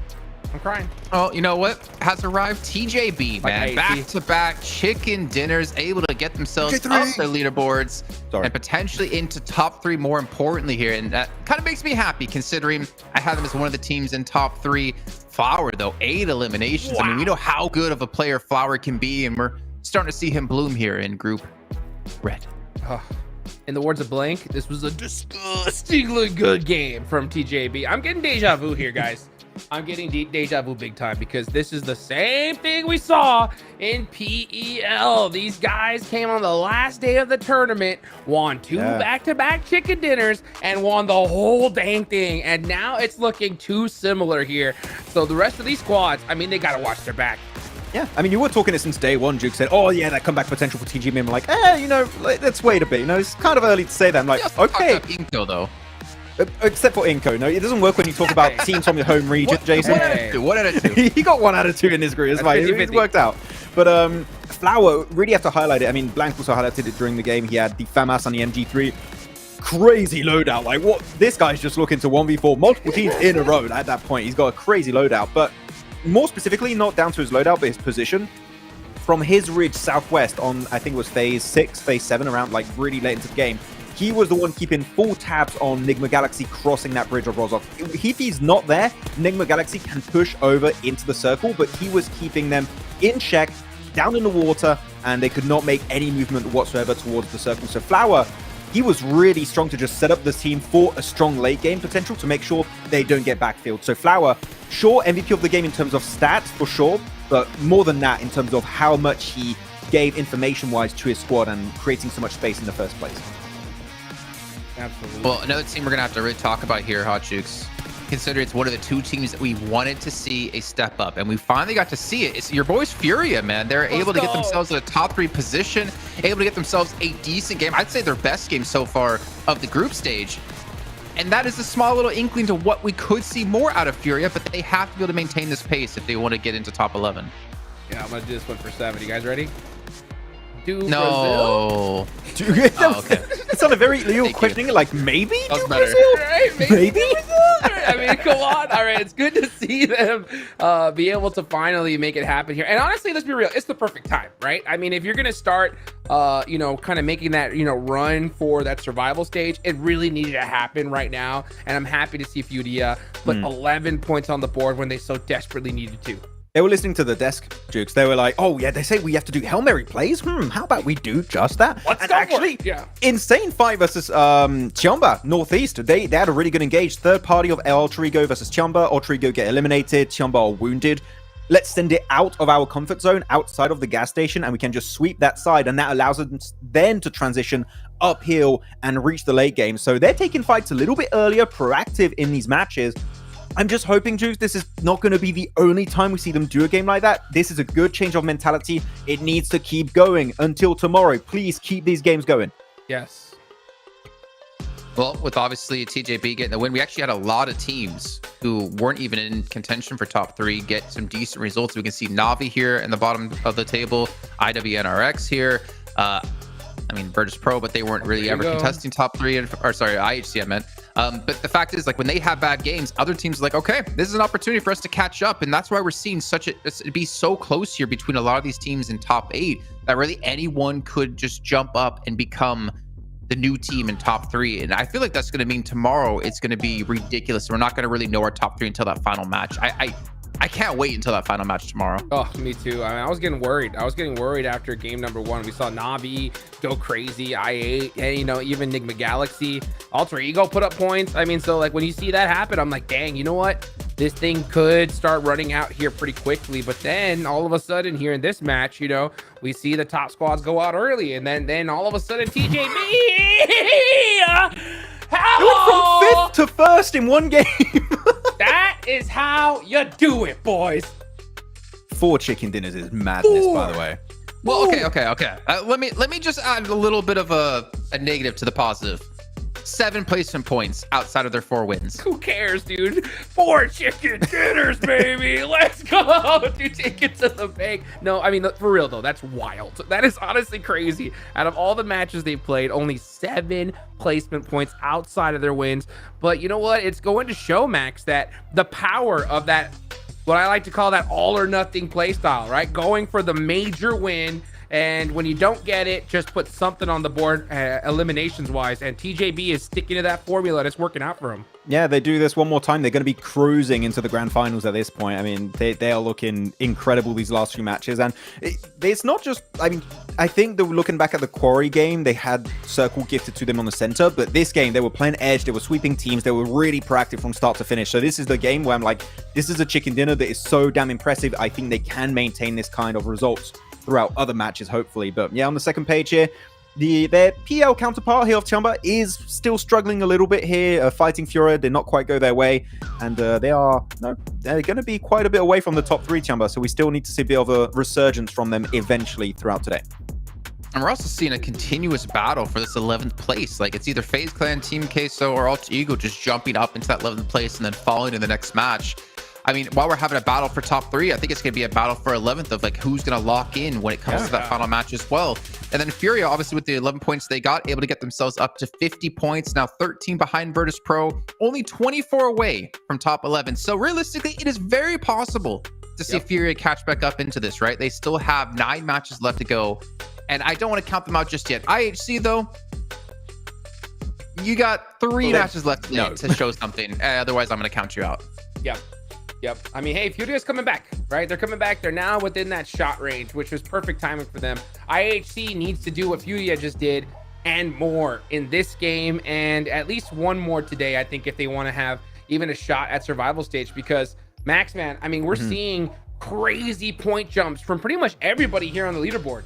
Yeah, I mean, the big jump off TJB with the back-to-back wins. Furia putting himself realistically with this game back in the race somewhat. Of course, they would need a little bit of a follow-up from that. But this, because I think before this, it was what? 20-point difference between 14th and 15th. And now they're 20 points away from like top 11 kind of. So that's another good game realistically. And they can be in top 11 for really the first time this entire group stage for them. So that'll be a really big improvement. But Hail Mary plays. We said it right just before that game. We need to see some big fights happen early for Furia. They're starting doing so. And I just hope we're going to see that mentality continue throughout the rest of the league stage. If that's the case, I would be happy to see this Furia make it to survival stage. I think they could do decent there. But again, are we going to see just this one big game be a flash in the pan, or are we going to see a continuation of it? That is the big question for the rest of this group. Yeah, and there's a lot more to discuss. We're not going to do it just yet because we do have to head to a short break. But when we come back, I'm going to bring up the topic of the zone in that last map and how it did play out as well for all these teams. But yeah, we'll head to a short break. We'll get things ready to go for the third half, or the last half of the day. And we'll see you all in just a few minutes.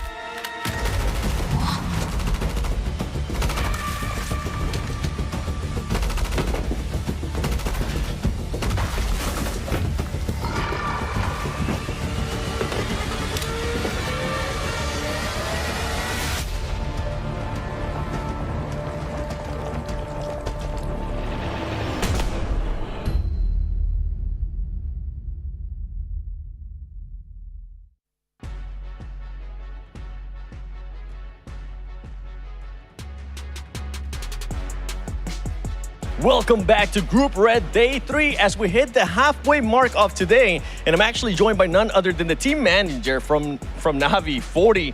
How are you feeling today? How are you guys performing? Okay, so for today we have a good start, Sanhok game. And let's see what will happen in the next games. Right on. Well, one of the maps that you guys have actually been struggling on has been Miramar. You guys are currently averaging about 2.5 eliminations. Do you guys feel like you're going to be doing something different today? Okay. To be honest, in Miramar we have like a very bad zones. So let's say this 2 games, and if we have the same zone, we will try to do our best and get how much point we can get from Miramar. Let's say 20. Not bad. 10 points per match. Why 10? We take a chicken and 2 soon, maybe? How many you want? I want 2 chicken. All right, we're getting greedy with it. Well, you know what? Let's actually reflect back a little bit more because we have played 2.5 days so far with this group. Has any team surprised you guys, or has any teams made your guys' life a little bit harder? Okay, to be honest, it's I8 as I8 the name, I think. I8? Yeah, we have like a little bit drop clashing before the games, before anything, military base, and so much social media happened. But now we changed, but I don't think they do very good, but they are top 3, I think, now. So let's see what will happen. All right, well, they are currently ahead of you guys. Thank you so much for your time. Back to you guys. Thank you. See you guys. Bye.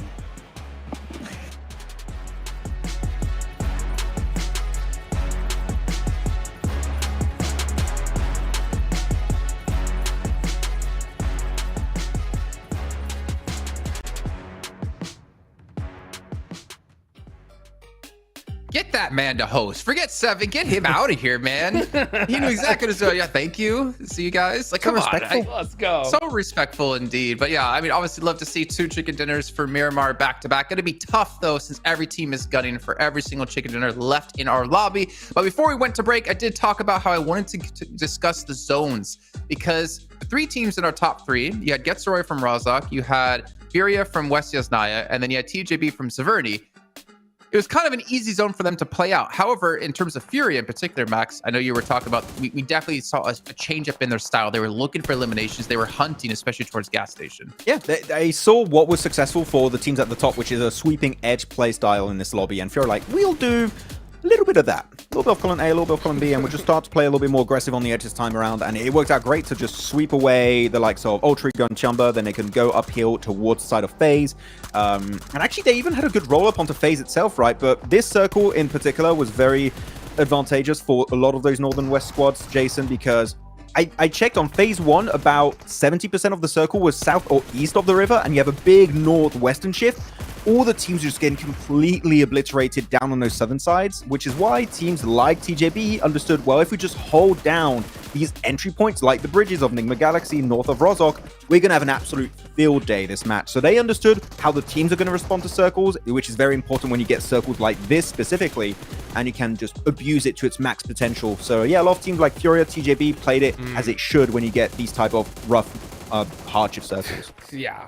Rough is an understatement. This is like the most disgusting zone, I think, when it comes to Erangel, because it's bad. You know, it's when you have that river right down the middle, you have to make a literal bet. Like, okay, do we go to the north side? Do we go to the south side? And if the zone hard shifts to one or the other, we're most likely going to have a really badass game, right? Furia, they were kind of central position on that north side, right? Near shooting range. Boom, we see a circle hard shift east. They have an easy route on in to the northern side of it, and that's still pretty split, right? I mean, as soon as we saw that hard shift, Max, we were both like, ugh, like this one is gonna be this is gonna be disgusting. The zone goes up north once again, and Furia take advantage of it. And the problem with that is just, man, they've been losing fights. They finally won one.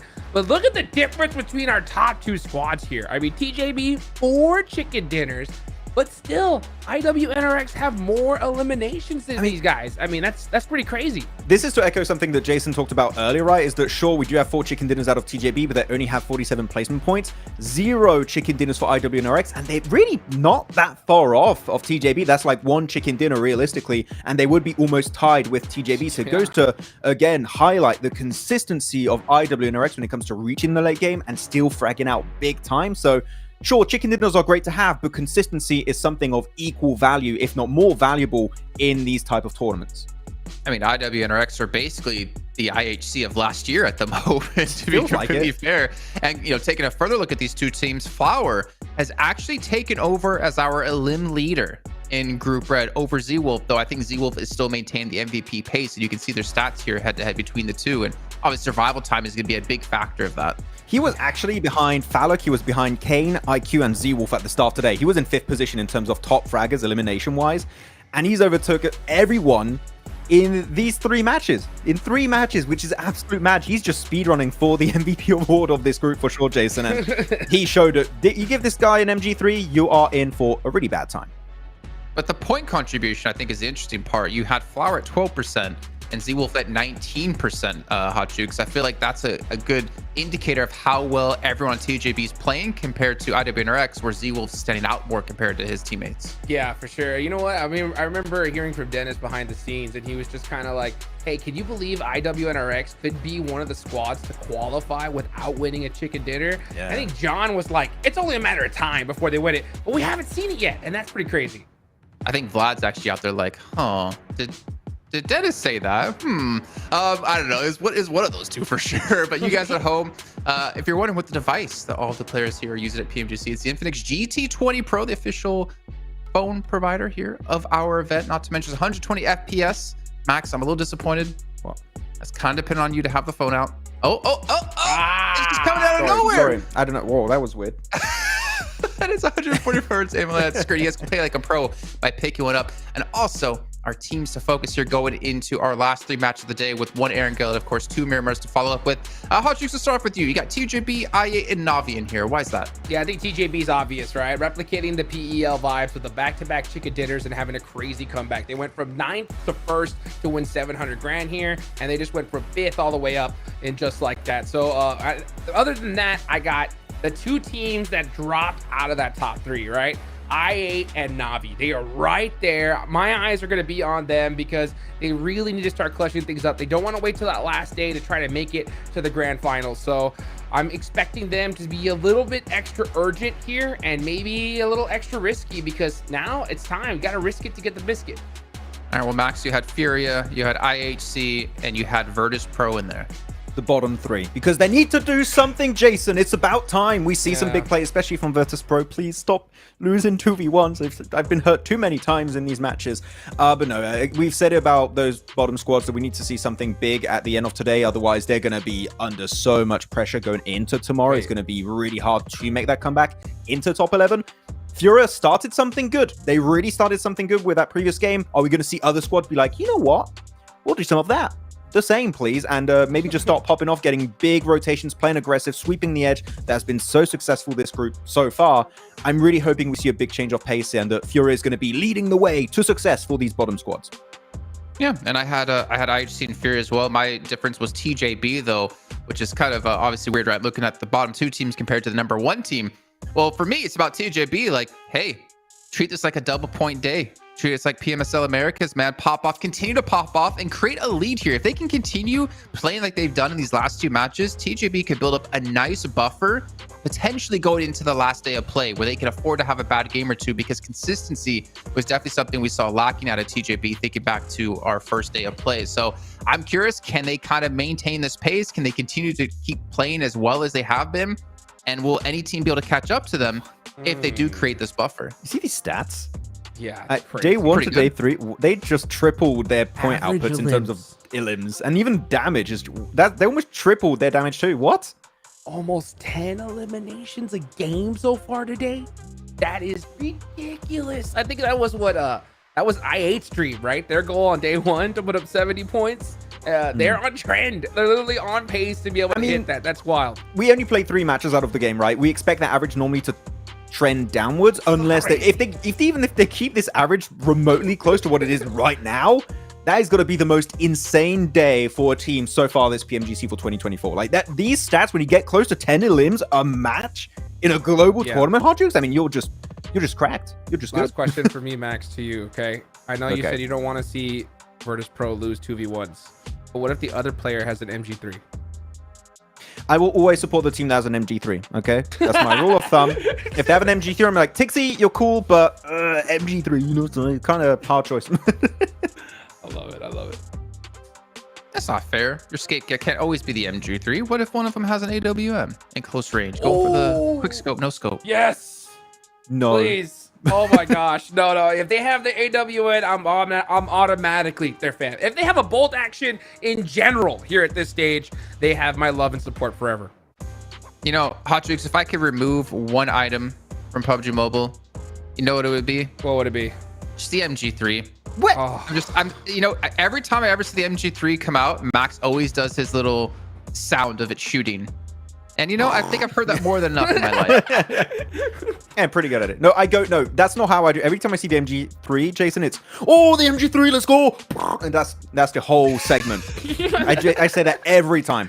That's tradition. I think I'm gonna record that at some point, put it on my soundboard, and then just haunt my own memories or my own give myself nightmares at night listening to it. But we're about to head into our third and final Erangel of the day. It's just been all TJB today, man. We want to see some other teams step up, and we're obviously gonna have the chance to find out here as we're about to drop into Erangel. And John and Blake, what's your thoughts, man, about TJB and how the leaderboards have played out so far? I think TJB, MG3 go, and we are ready for the last Erangel of the day. Very succinct, very good analysis. Respect to all of you for pulling out some wild statistics to back TJB up. But yeah, I think so far TJB have just had this wild improvement between day 1 to day 3. And I think it has just come down to the fact that day 1, I don't think they were quite ready for this lobby. It just shows how good of a team that they actually are, though, considering that, you know, you give them 2 days with 16 teams, which is always easier, by the way. When you're playing in groups where you're having constant teams swapping back in, you're having to adapt to different rotations every time. But you do get just 12 matches with the same teams over and over again. You do get a feel for the lobby quite quickly that way. But again, it does require mechanical skill and ridiculous gameplay to be able to be like on day 3, okay, we figured it out. Let's just put up 2 massive chicken dinners to catapult ourselves into first place. I mean, it's a very unreliable strategy, but it's worked out here, seemingly, for TJB. Yet again, they just make these last-minute bids. We'll figure it out. Tables. I mean, yeah, it's like, we'll do it eventually. Kind of like my opinion that IWNRX will eventually get a chicken dinner this group, right? Right? Maybe. Getting a little bit nerve-wracking now. This west side circle, though, keeps us over towards the Gaka Fields, keeps Everest in, so it's west side rotations on a west plane path. I think this is the kind of circle where we usually see Virtus Pro do kind of well. But we'll have to wait and see, because Virtus Pro just have not been performing up to what we expect from them. Team Queso very, very close by to Tongji, about just on the other side of things here in box compound. We'll see what they can get done. Shots are ringing out, but now Tongji Bao knows what's off in the distance. Alter Ego losing a player there to IHC. Really not a good way to start out your match 4 here, especially for Alter Ego, currently in 13th place. Not gonna quite connect with the sprays. Some damage found. Team Queso not finding TJB, and they can get away and try and figure out where else to go. Going out to Taverny, I mean, it's an option potentially, but it's not in the next circle. You're gonna have to move through that northern side and likely cross down the river. Maybe go...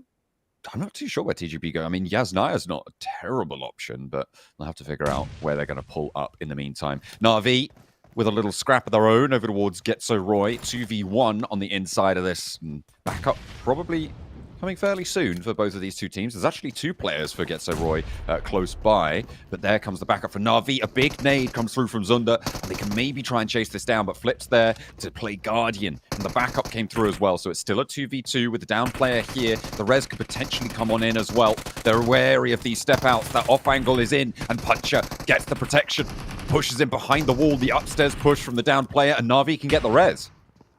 Yeah, massively important fight here for Na'Vi. They know they want to keep these players up. They were so close to staying in that top 3. Getso Roy, on the other hand, still hounding them. 0 eliminations found for Na'Vi so far. Nade up towards that top side. Good amount of damage from Flip, though, will find Zunda. That's through the window, I think, as well, so that's a nice shot.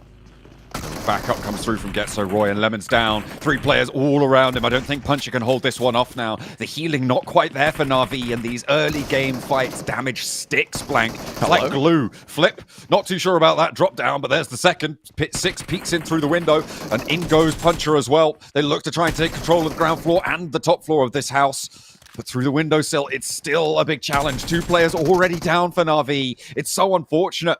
As they try and push towards the top of the tables, the sirens are blaring outside of my window, and maybe Na'Vi need them.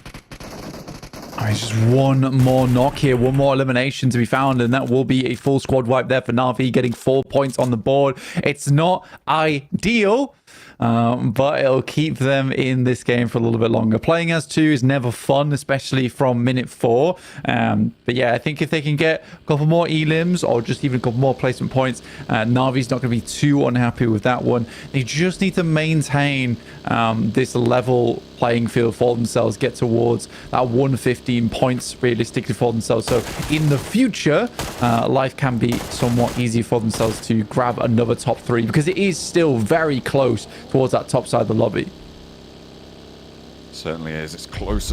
Well, at both bubbles, it is incredibly close, Blank, and the volatility still remains. We saw it over in Group Yellow. We thought that might be just a symptom of the teams in that lobby, but it seems like it's just this PMGC overall. And it goes back to what you were saying. Every single team here is a competitor in this truest sense of the word.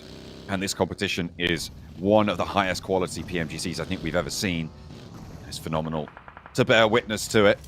IWNRX, they want that top spot back. Maybe they'll be able to purloin a point or 2 from Alter Ego, but no, they turn tail, they get out of there. IWNRX. Still on that south side, moving upwards. Alter Ego managed to get themselves out of that situation into the warehouses. It'll do for now on that northwest edge in terms of future rotations. It doesn't feel good losing that one player early on, though. Limits you force as a team overall, and you have to rely a little bit more over towards those third parties if and when they do come through. So other squads though that are notables is Nigma Galaxy down towards Gatka, still rotating in from that edge of the map. And with this going over towards Everest, it might be one of the first North Everest circles we see in quite a while here in the PMGC group stages. And I'd like to see that one. Might give some more of our teams a chance, as we haven't really seen this side of the circle been picked up too often in our games. Vengeance on the road. Trying to maintain stability in the middle of the pack right now. 8th place.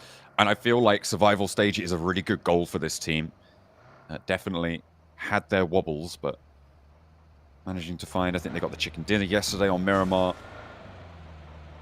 They can maintain the lead on that pack towards the lower end of the tables. They'll be happy. Get another shot into those survival stages. But the survival stages, I mean, given the quality of teams that we're seeing, are going to be so difficult. It's really nerve-wracking for teams in that central block from 4th down to 11th. Sure, you get another chance, but it is such a slim chance when the other teams in the lobby are so powerful. I'm really looking forward to the survival stage. Yeah, it's going to be massively competitive as a survival stage. It's scary for a fair few of our squads to make it in. Here comes Falcons crossing on that eastern area, actually starting in Nova Ebnoya, so going back to basics way back when this team played under Stalwart. Even further back from when they played under Stalwart, actually. They did switch up some of their drop spots later on, but yeah, back to basics essentially for the squad. But a bit of a long rotate for them. I don't think they're too unhappy about it. Tongjibao, one of the few teams that plays on this north side alongside with Furia in North George. So a pretty simple rotate for them down from shooting range. And they can play on this edge of the map. They had a bit of a scary start there in Box Compound versus Team Queso. But yeah, they were right to immediately get away. They knew that there was a spot available for them in Severny, which always is open. They could have just looted up more freely. ASI-8 on the north side of Quarry. Moving out to the west point of it. Trying to figure out their path into the future. IHC split across the top of Everest. Holding all of it right now. With Godless down towards Hospital as well. Well, not quite into Hospital, but down into the compounds that way. They do have quite a lot of the ground under control. This is a really nasty hard shift up to the north now, Blank. Georgia Pole all of a sudden becomes a very viable position. I'm wondering what Furia are going to do. Do they hold that north side? It's not unlikely that it goes up north, but there's a lot of water as well. Yeah, massive amount of water out towards the western side of Georgia Pole, which isn't ideal for a lot of our squads. This is one of the, I would have preferred the circle to head a little bit further down towards the south side. I think it gives a lot more agency for some of the squads on that southern edge. But this one does cause problems where you have to just cram yourselves in either over towards North George or crates and apartments. And neither situations are ideal. Or you could play over towards that eastern side and pray that you can play off the back of some high ground to work with. Na'Vi getting pulled apart here, down to just one final player now for themselves.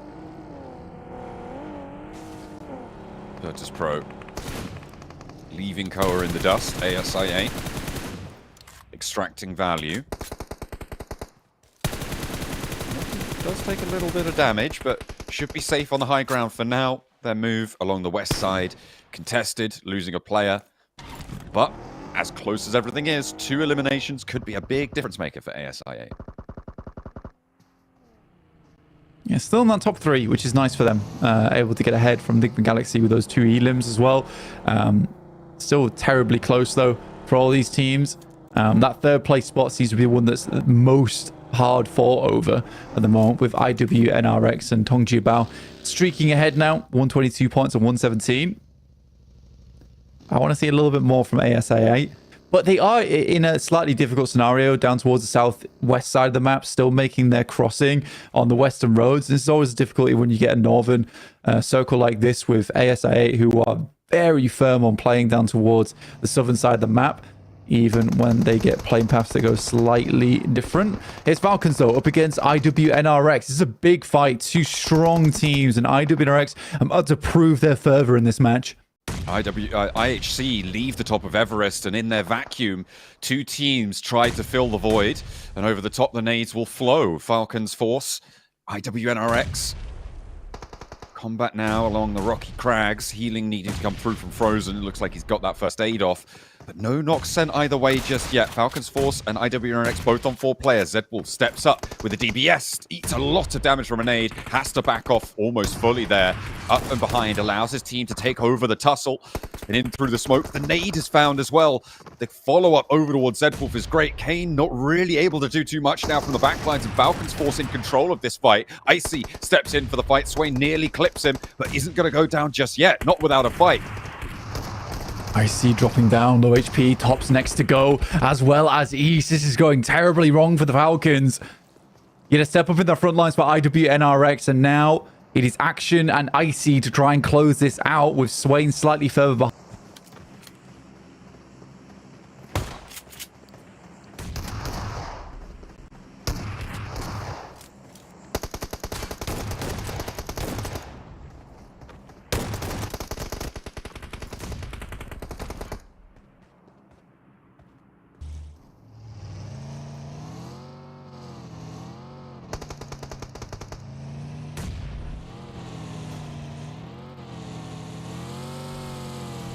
Points there.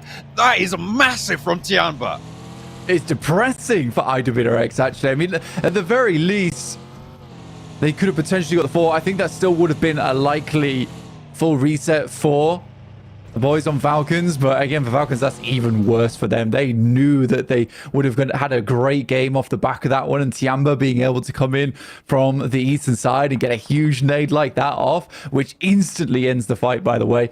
Yeah, man, that's unfortunate. But Tiamba also really needs this. They need this to stay in the running. If they can get up towards a 90-point game, not 90-point game here, but 90 points on the leaderboard after this game, they will feel much, much safer going into the final 2 maps on Miramar. That's got to feel good for Tiamba as well. You throw a nade, it goes bang, and you just see on your screen in those lovely red letters, 3 eliminations. You're like, what? Hang on a minute. That's great news. Goodness me. Oh, TJB, they're into the crates. South George will be our terminal destination. Which is definitely nicer for our squads here. I think heading over further towards that northern side is just going to cause problems for teams where you're unsure where you want to go. But this kind of securing itself down towards that south side means that a lot more squads can have potential at a good game. Enigma Galaxy currently playing on the south side of the road, which is fairly decent from where they came from, to be able to get themselves into a position like this, still with 4 players as well. This might be time for Enigma Galaxy to step up once more, as they're already finding some good shots over towards Vengeance and actually pick up a lot of these eliminations coming through. It's been a little bit quiet from our tabletoppers over the last few matches, so it's about time we had a stand-up from one of them. Enigma Galaxy looking to be the ones to do so here. Should be able to get the res. You'd hope so. A little bit isolated. Push down south from Incilio. They're crashing onto Vengeance. They've got 2 knocks. They know it's a weakened team. They can get out of the crates. This is a great opportunity to give themselves rotational ability into the later game, but only if they can get past the final hurdle, because that's already 2 knocks. Another one potentially in the wings and upstairs. Finally, Incilio wrest it back into control. They're 3 players and they can get the res. Good stuff for them over on the season side. I mean, you definitely wanted to take advantage of what was going on for Vengeance there. It was a good timing to get in. And one of the few positions that is still left on the southeast side to play in the circle. Nice shot over towards 676 from Westron. I'm actually surprised he hit that shot, but well done through the smoke. IHC though, nice spot for them in apartments. Is this going to be an IHC game for the first time in Group Red? Could it be? I mean, they took a nice fast rotate from the top of Everest, right? They were the team that was where the fight between Falcon's Force and IWNRX were. They went so quickly as soon as that north circle popped in towards the bridge position, the bridge area of South George. So this rotation may pay off for them, right? And that's what they're looking to find value for this spot. When did Enigma Galaxy get in there? They were playing all the way down on the south. Yeah, they've been making some quick rotates, some quick movements, and taking advantage of a lot of the fights that are going around the map. And this is something that Enigma Galaxy has always been quite good at, is identifying like when those gaps form in the circle. They don't form for very long, but those opportunities when they come, Enigma Galaxy is quick to take up on the chase on them. And that's realistically down to the call coming through from Ralph, as well as assists from the rest of the team. So again, like I was saying earlier in Group Red, yeah, they've had a massive improvement when it comes to IGLing, as well as just cohesion within the team, because yes, the IGL can make a call, but it's not all down to the IGL a lot of times. It's Tixi up against Furia. 2 players for Furia still remaining, but right now Tixi in a heated 1v1 with Gusta. Cooking the nade, trying to get it nice and hot, nice and toasty for him, but he doesn't like it. He sends it back to the kitchen. Tixi knows he's allergic to those nades, but not going to be friendly. Not going to be friendly with him. Last nade in the pocket. Keeps just going short on the top of this ridgeline, though. A bouncer off the pillar. Oh, that was so close. It really was. That was actually a very nice throw coming through from Tixi. That could have been one of the nicest nades we see here in Group Red. I wonder if he's used all of his nades of Tixi just going out in the water. Ooh. Yeah, I don't know what else he's going to really get done here other than just kind of chilling in the backlines. You managed to pick up some more nades from that crate. Go on, get it off the pillar. That's what I want to see. Get that ankle. I meant to say angle, but I went for ankle. That'd work too. Oh dear. That's one of the sillier fights that we've had here in PMGC. Just not wanting to look at one another. Just see who can get that nade first, and Tixi's unable to find it in the end. PUBGMOBILE currently in crates over on the season side. Their only competition at the moment is FaZe, but pretty solid location for PUBGMOBILE to be, and well played to them as well for the fact that they've been able to maintain a lot of vehicles here by tucking them away inside the crates. One is smoking, but quite a few of them that are fairly healthy. It's one of the difficulties of this location that there's not a huge amount of spots to actually place vehicles in a position where they won't have tires shot out. Currently FaZe playing in that little dip you can see that's behind those lifting cranes, but they're going to have to leave and move around, probably through TJB at this point. Potentially could go for a swim over towards the bridge. That might not be the worst idea in the world for FaZe. I mean, you know you're going to have to fight through. Unless you can get players ahead of TJB, it might not be the worst idea in the world, but it will be met with solo snakes. And if Vintoris can get value here, they can push through on land, but yeah, he's been spotted, and that's what I was talking about. There's just so much danger from across the way. I feel like a swim could be in FaZe's future. I don't think that they're finding the success they want here. I mean, TJB is just packed in towards those crates with some crazy sightlines all over the place. Noise goes down. I think Mela's already made the decision to send out towards that western side and try and play the cliff face. It's the smart decision they could go for here, especially when they're right on the bubble at the moment. FaZe currently 74 points, 1 point ahead of Team Queso on 74. At risk of dropping into the bottom 5. It hurts to see these elim proportions, man. 20 elims, 43% contribution coming through from Mela. Needs to get picked up by a team, dude. Oh, wow. A big shade to FaZe. They're not a team, according to Blank. Goodness me. But you're right. I feel like he definitely has been a massive, massive factor in this roster. The numbers bear it out. And he has a bright future ahead of him. I'm hoping to see a lot more from him. Yeah, me too. I'm not, no shade to FaZe, honestly. I just think that the current team he's on, he is just outshining a lot of the other players on that squad. I don't know. Maybe the rest of the squad just needs a little bit more time. I know that the other players are good. I know Mormon's a strong player. Onzen's been around for quite some time as well. It is just Mela who's doing the lion's share of the work, though. Yeah, that's kind of undeniable. They did finish 6th back in their respective qualification region back in Southeast Asia. So in general, they didn't have the strongest of results back there either. They did come through their league stages in 2nd place on the overall standings, but that really didn't come back to aid them in those finals. They only got 1 chicken dinner across all of those finals. So definitely seeming like a little bit of a middle pack table stuffer from FaZe as a team right now, but with Mela, if you can unleash him, right, that is where you find that value, and hopefully FaZe can figure out how to do that. Let's take a look at the other side of the map now, because we do have Alter Ego sat down towards that southwest side. I think most teams right now are figuring out where they want to play this one going forward. I don't think Enigma Galaxy actually has one of the strongest of positions over on this eastern edge. It is really difficult playing from this spot, but your main focus is sort of clearing out the teams coming in through on that northeast side outside of crates. So this is where Enigma Galaxy needs to pop off a little bit and basically create space for themselves on that northeast edge. Oh dear, that's a terrible slip. TJB more than happy to pick up that point. Oh, it goes to IHC again. Enigma Galaxy also potential to pick up a lot of these cliffside players. They could potentially move one of their players out to get some oversight on it. I think potentially Incilio may still... No, they're out now with that drop down. FaZe, yeah, on those rocks. TJB are picking up a lot of these points. An answer back towards 676, but... should just be easy pickings here. Easy reses as well. Nice and covered off. Flower going fairly low. Mela finally down. Tongji Bao's nades today have been fairly unreal, honestly. That's in terms of accuracy. Time on cooking them as well. Yeah, it's been pretty awesome to watch. Mela down. I think that Tongji Bao likely going to try and get a refresh on some of the loot here. It's whether or not they know Ventoras is in the wings. Who again is another strong player coming through from FaZe. Evelyn leader turning the corner, spots 2 of them.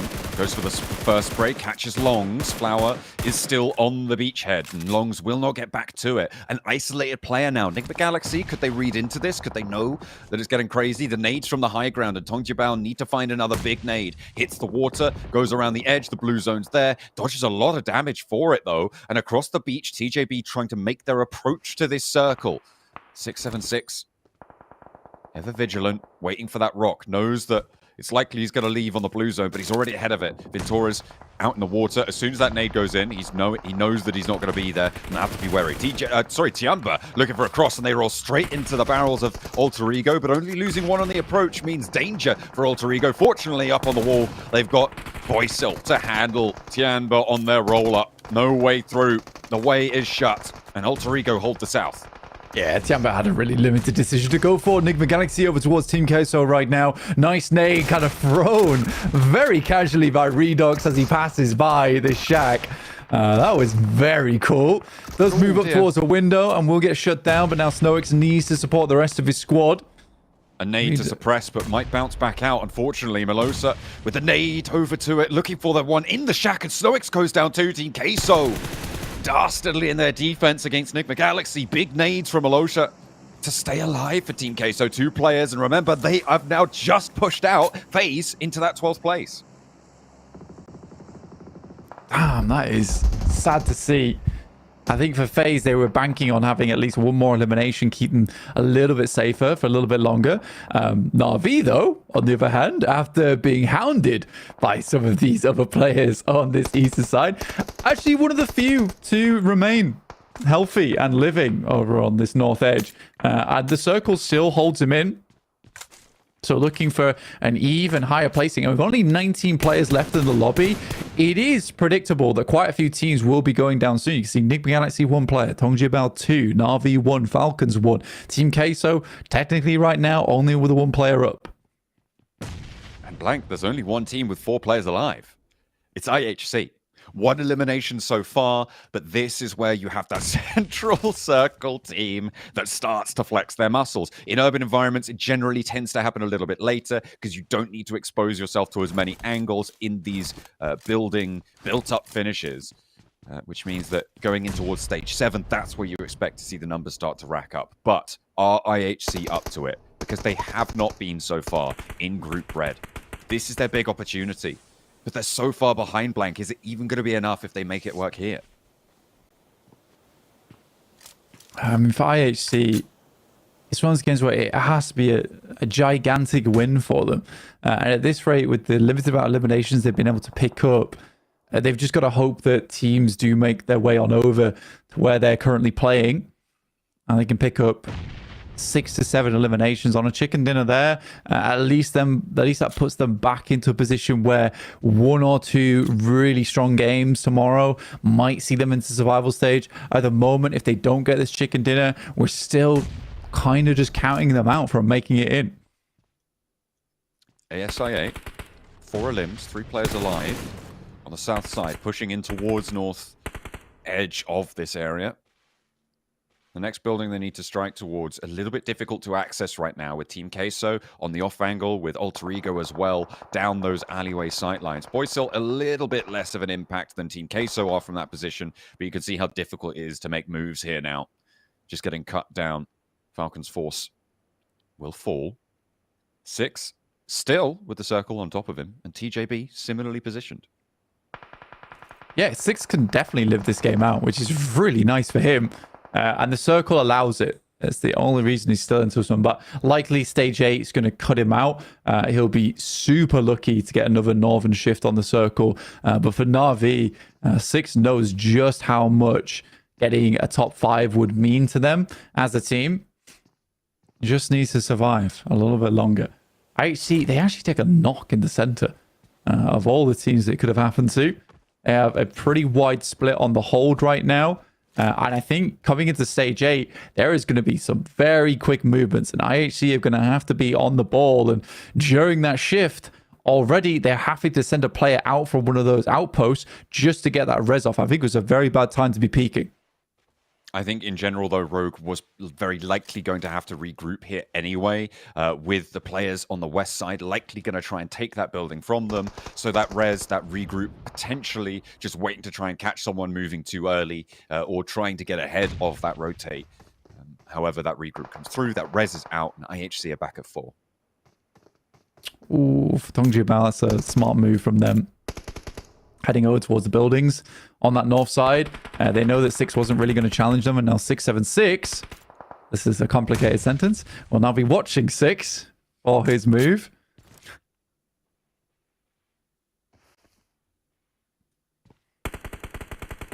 No, he's on that cliff face. They've been prepared for it for a while. The crossfire from TJB as he tries to step up, and it's Triple S to take 6 down.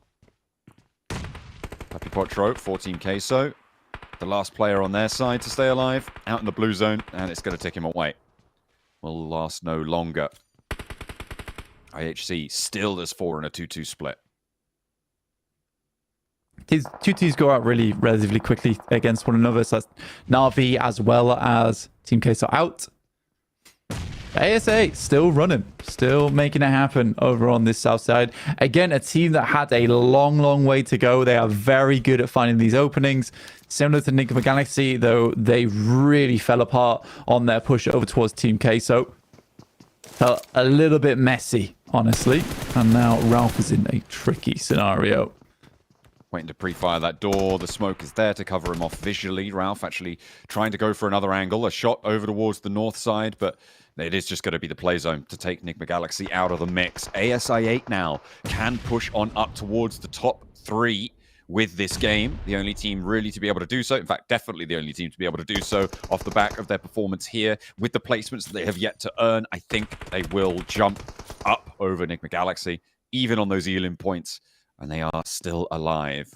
Not so true for the teams ahead of them. Is IWNRX even safe from this one? Because they went down with very few points. IHC, though, the big story here. Against TJB, tournament leaders, 7 elims, but only 2 players to play with. Xiol has to hold face. They're on this 2-2 split blank, so it is essentially a protracted 2-2. And I think this is the right choice, right? Just regroup, play the middle. Yeah, it's still unreal that PMGMOBILE is still in this game with 7 eliminations as well in stage 9. Like, from the spot they're in, they can push forward. It's going to be ASI8 who is the big problem, but a nade like this could cause disaster for the 2 players making their way in. Catches the one on the back lines, and that is a lot of damage done, helped by Alter Ego on the outside, but any placements upwards for PMGMOBILE, they're happy with. Absolutely. In goes the last player from ASI8. That's IQ. IHC taking shots out towards the window. And that nade goes on in. It's going to be TJB to take another point here. 8 elims. 2 players from TJB now looking to move in on the ground floor. A high nade up from Furia. The rooftops across from them not isolated enough. They're going to have to drop down. Danger abound as Demo steps out the window. Gets that peek beautifully. And able to hold off TJB for a moment longer, but there's still one more player to go. It's Triple S with the DBS on the outside, can't quite get it done, and Furia, the last to stand in the way. IHC, only 5 eliminations, but a chicken dinner could be the start for them to try and turn things around. They need to find it here. A 7 elim chicken dinner would give them 17 points and put them in an outside chance of jumping up to that survival stage. Furia, they're kind of in the middle now, though. And IHC with Demo and Xiol need to worry. In they go across the hallway as he steps in. Furia goes down first. The second, not so quick, but the DBS, still a difficult challenge. IHC are up to it. Yeah, he was lost in the smoke there. He had no idea where he was in the end. Needed a map to figure out where he was inside of that room. But at the end, it will be IHC. And you can see they don't look too elated with that win. It's fair enough. That is the first footstep on a long journey ahead of them to get into a survival stage and a firm position to do it in. But first game, it'll do the trick. They have 2 Miramars after this and tomorrow to make it happen. And with a lot of our teams still stumbling around that 11th place barrier, you know, there is still a chance for IHC, although it is a very long way away. Definitely a great result for IHC. Let's head back over to the desk before we get stuck into Miramar. Finally, the team who won PMGC last year has a decent showing, but it obviously did finish the South George, which is exactly where they dropped. That's a little bit of the caveat I'll give. But for them to make the right decisions, Max, I'll let you go into that. Obviously turned it into a game-winning match for them. I was really scared initially, Jason, because we know how much IHC loves. They just absolutely love Everest. They love it to bits. And they sent us super early. Yeah, it's their best location. It's their favorite thing. And they go there super early, and the moment I saw the circle go north, I was super scared, like, IHC, I know how you play. You're going to hold on to that position for as long as you possibly can. But no! For once, Jason, they left Everest early, went in a position they pre-scouted because that's where they drop. They drop in Southern George Pole. And they took the best building in Southern George Pole in the residential area, which are going to be these apartment buildings because it has extra verticality, which makes it a little bit easier to scout and shut down teams that are rotating in your vicinity. Macro-wise, this was so clean from IHG, but my question is, where were they until this point? That was good. Man, I mean, this was It was so good to see IHC and Fudia like right there at the end fighting each other in a game where they really needed it. I mean, we got 2 Miramars left for today, and they still got a lot of work to do. I mean, you saw IHC, they got the chicken dinner, and you didn't see a pop-off celebration, right? Because they know, like, all right, yeah, it's about time, you know? And that's a terrible feeling to have in their situation.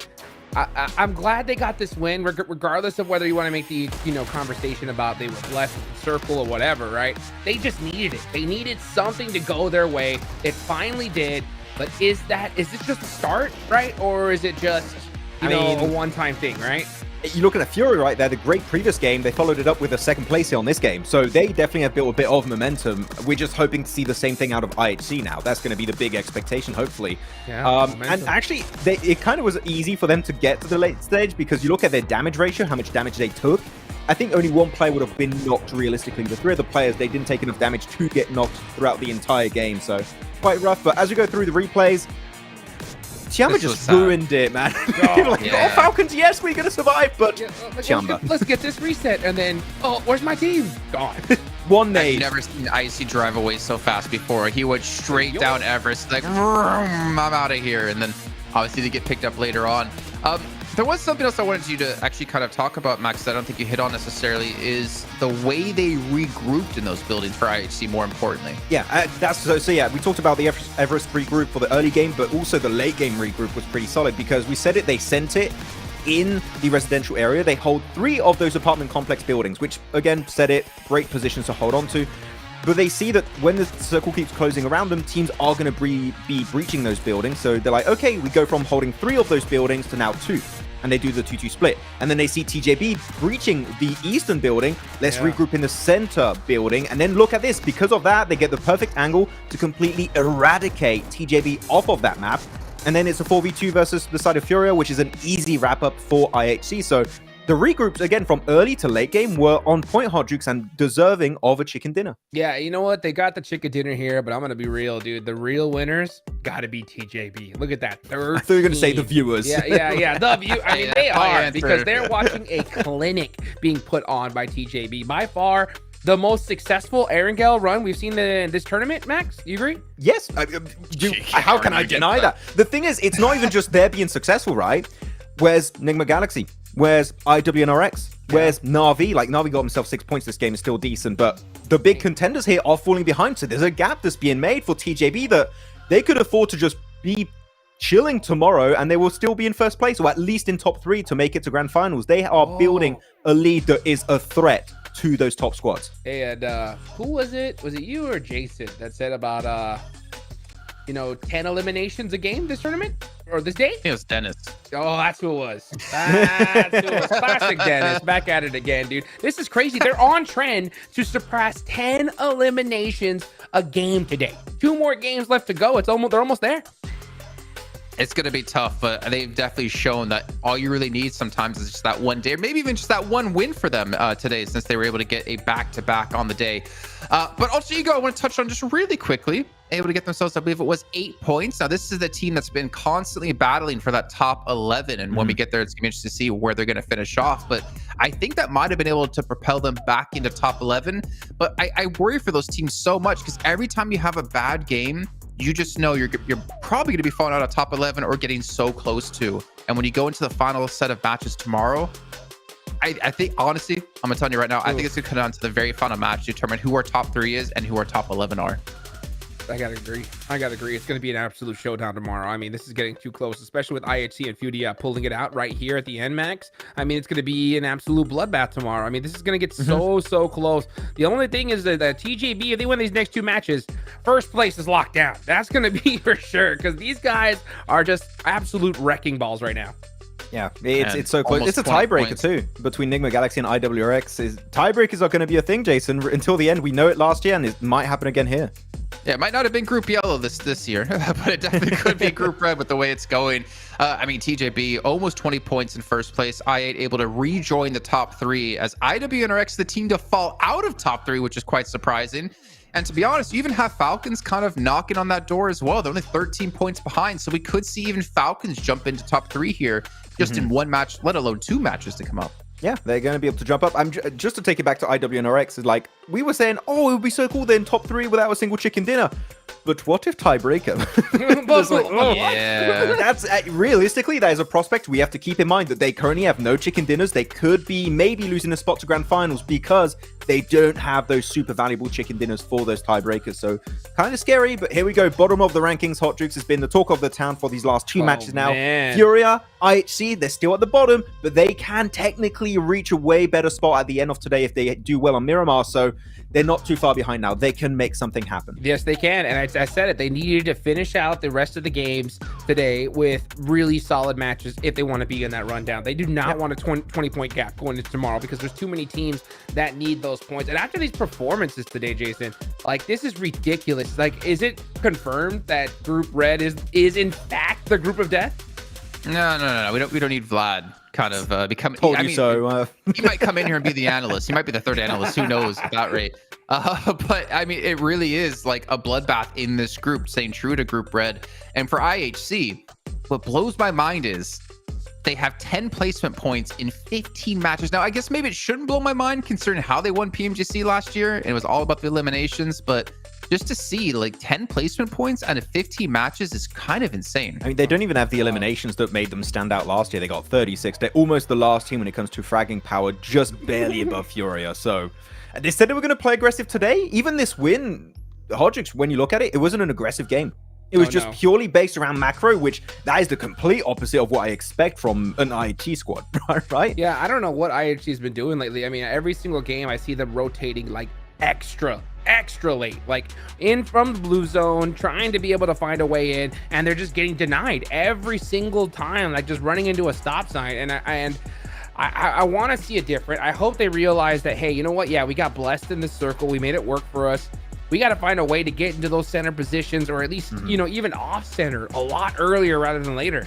Yeah, I mean, a late rotates does not show to me that you are an aggressive team. I'll tell you that much. We saw even on Sanhok, they could have rotated super early, but they keep delaying it, and it puts them in such a trash position, to be completely brutally honest here. So I'm like the fact that they were quick this game. We have to keep in mind, of course, that this might be a bit biased because the circle was on Southern George, and that's where they drop. They love that kind of area. They know it like the back of their hand.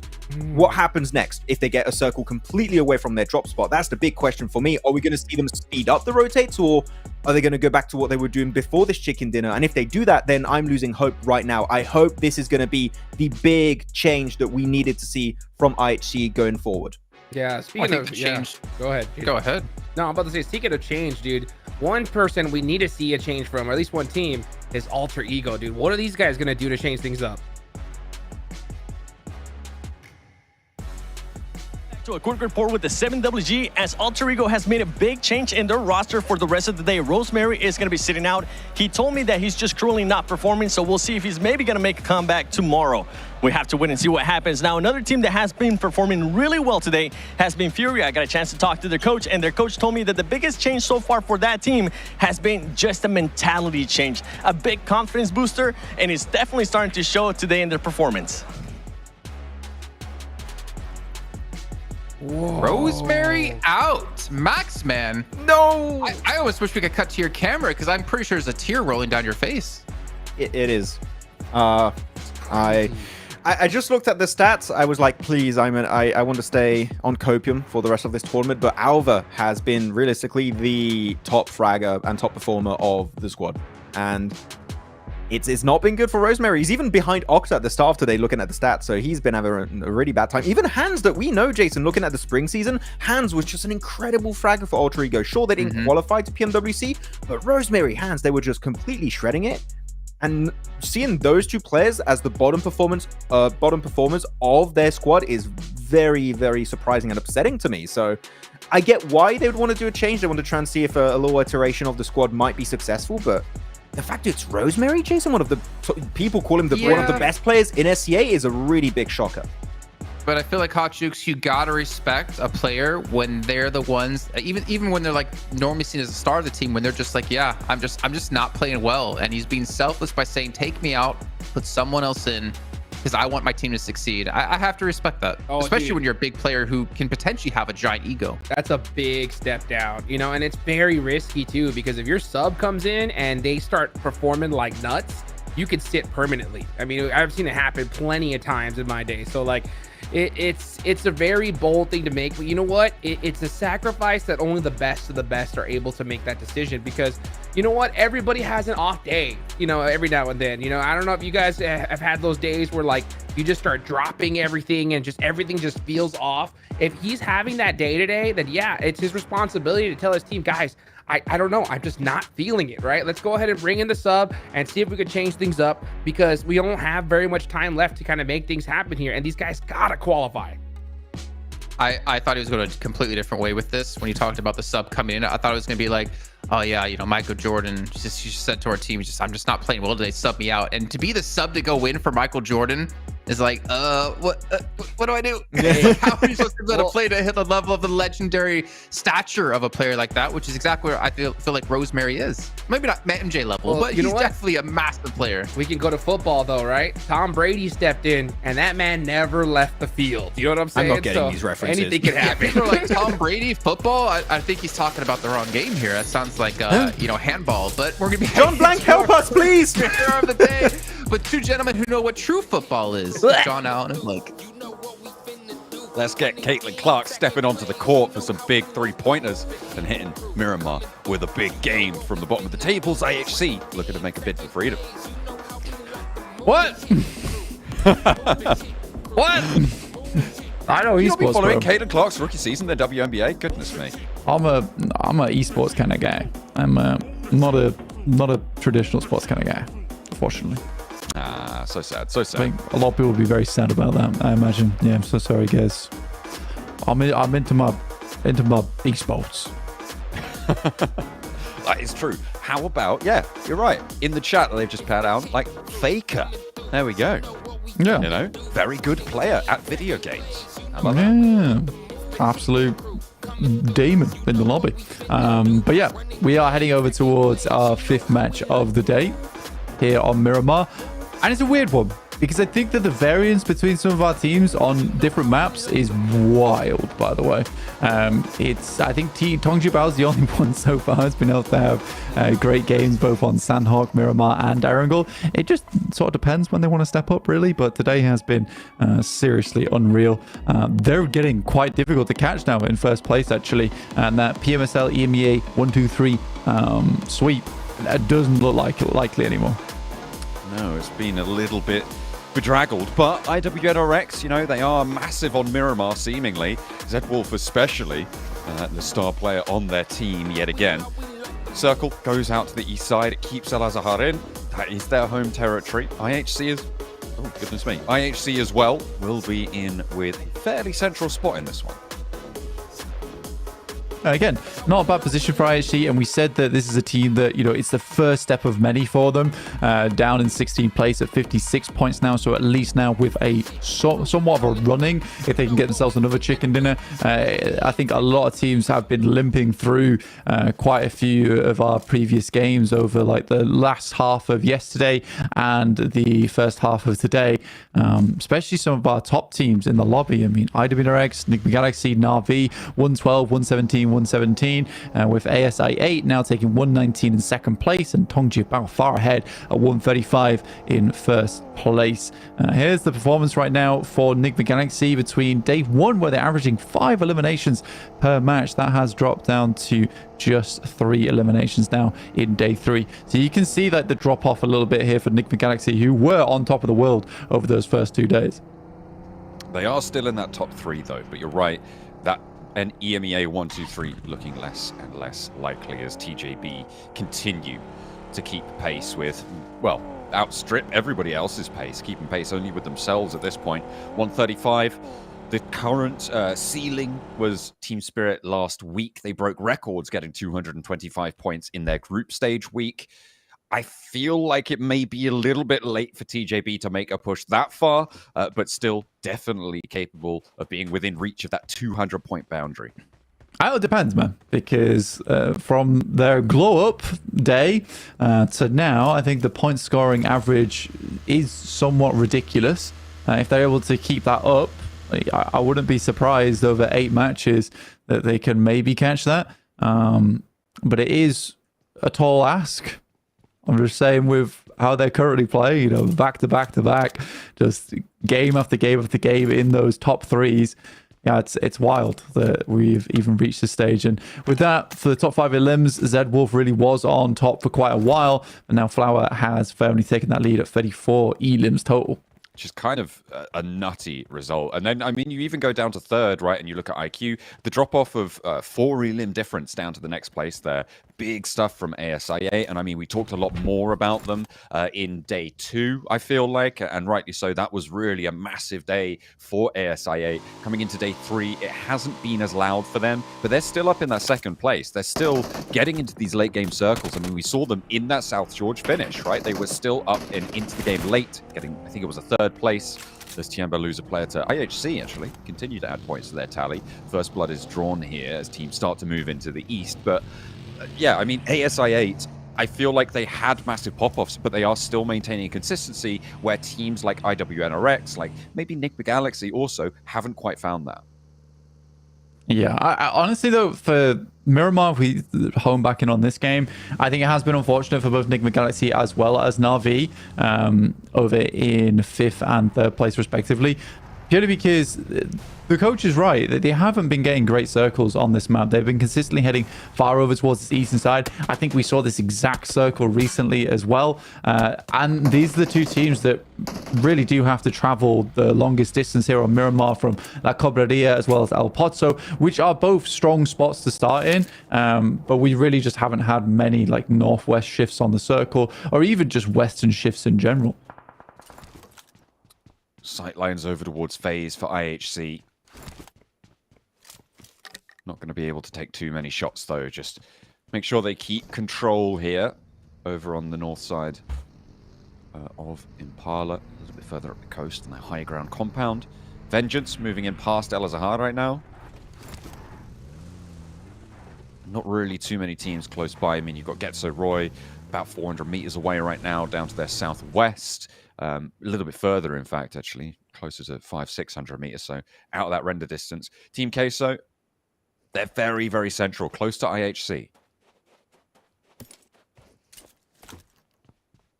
Team Queso on that south side. They're a little bit out of the way. I mean, Miramar's quite a big map, so down towards that southeast side, they do have a little bit of room between them and IHC.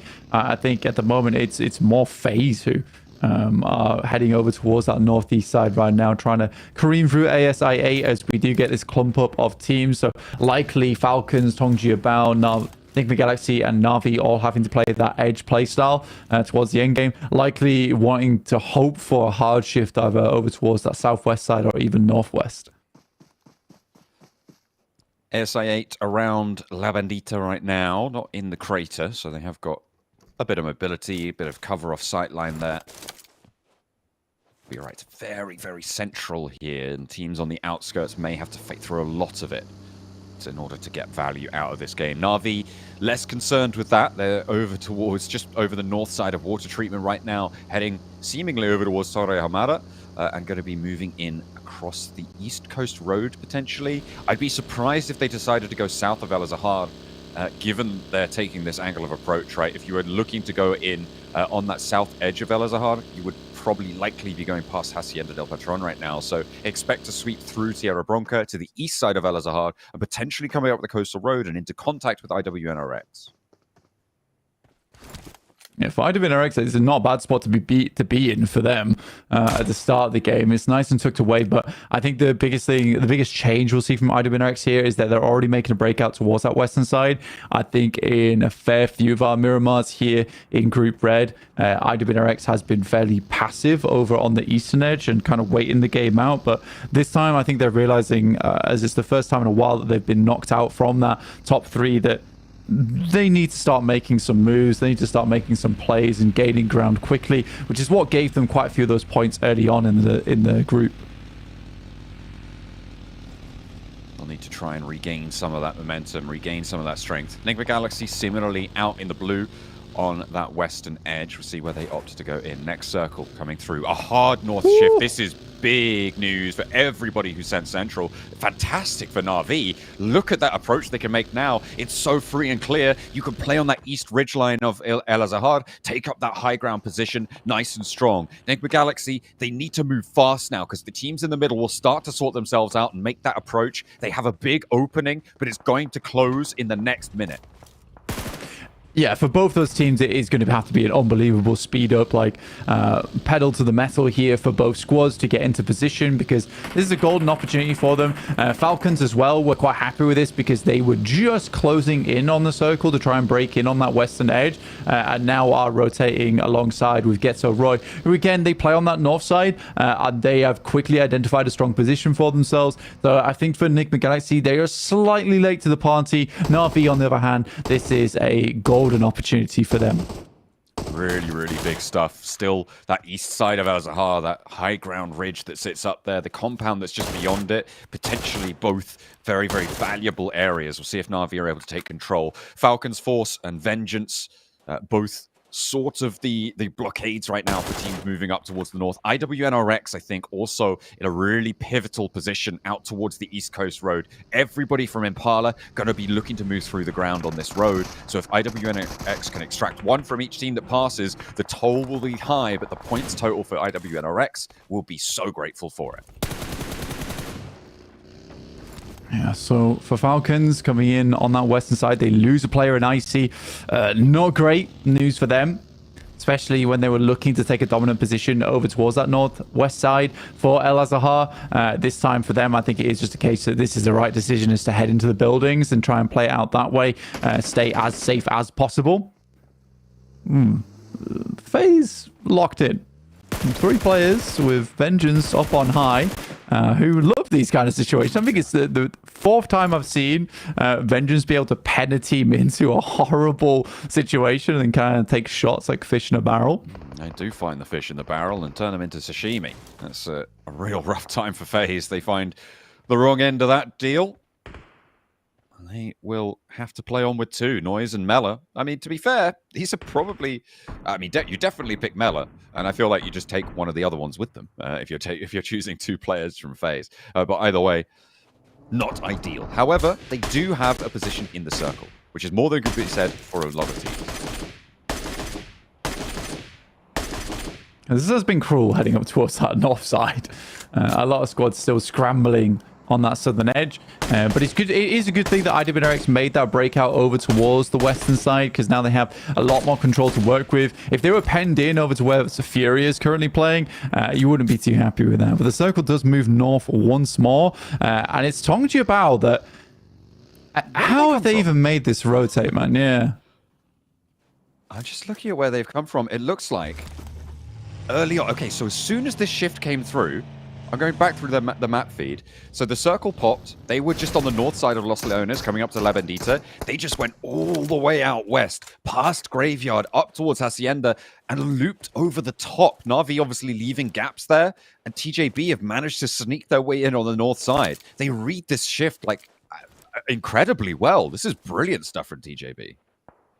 Yeah, it's a gamble play, right? I mean, they're going to try and take control over towards El Azahar and then play the late game in towards the center. But to be honest with you, the big case factor is that gamble pays off even more because the circle shifts over towards that north side. So it's just a good understanding of like, what could we do here on the potential next shifts? As this goes down towards the south, we can get a strong position over towards Al Azahar and play out from there. But if it moves north, then we're going to be one of the few teams on that northern side of the map. So for PMGC, again, they have all the chips on the table right now with first place at 135 points. So they can afford to take risks like this, which now are going to pay dividends. Really great news for the team. It's been careening up the tables time and time again. IHC now up to 2 eliminations. They are on that western side near that truck stop. They've got the high ground on the east and the low ground on the west as well under control. So really nice southwest position for them. But Enigma Galaxy just across the way. Getso Roy continuing to joust right now with IWNRX. Not really going to be able to do too much. That road that sits between them may as well be a river. It's just impossible to cross with the teams crunching in this close.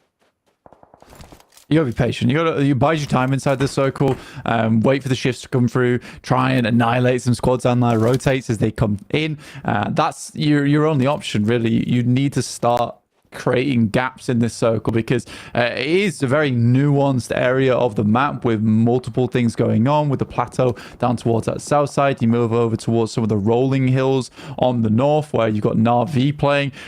The one thing that does worry me is that for Na'Vi is how suspecting are they of a team coming through on that north side. I think they would assume they're one of the few teams that did break through onto the north, considering they came from La Cobreria. So I wouldn't be surprised to see them get backstabbed by PMGMOBILE. So I think that they just need to be aware. In a lobby like this, it's entirely possible for a team to make a bit of a quirky rotate over towards the side of the map. It's all about being prepared for it, handling every eventuality. IHC with the spray downs over the ridgeline against Sincilio. They have lost one on their off angle, and the blue zone's not going to be kind to them. They're still not quite able to find the openings. Finally, over the top, they get that first knock. Turning around, a 180 comes through to try and make sure that they have their back secure. And another shot over the top, but the ridgeline is so exposed. You've got Enigma Galaxy on the north, you've got Alter Ego on the south, and it's just so difficult to make any moves here without everybody having their say. In Cilio, they're down to just their one player. Westron remains, and he's going to go into the fight. He wants to roll on forwards, but that may have been a misstep because ASI8 are ready and waiting. Yeah, that was a bold move from Westron. One of the few moves he had left remaining in the tank, though. It was that or concede, really. So tries to go for something a little bit crazy. Team Queso, they're picking up Virtus Pro, but Virtus Pro is fighting back, but they just don't have that same kind of presence anymore, I don't think. I mean, they're able to take out Colgo, but I'm not sure how much further Virtus Pro can go here. Only one player left remaining. That's a fight that they know very well on that southeast side, so it's just... It is not fun to watch Virtus Pro kind of lose a lot of that edge that we have seen them develop over the year. I thought that nade was going to do it. Icy stays alive as IHC try to leave their ditch underneath the watchful eyes of Enigma Galaxy. A nade in from Icy, and Team Queso are looking to try and find that res, but they're at the blue zone. They're taking shots. That's from Alter Ego, who have flexed back out this way. I say Alter Ego, I mean Alva, because there's only one player left standing. Is there, and I think that's going to leave Team Queso on one player going down here. Icy can try and challenge, but needs to get this first aid off at Zone 4, soon to be Stage 5, which means that blue zone will really start to hurt. Team Queso do get Papi Potra out of the blue zone, and they need to find this res now. Yeah, Papi Potro getting back up, head forwards towards that north side. IWNRX have already started to make their rotate down towards that northern edge, towards Getso Roy, so there is a little bit of an opening. Zedwolf is keeping hold over towards that south side just in case there are teams coming off from that low ground, so he's going to have to be the one that passes that information back to the rest of the squad who do have their compound set. You can see there on the map, the mini-map at least, where Virtus Pro as well as Team Queso are rotating in from. This is a really nasty area of the map, Blank. The east side of El Zahar is just mountaintops set across massive valleys. You can see, well, we can see right now that ASI8, they're at the back of this queue of teams on the southwest side. You've got Vengeance and FaZe ahead of them. Enigma Galaxy also with their outposts down here. But other than that, it's Na'Vi's high ground, and then everybody out to the east is sat in this little ditch that comes down into the valley between these two roads. So Na'Vi, TJB, that fight is isolated on the north side. For Na'Vi, winning that fight would be really good for them, as well as the rest of the PMSL EMEA teams, because then you cut PMGMOBILE out, and then there is a chance for some of our teams like Enigma Galaxy, like Na'Vi, like IWNRX, even Falcons to an extent, to climb further up. I think it's going to be hard to block ASI8 out, especially when Phalanx making plays like that. Does try and get away from it, but will be taken out by Alva, in fact, from Alter Ego. Need to be found. Cooked but not launched just yet. Not quite on the money there. A shift up to the north side with the circle blank. This is huge for Na'Vi's opportunities to stay in the top 3 and for TJB to stay in the top spot as well. I think my attention right now is on IWNRX, though, our top Miramar performers by a long shot. and they're in a tricky position. They have to make it work for them. Falak does finally go down. ASI8 may be the target that IWNRX will set their sights on because UZM goes down second. Vengeance looking over down the hill. ASI8 not having the greatest time of it as Vengeance continue to find some of that high ground approach towards them. Good smoke setup as well, denying a lot of the sight lines coming out from that warehouse and just putting ASI8 into an uncomfortable situation. But it is Enigma Galaxy over towards that western side looking to take advantage of this fight here and potentially carve out a little bit of a path for them forward, because it's not an easy rotate towards that northern side where FaZe is currently playing as their 2 players left remaining inside the lobby. I mean, we saw FaZe losing players early on, right, to Vengeance with those down shots on towards those outposted 2 players. So the fact that FaZe are able to stay alive and potentially be in a better scenario than that is really rough for Vengeance, but looks like ASI8 just can't quite find their way up this hilltop, and it's kind of expected, right, in this position. As I said, the hills, the cliffs, the mountainsides on the east end of Al Azhar are so dangerous to try and play around. It's been quite a slow game, honestly. It's basically just been these teams down towards that south side, cutting each other out because there just isn't enough room for everyone, especially moving off from that plateau that looks down towards the eastern side of El Azhar. Alter Ego, final player left alive. They made some changes today. Even Rosemary getting subbed out, who is not performing up to snuff. Alva drops up, looks for a second flush there. Not able to find Noki, and that's Alter Ego out again. It has been multiple times where they've just been clinging to this 11th place spot. They've been in and out, and it must be so stressful. Sends a nade up to try and push Vengeance back. Actually, doesn't cook the nade at all, so maybe a little bit of a surpriser there, but Team Queso, they push up, they third-party this. IWNRX further out to the east of this. They're a little bit on the low ground and will have to fight through Getso Roy over on that east edge, but Vengeance can now start to move further north, with FaZe making a cross on the road, trying to get to the other side, and seemingly doing so successfully. They have gotten to the other end of that cable car there. And now Getso Roy have their fight against IWNRX to worry about. It's a really question of where IWNRX goes next, and I think that they would love to open up a knock over towards Getso Roy, and then they can start to work the problem on that eastern side. But even with Team Queso behind them, yeah, life's kind of tough for them right now. Enigma Galaxy, they take a knock and a flush and go down to 2 players. Not an ideal scenario for them as they wrap around towards that western edge. I think it was one of their few options. That fight towards the east edge just wasn't confirming quick enough. And the circle drops right on top of Na'Vi. Good rotate from them. Definitely the circle look is there for them. Yeah. But they have settled themselves into a nice spot. The question is now for me is, come stage 6, stage 7, how do they play this out? Can they maintain all 4 players? Realistically, off the back of this one, you would want a chicken dinner because you've been given a chance here now. The position that FaZe hold is where IWNRX and Getso Roy both want to be moving up towards. You can see the ridgeline beyond where FaZe sit right now in the scopes of Porsche.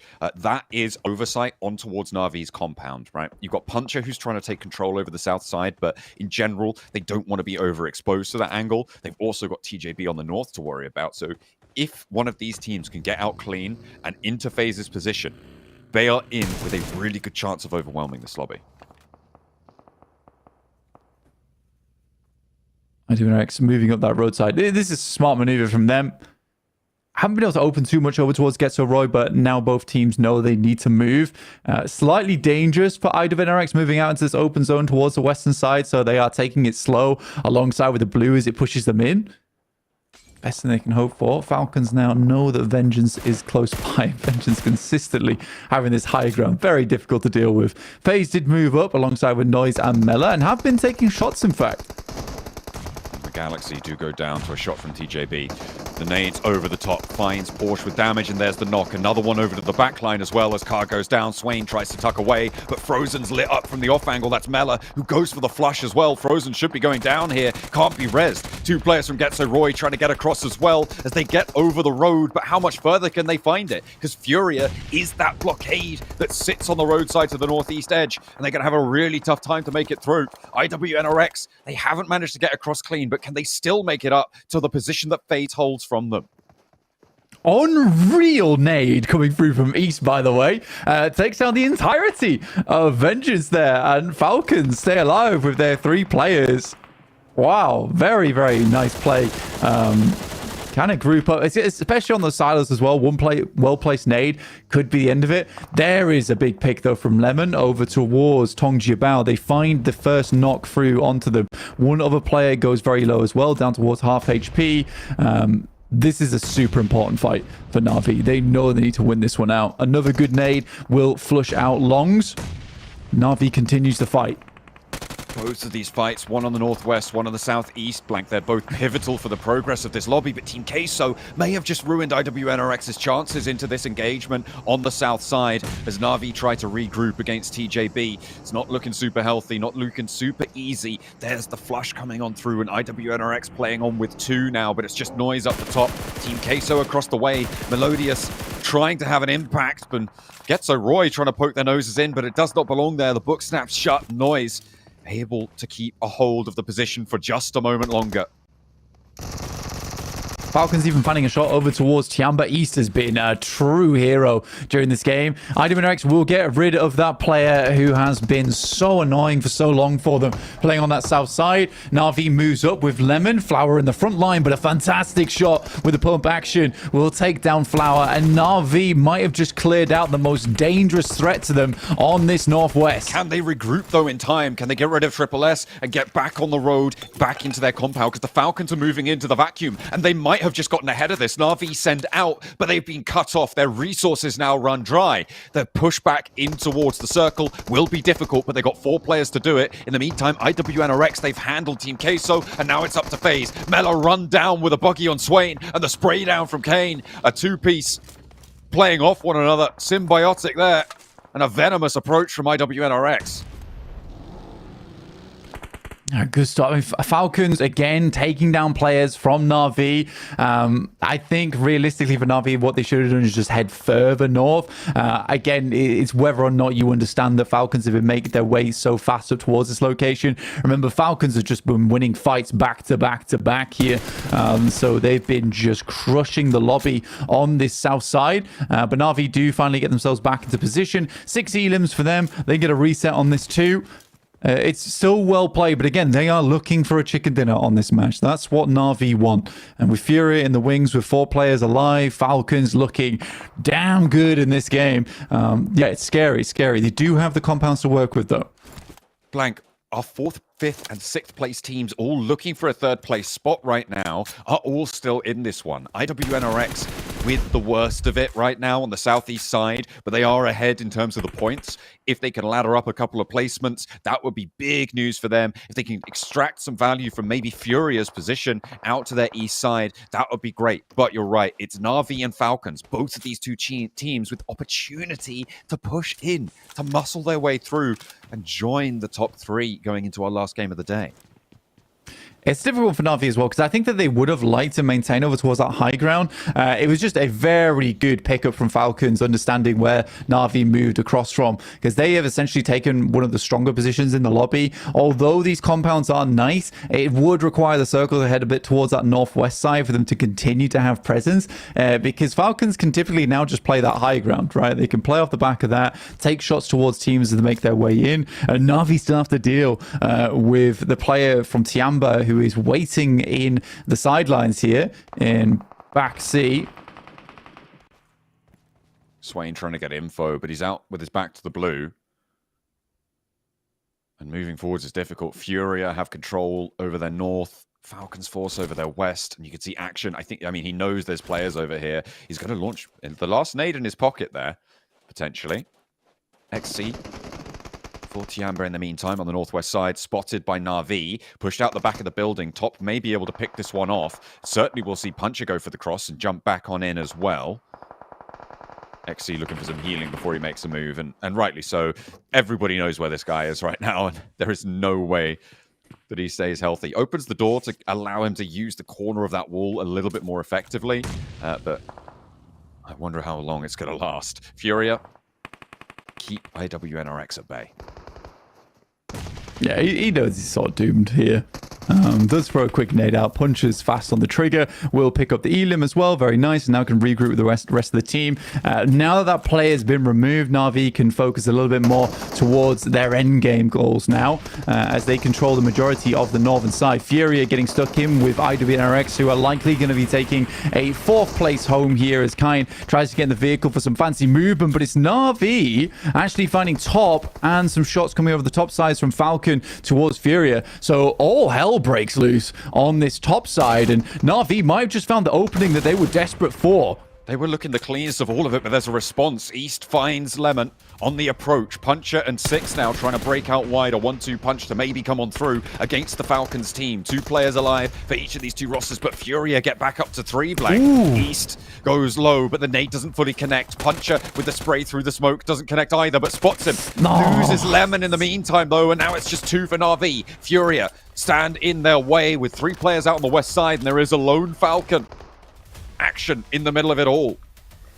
Oh, that's frustrating, man. I mean, if they were able to keep Lemon up, and Lemon did a great job to kind of juke around and create opportunity. Smoke went down, though, which was so painful for Puncher to try and find that shot. So it is now Six and Puncher left up and remaining, which is a 2 players that I would say are on the weaker end to both Lemon and Flip, but with Puncher, with Six going down, Puncher forced back and trying to get this res. Zone 9 is pushing in. I don't even think it's possible at this point. Still 9 elims and a 2nd place is not horrible. They do not have long on Oh, this. Falcon's still alive, though. Yeah, Falcon's still having action in this is really, really important. Furia moving in with 3, though. I feel like Action may not be able to do too much, but maybe he opens the door for Na'Vi. First shot goes in. Action's still alive. He's still giving them the slip, but takes 1 down. They have to go a little now. bit of damage. Na'Vi need to come in now. They need to come in strong. A nade over the top. What have you got? Six is cooking. Silence is low. They can't go for this res. A lot of damage, and Kayovsky goes down next. Na'Vi looking to put the 11th, the 12th, and or maybe the 13th nade through on in, and the eliminations can come in thick and fast if they can find this last knock. That's what they're looking for. The spray, the nade, and it's Na'Vi to take the chicken dinner with some hard north shifts. They make it work, and a miracle to put them back in the top 3. I mean, you've got to thank Top for that one at the end of this one, or at least Falcons in general. The fact they were able to control that side for so long and then getting a knock as well. It is really quick reactions from Na'Vi and some very well-placed nades on the top of it. But 11 elims at the end of the game. Really good stuff for them, and they'll be super happy with that one. 21 points. That sees them happily up into a top 3. Well, Na'Vi getting bailed out a little bit, I'll say there. Six gets knocked inside the compound, inside a little bit of a building. Go back for the res onto him, but Action, as he's being chased down in Mad Max style, gets 1 knock and a butt ton of damage onto Furia, which inevitably causes Furia to lose that match. But credit to Na'Vi to capitalize off of that moment as well. Not to mention the perfectly placed grenades here. Max, man, I know you're happy for this. Oh, this is a good game. I mean, I'm happy with how Na'Vi played it. I can already see the comments coming through. Like, people said, oh, they were gifted the circle. Man, sure, they were gifted some circles here, but they were using it to its full damn potential. I'll tell you that much. Like, sure, Falcon helps out Na'Vi in the end there, taking care of a few of the players of Furia, and then they just get the 2 angles behind the ridge after they got the res. Na'Vi played it great, but especially the reason why they got here in the first place, Jukes, and this is the big highlight of this game, in my opinion, it had to be that push against TJB. Oh my gosh, that push against TJB was ridiculous. And I'm telling you what, Na'Vi, you said it best. I mean, Na'Vi played this circle to perfection. Puncher, 5 eliminations, Lemon with 4. These guys went absolutely nuts. But at the same time, you can't shy away from the fact that Furia got another good performance. I'd say that they had to win almost every single game if they wanted to be in that fight, and that's exactly what they've done so far. How many second place finishes have they had? Right? It feels like quite a bit, but definitely being consistent and getting into those top placings. But obviously Furia, to get to that position in the game, they had to rotate in towards that east side of the compound that Na'Vi were at. And Max, we were discussing that at the time before Furia actually made that move, saying that like Na'Vi, they're gonna have to regroup here in case someone did push on. I believe it was 6th position. Yeah, I believe it was a 6 over to the east side. And that's the thing about Na'Vi. They were aggressive at the right time versus Dongjabao. And they were also passive in fights that really didn't make too much sense and wasn't going to really add too much to their current position, which, yeah, we just don't want to fight that wide rotation of Furia. We can just coexist like a symbiote in that compound and just survive into the late game. Have an easy access to a podium finish, and then we'll have to fight later on down the line. So it was, again, a perfect mix of being aggressive, being respectful at the right time, and the timing was on point for Na'Vi. But Furia, I'm telling you, man, they have stepped up big time here. They are gunning for top 11 placing. Sure, they can maybe get a few more eliminations, but they are taking fights that make sense right now. So Furia, they know what they have to do, Hot Jukes, to make up there, and currently the game plan is successful. Yeah, man, I mean, they had to play this one from the east side towards the end of the game. They were right next to Get the Roy, IWNRX, but they just pushed their way in little by little after that big circle shift onto Na'Vi, and they played it so well. So I'm really excited to see, you know, how they finish off today. And man, dude, at the end of the day too, TJB still, I mean, the performance they've had today, you got to give them just so much hype, right? So the fact that they're able to put anything on the board is still a success in my opinion. You got one more game left to go, and I have a feeling it's going to be a big one, Jason. Well, think back to what Seven said in his post interview he had with Furia, and he was saying they realized they have to kind of change their mindset and change the way they're approaching the game, and it seems like all that has been paying off here. They only get 4 eliminations, but they get themselves the 10 points, and the 10 might be enough to push them ever so close to that top 11. But also Falcons, we didn't really touch on them too much, guys. I feel like the timings, the windows they hit were pretty damn spot on. And that Falcons position was tough. They were having those silos right there on the south side. They had they gate-kept the likes of Vengeance, and once they got that silo position, they had that hill, they had that sight lines to try and third party the likes of Na'Vi, Tianba, and put some good points on the board. So I mean, yeah, when it comes to Falcons, you got to be happy with 13 points here. Oh, very happy, but they didn't just get rid of Vengeance. They dropped a nuke on Vengeance. That was a grenade from East. It was insane how good that nade actually ended up being there. It was so clutch, clearing the entire Vengeance, allowing Falcons to remain as almost a full squad. And then it was down to timing. Again, I think timing was very important, was of the essence for a lot of the teams like Falcons, like Na'Vi, like Furia, because they hear the fight of Dongjabao versus Na'Vi Northeast, near the warehouse, near the compound, sorry. And they use that as an opportunity to cross the road, which at that point is so deadly. If you make that cross without any smokes, without any cars, teams are going to see you and they're going to spray you down almost instantly. But that timing is perfect. They make it to the ridge, they clear a few solos that are just straggling about, and then they can truly get involved in that conversation for a chicken dinner contender. So Falcons, sure, it was a bit more silent in the early stages, but the timing was exactly what it needed to be at that point.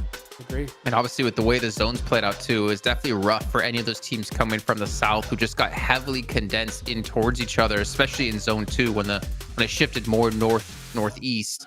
We can see here Puncher could be the MVP of this match. And it's nice to see that, you know, anyone on Na'Vi could be the MVP at the end of the day. That's what we always say when it comes to PUBG Mobile these days. You have to have a team of 4 fraggers if you want to be one of the best teams in the world. And we're at the best event in the world, so it's time for you to step up. Everyone must shoot good. Yes, I agree. I mean, it's crazy. I mean, Puncher, 5 eliminations. This was one of my teams to watch. You know, I had Na'Vi on there because they had just dropped out of top 3. A win here is definitely going to put them in that running. Yes, sir. All the way up to 2nd place with a little bit of room to breathe, Max. Yeah, TGB are like, oh man, I'm so happy I got 4 chicken dinners. Na'Vi are like, wait, you guys got 4? We only had 3. IWNRX are saying, you guys are getting chicken dinners? What? Chicken dinners? What? You guys, what even is that? Just, I don't know what it is. It's a mythical creature of ancient times. No, it's still not getting any of it.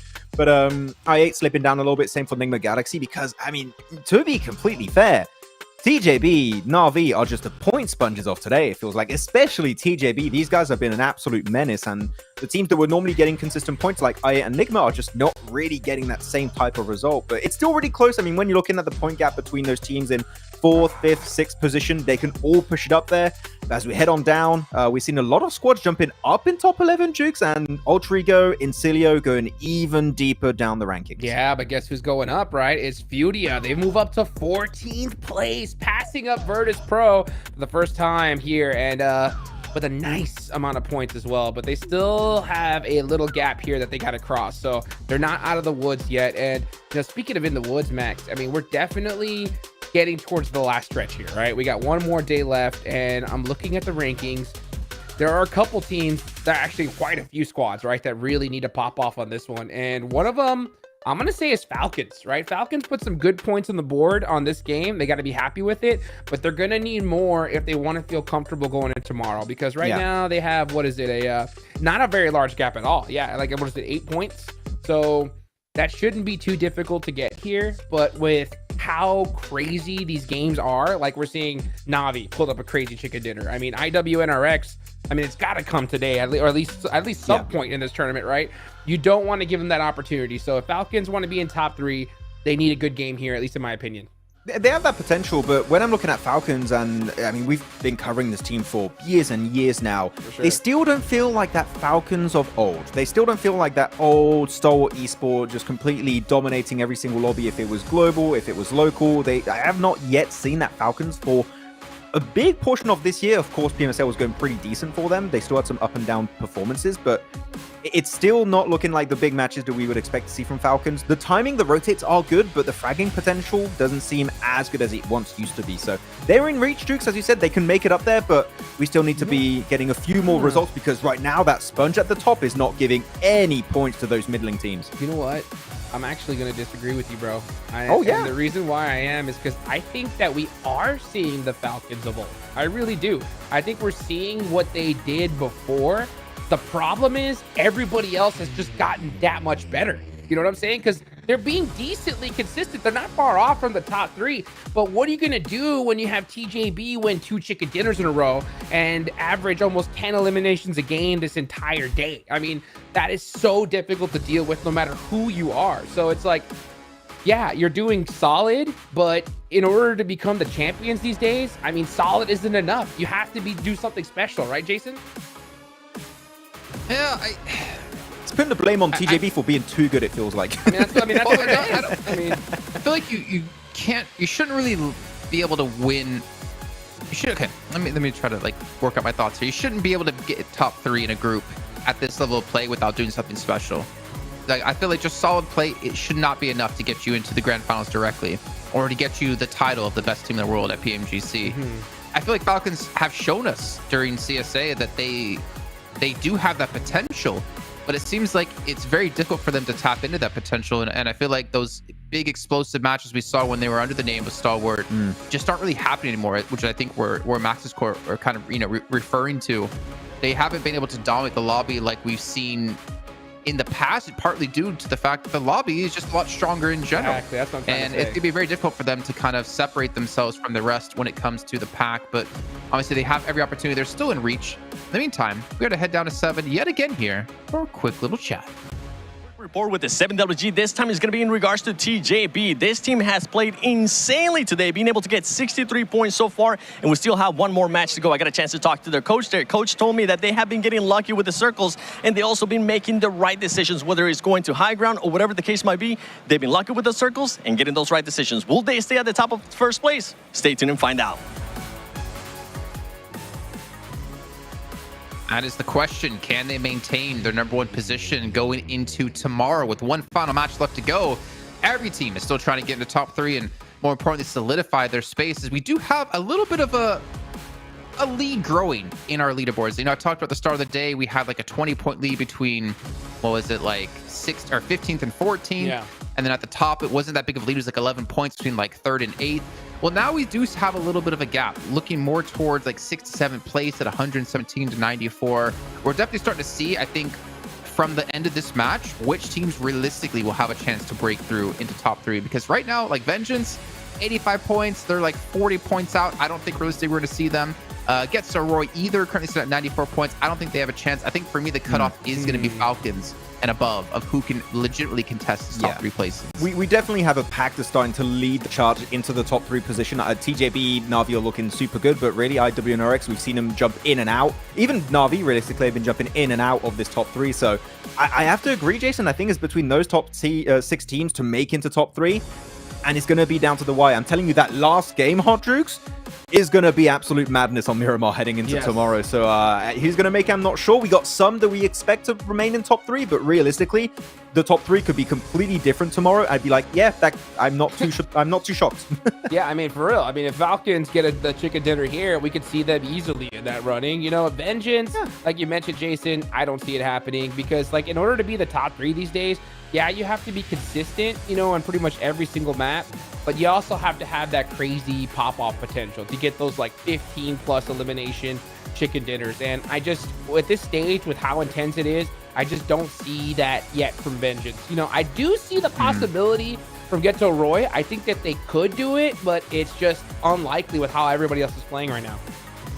Well, I had to like go triple, quadruple check before I made this statement because I really didn't want to look dumb because I do that more than enough on my own. True. When we looked at Ultra Ego earlier on the camera, Rosemary is back in the roster. And I'm checking on our map feed right now. And I'm like, he for sure is in the game. So Rosemary, who said he's going to sit out because he doesn't feel like he's playing too good or too well today, has come back in for the final match of this 3rd day. Let's go. Quick break. You know what I'm saying? Quick break. Coffee break's over. You know, just say, let me shake it all off and let me get it done, baby, because we got one more game left to go. Let's get it going, Jason. Well, let's see if he did T-Swift it and shook it off. We're going to head back to our casters here for the final match of day 3 of Group Red with John Allen and Blake.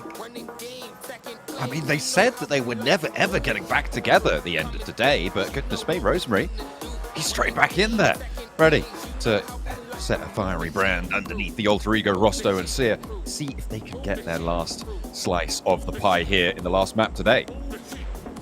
Like, it's not working with Rosemary. Let's take Rosemary out. It's working a lot worse without Rosemary. It's time to get Rosemary back in. Rosemary's such a good player. I love that guy. Yeah, I think it does require you to remove a key component from the team before you realize that maybe it was a component that was required to keep the engine running. I do think Rosemary's a great player. I think it's absolutely fair that he has some bad games. I understand his decision, willingness to drop himself back out again to give like a mental refresh, but yeah, the rest of the team needs to step up alongside him because I think there is a lot of pressure on Rosemary right now to perform at a super high level. He's a very, very good player, and it's somewhat similar to the FaZe situation with Mello right now. It is a little bit unfortunate, you know, to see teams struggling to really find that identity that they've had in their previous regions and their previous tournaments as well. And again, it comes back to the power of the overall strength of this lobby. It's really, really difficult to handle, and the pressure seems to be getting to some of our players. Southwest shift, though, and maybe Alter Ego could do something with this. Tongdia Bao as well in Chumasera, potential for them to get up into the hills or maybe play to the northeast side. Yeah, I like Tongjiba though. Like, what was the team last group stage doing? Oh, playing Chumasera, I see.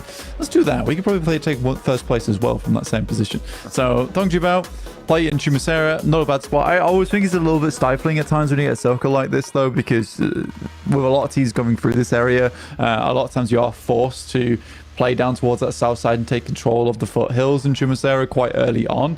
But you got plenty of time to loot up here. I think a lot of our teams over towards that north side will allow that to happen. Na'Vi back up into second. Very well done to them, with the Falcons attempting to make their catch up now with 117 points. And IWNRX do claim that third place spot. But again, ASIA really not far behind. And this is a really nice spread of eliminations coming through for Na'Vi, with 6 actually pulling out ahead from the rest of the squad with 23, but it's a 5 elim differential between the best player in the squad down towards Poncha, who is the one with the least amount of eliminations. So again, I think that this is what you need, and right now I think Na'Vi's got one of the best rosters that they could have hoped for on their team.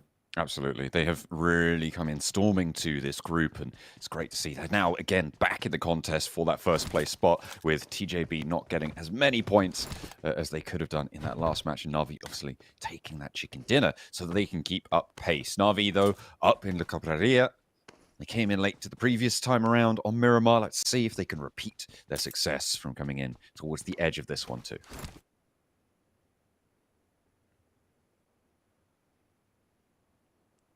So for Vengeance, I am actually quite interested in Vengeance because they have stayed pretty consistent now towards an 8th place. I think after that win they were able to pick up, it really lifted their spirits in a big way. Again, their team fight, I am still willing to say that I don't think it's there with the best of the lobby right now. But I think Vengeance has definitely done a bit of a 180 since their first day of play, where it really didn't feel like it felt like they were going to be one of the teams in 15th and 16th, but they've turned it around. I'm really happy to see it for Vengeance. I would like to see a couple more points coming out from them, because again, on that last game, there was a huge potential for them to take out the entirety of Falcons, and it would have been a very, very different game from there onwards. But just going down to one unfortunate grenade, it's a rough feeling. That car is drunk. Yeah? It needs a little bit of a lie down, a coffee. Yeah. Get back into it, you know. Make sure that you're fit as a fiddle. Ventores, oh dear, he's maybe going to be a bit dizzy in a second, but does manage to survive the initial roll-up against two Team Queso players. The rest of FaZe could maybe come on in. Has got the auto-shotty around the corner.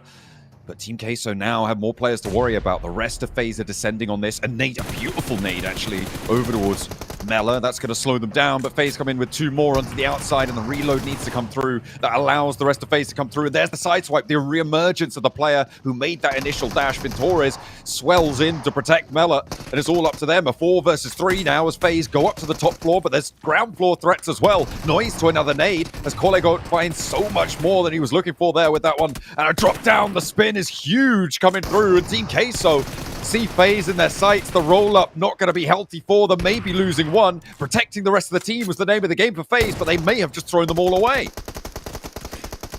I mean, Mormon, last remaining, 2 players on the outside. Difficult fight for them going forward. S12K in the hands, going to try and make something happen alongside with this good first knock. Now just has to close it out. One more chance, and there's the shot on the crossfire, and Mormon finds 1, 2, and a third as well, but all his teammates fall. FaZe finding 4 eliminations, 3 going over to Team Queso, but both of them fall, and at a crucial point blank, look at those points tables. Vengeance, Tianba, Alter Ego, Incilia, all of them poised to jump up. And that will keep Team Queso down. I'd keep FaZe slightly ahead. I really don't know how much further they can make into this game, but with Mormon having a fairly central position anyway. Man, that shot through the doorway, though, was such a nice fadeaway. Again, a lot of pressure on Mormon's shoulders there, but he steps up to the plate, up to the door, and he will take them all down. Very, very well done to Mormon. I mean, we talk about Mela, right? But that was definitely a show of strength from Mormon. Another point on the FaZe star, but they need to rise higher to fully commit to getting into those survival stages at this point. A good start, sure, but they're only 1 player, and it's not too likely that they can get a huge amount more value out of this game. However, they are very central on the circle. Other teams are going to move into this ground, though, and I think that's where it's going to get dangerous. So 4 points may be enough to just about keep them in these top 11. Alter Ego down towards that south side now. One of the teams that we were talking about with Tiamba and Vengeance, the 2 teams that they need to rise above, including FaZe as well. This is a bit of a last hurrah for them on the day. Definitely doable from the south side.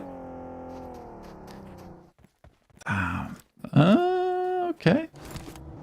What? Okay. He's in.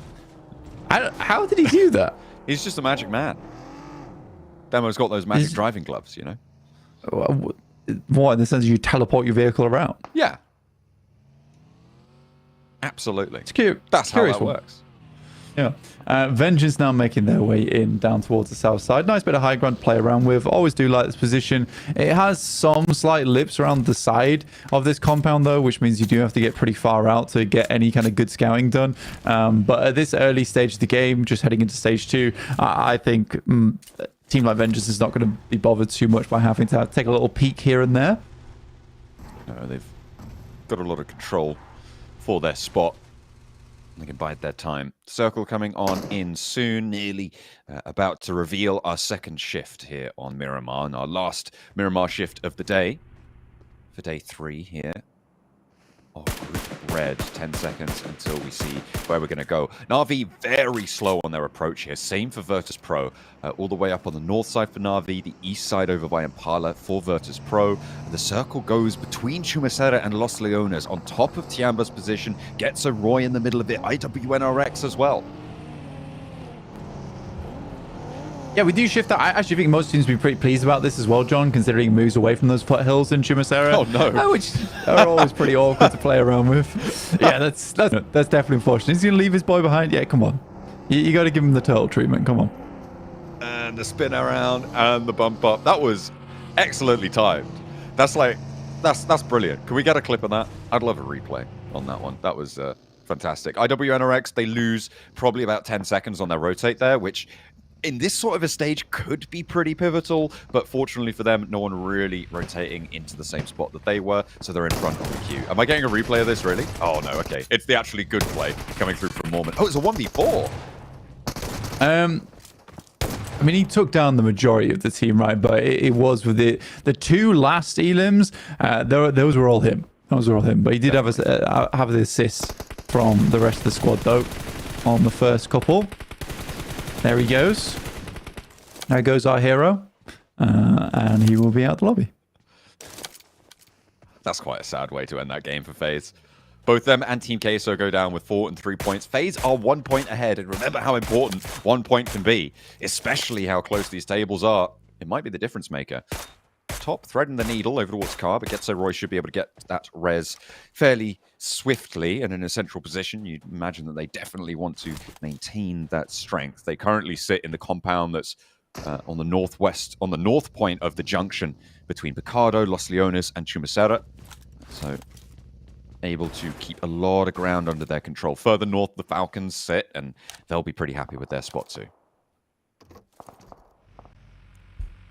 Tiamba actually make a break for a fairly decent position in the circle towards the central side of things, with Getso Roy once again making a nice little pivot over towards this ridge side.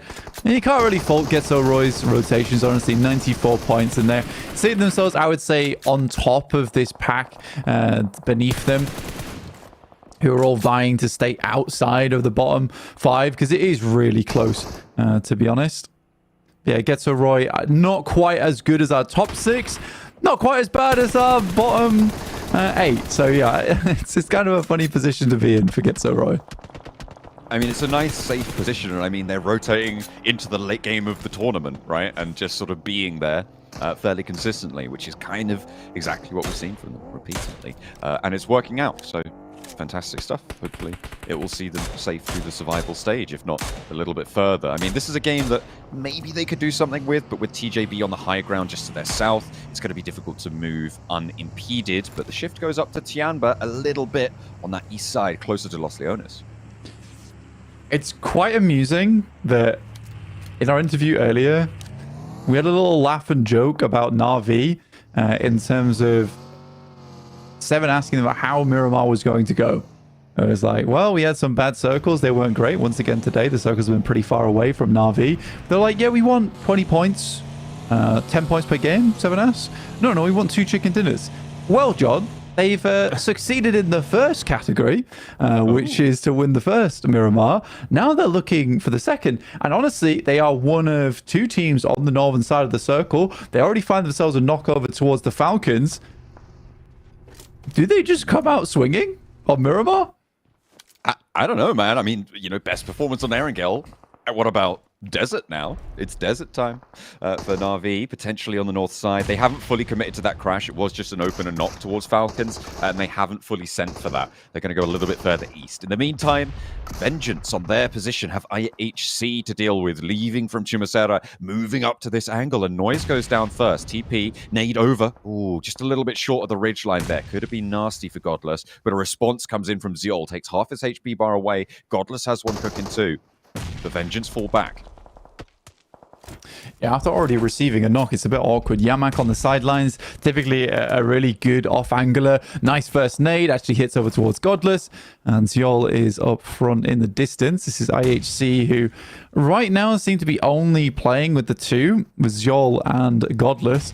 Both Demog as well as Rogue haven't quite moved into position just yet. So you're looking for the res onto Godless on the ridgeline there after the nade came through. They might have burnt through a lot of their nade supplies here and unwilling to go for more. You can see still 2 for Yamak. No, TPs has a little present to launch over the top, but the off angles are starting to come through. You said they left them back, and maybe they did that on purpose to create these off angles through those windows, force Vengeance to take peeks through these windows that they have sightline control of, and that seems to be the game plan for IHC. But right now, Vengeance are having a pretty good time rebuffing them. They found that knock onto Godless. They haven't really given too many sightlines away, and likely they're going to have to leave. I think they're just going to go for it now.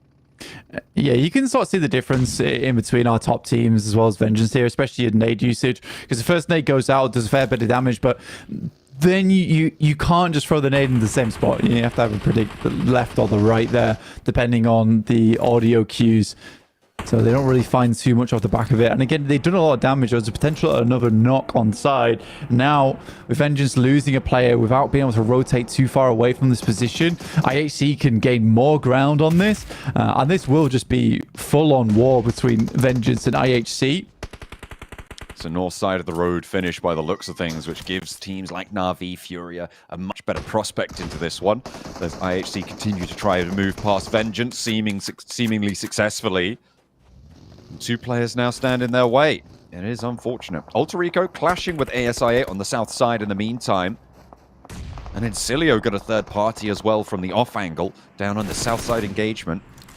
ASIA on the far side of it means that Alter Ego bearing the brunt of this fight. Good shots on the sidelines, you can see there. It has just been a full swap around between IHC and Vengeance, now having to play on the edge of this compound. Moving over towards D-Move, though. They can find him. That is the off angle taken down, but he's immediate on the retreat. No point sticking around for too much longer there.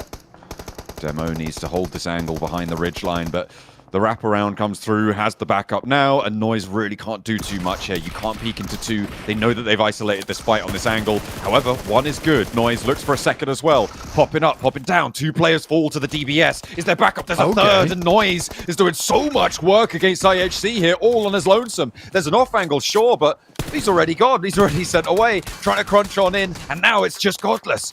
Moving on in, it's Noise to try and make it work for them. They're both into the same position. It's a 2v1. It's turned topsy-turvy here, Blank. And IHC might have had the last game of their day ruined.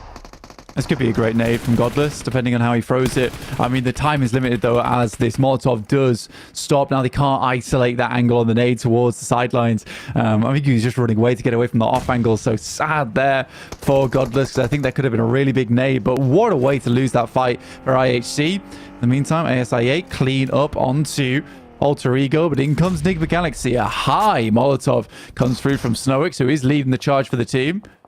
Pushes them back off that ridgeline. They know there's no close contact now in that smoke. Nuki already crawling back. UZM low. Narvalo going to make him even more vulnerable with the nade approach. There goes IHC in the meantime, by the way. That was held down, and TPs finds that final shot. UZM does fall, and now ASIA faltering in the face of Nigma Galaxy. That third place spot looks really tasty. The Galaxy want to put another EMEA team up in there. Yeah, 3 points already. Very nice stuff. Clearing out the south side fairly handedly as well. That's a lot of our southeast teams just gone. Leaving Nigma Galaxy, ASIA's final player in Falak, who is certainly not a player to be trifled with, even as a solo, but it's Tongju out off towards that northwest side that I think Nigma Galaxy has to be very aware of going forward. On that western edge, although with the road as it sits, it's likely that it's going to be moving up to the north side of the road for the final circles, which means that TJB, whilst they have that high ground right now, they have a really strong oversight under the compounds that Getso Roy, that Tiamba hold right now. They are going to have to leave it most likely, and it's a question of what information can they gather, what paths can they establish for their next rotate route. Next circle, where's it go? Nice and central, supports Getso Roy or over towards Tiamba. Actually moves far over towards that eastern side. So Furia, Falcons actually pick up a really nice compound, which has beautiful sightlines all around it. It is a little small in terms of a compound, but it's difficult to crash upon because so many teams have sightlines over towards that area, which means that Na'Vi is likely going to have to play on this northwest edge for a little while longer and wait for some of these teams on that south side that who do have that oversight to be forced to move out. But they're already picking up eliminations. They've got one. I think they found one of the players from IHC, one of the players that was knocked beforehand. Falak. Uh-oh. Tilts the buggy up, gives them the underbelly and eats some bullets with the buggy, but Malloy nails the headshot through the ribs of the buggy, and it will take down the last player from ASI8. So third place is locked in at 125 points blank. IWNRX, because of the lack of chicken dinners, currently losing the tiebreaker. But on the south side of the road, it's likely that they get a little bit further into this one, staying alive for just the time being in the buildings they hold. Enigma Galaxy may look to crash it. TJB may also, but again, you're just going to have to go beyond that road on the next rotate. I hate this Tongji and Enigma Galaxy. What a horrid position to be in. I think if you are Tongji, you're more considering making this northwest wrap to try and potentially get some shots down and make a quick crash over towards Getso Roy. Enigma Galaxy, though, they find the back line as Tongji gets stuck into a fight with Vengeance on the west side, so they really can't help their other player here, and Tongji should lose at least one on this eastern edge. Yeah, Long's going down. They're playing on as 3. Tongji trying to get on through, but it's just not working out. IWNRX spot Enigma Galaxy, and that's Ralph. They are going to find that flush. Point going over to IWNRX does tip them over the top, and you can see immediately ASA8 down in 5th from third place in under a minute. TJB looking to push on past towards Enigma Galaxy. The blue zone's putting pressure on it. It's a stage 5 circle, which means it hurts, but it doesn't hurt quite as much as Snoix with the DBS, but there's a response, and 676 with the pump action now spots both of the Enigma Galaxy players on the backline as Stunner goes on through the smoke to try and slow things down, allow a little bit of a response from TJB, but down on the backlines, Redox tries to rain a hail of bullets in, and in goes the melee combat, but 676 is ready for it. The pump action shotgun burst out wide, and Redox with another one with the DBS. A 1v1 now as 676 on the pump action. Low ammo count for the DBS. Has to swap to the M4. Go for those spray downs instead of having that close range one-shot potential. Luckily, already damage done to 676, but he's looking to heal. Getting out around it as well with the pump action once more. Redox needs to connect the spray, but it's not good. And 676 takes down Enigma Galaxy. 676 just cold as ice, man. It's actually brutal to go up against him. And Enigma Galaxy gets hit by a load of frostbite and is chopped off by the blue. I don't know, man. 676 quickly becoming my favorite player here on Tongji, which is surprising considering they're fielding Flower. But yeah, honestly, the clutch potential. Also, the fact that this guy's shotgun of choice is the pump shotgun is very interesting. It's clean. I like it. No messing. I mean, you only just peek out, go for the one shot, you tuck back in. It has a really high damage count. Its range is pretty decent as well. It's a lot more adaptable in very specific, well, in pretty specific situations, but I'm liking it. I'm liking it. We saw it a little bit back in EMEA as well, a couple of times, but I mean, they'd rather have a DBS. Fullest potential. Yeah, I think a lot of the time, yeah, you could just put more volume down. But it seems like 676, like he will forgo a DBS for a pump shotgun. That's what he likes to play with. I'd be curious because I think I need to read up on the PEL patch notes because I wonder if it's a case that that weapon is just stronger in PEL. For now, though, as a solo and out in the cold on the south side, he goes down to the play zone. So first place locked in at the end of the day as well.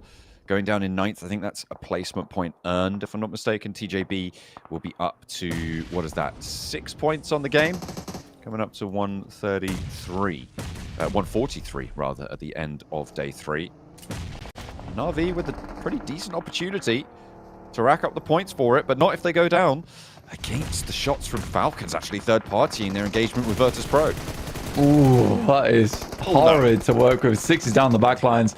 I actually really wanted to see the Na'Vi back-to-back here on Miramar just for storyline's sake, but that nade should be the end of it for him. Flip's forced to heal, and now it's just Puncher left remaining. Tixie on the side. He's doing a decent job to keep himself alive there, but yep, Na'Vi is now finished. Could have definitely been better. Yeah. I don't think Na'Vi's too unhappy with how they finished today. Big crash on the south side, and IWNRX have gone down as well. They tried to get across the road towards Tianba and just couldn't find an opening blank. They all went down, melted at the feet of Tianba. Furia find the same angle that Virtus.pro found on towards Na'Vi as well. And with 4 players alive, it's just similarly almost impossible to research from this. Virtus.pro should be going down here. Furia. Nade over towards the top. Yeah, Virtus.pro in a difficult situation. They essentially find themselves in the exact same spot that Na'Vi did, as Furia makes their way over the top side and will take down Virtus.pro instead. I think that's one of your... It's not a mistake that you want to make too often, but when you see those death threats, you want to take them, but it's easy for a team to rock up behind you and take the exact same positioning that you just dominated another team with. So yeah, good play from Furia to get over towards this spot nice and early. And now we're looking over towards Falcons. 117 points. Not a huge amount of eliminations, but they could see themselves into a nice position for tomorrow. Even if they get 130 points on this game, that still sits them ahead of IWNRX in 3rd place. Teams in this circle. Falcons really in a the most pivotal point on these tables, right? That is what they're looking for, the jump on up. Tianba wanted to secure a spot, so gets so Roy. They just want to maintain consistency. They've already had a pretty decent game. The question is, how far up those tables can you get based on these positions? Tianba holding off a crash, have 5 eliminations. Looks like they might have to hold another. Sketz and Roy go for the roll-up. One goes down immediately. Duque can't quite get up to the wall. Falls short onto the tree, stuck on the branches there and taken down. That's actually Falcons with a third-party angle, isolating the fight to the south side of this compound. But 2 players from Tianba go down. A really nice off-angle found, and the Molotov to force this fight. A third goes out, and it's all up to Zunda. He's in a 1 versus 1 now against Shan, who breaks out, hops over the wall. The first aid cancelled and will be timely to do so. Tianba may be able to get the full reset. Yeah, serious grimace on that fight for Tianba. I think that they really thought they might have been going down to Zunda all on his lonesome. Ridiculous set of sprays coming through from the UMP, silencing Tianba's push out from the building. Yeah, very, very well played. Looked terribly scary. And for Tianba, it is really important for them to get a good game off the back of this one, especially right at the end of the day. Those are the type of things that you like to see. And they can move up a little bit further on that north side, even use those loot crates to their advantage in terms of cover. Koa out in the open will have to break out on a quick run as Falcons make their exit, but he could potentially cut one of them down to size, but East knows already. The play zone took it down there. It's just too tough of a tick. 7 stages in, and the blue zone just bites you so hard trying to make those moves. Falcons flexing out now. Furia have got so much oversight, but they're having to be pushed back as Tianba make a bid for the center of this circle. Furia's approach made a little bit harder as Tianba starting to stretch out. Falcons do get spotted though, and top goes down with 3 teams remaining. Keeping 4 players alive would be massively valuable, but it's just not going to happen there. Little cache of goodies on the corner for Tianba to pilfer through, but we're going to have to head into the battlegrounds very, very soon. Out to the open. They've put Bond as a forward outpost. Yeah, it was a good pick-off as well, and some good sprays coming through from the rest of the team, because essentially the reason they want to back both these teams off is just to get Bond up, to create that anchor point for the rest of the team to drag themselves over towards. And now Falcons and Furia both in a tight spot up top side. East with a follow-up onto a great nade, which will at least knock one. But Tianba starting to break out from their position. They know they need to create conflict here, as they do not have the high ground and are forced to play these weird little divots down towards the south side of the map. Tianba, 9 eliminations.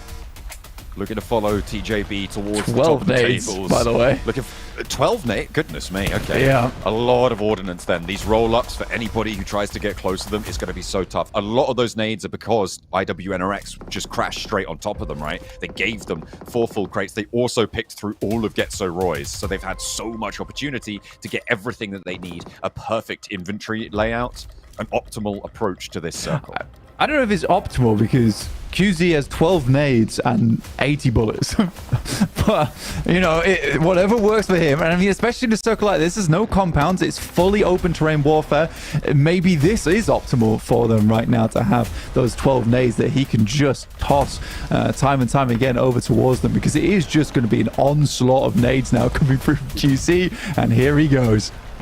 Looking to unleash, but Furia and Falcons have some of their own as well.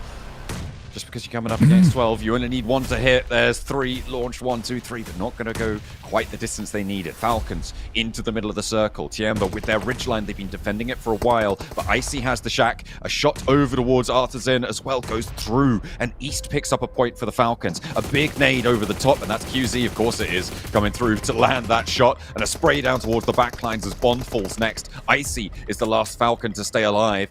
Trying to push towards the top 3 on these tables, but it's made all the harder by this constant bombardment, this barrage coming through from Tianba, and they just keep layering them down. This is why you only need 80 rounds in the back pocket, because all you need is just huge numbers of nades, and they can't move. It's the last stage. Icy on the backside. Again, that little door there that's on the outside, kind of annoying for them to deal with, but they know they can get rid of Icy later on. I think they'd be best off throwing those nades over towards the right-hand side now that they know he's desperately not in the shack. Nice bounce off the top, though. If they can get 2 of those flowing through, that would be a knock-on towards Icy. He's only got 1 first aid kit remaining, but fully stimmed up here. Gusta takes a tumble and a second nade. Should about finish it unless Kowski can get him close, but no, it's not meant to be. A very explosive way to close down this game for Tianba, our last game of the day. They've only got 2 solos left to handle. Kowski again eats more shrapnel, and it's just explosion after explosion, blast after blast. And it's only Icy left to stand. He's on the inside of the shack now, but an aid in through the window. Of course it is. Under his feet. It's not even needed because QZ finally pulls out the weapon and takes the fight through the sightlines there. And that is just so controlling of a way to finish it out. A lot of eliminations found. And Tiamba, have they just made the top 3? They will have climbed a lot, and they have been slowly reaching towards the top side of the lobby over the day. So very, very well done to Tiamba. But again, it's a very good understanding of that terrain going forward for Tiamba too, in terms of just being like, right, we don't really need bullets in this last zone. What we need is nades. I think they had a total of like 20 to 30 between them. But yeah, fantastic stuff. Once again, it is really even towards the top 6, John. Absolutely brilliant stuff to close us down. Nade after nade pouring on in, and Tianba reap all the rewards they were looking for with the final chicken dinner of the day. This is definitely proving to be the closest group yet in PMGC. Obviously still 1 group left to go with Group Green, but my God, what could happen here? Any team could still go for top, well, not any team, most teams could still go for top 3 as we see. IHC. Or potentially just top 11. Insanely close across the board, but again, these 3 teams that did survive, another time we've seen Furia in like a top 3 situation. I feel like that's like almost 3-4 games in a row for them. This is getting ridiculous. I feel like I need to go buy a lotto ticket or something, because I was like, yo, hey, I need to see something from Furia right now. I need to see something. You said that about Inco first week, man. Come on, like, you just got like this.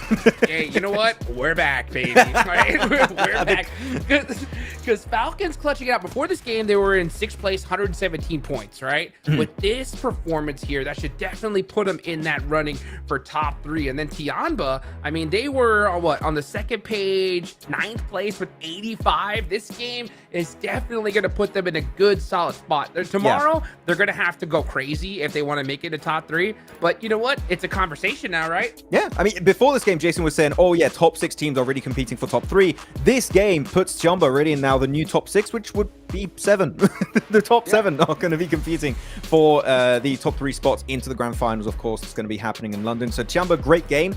And the most important fight this game, just looking back, was clearly Roy versus Tiamba. That fight resulted in whoever won that engagement to be able to play that ridge that gave so many opportunities for Tiamba to third-party Falcons versus the side of Furia and just get all the information you would ever need to wrap up that game in style. So that fight, I respect Roy for trying to go for the send it, because it could have been invaluable if they won it, but Tiamba won it, and that ridge was just too OP at the end. Yeah, you know what? I gotta talk about this fight too. Oh, yes. Right? Morbid with the 1v3 against Team Castle. That's gotta be brutal for them too. Hopefully they can kind of shake that off going into tomorrow. But man, yeah, that was a great play there from FaZe, trying to hang on. Unfortunately, he wasn't able to kind of make it, far into the game. But it's so good to see a little bit of sign of life from these squads. What a way to finish off today, though, man. Tomorrow is gonna be ridiculous.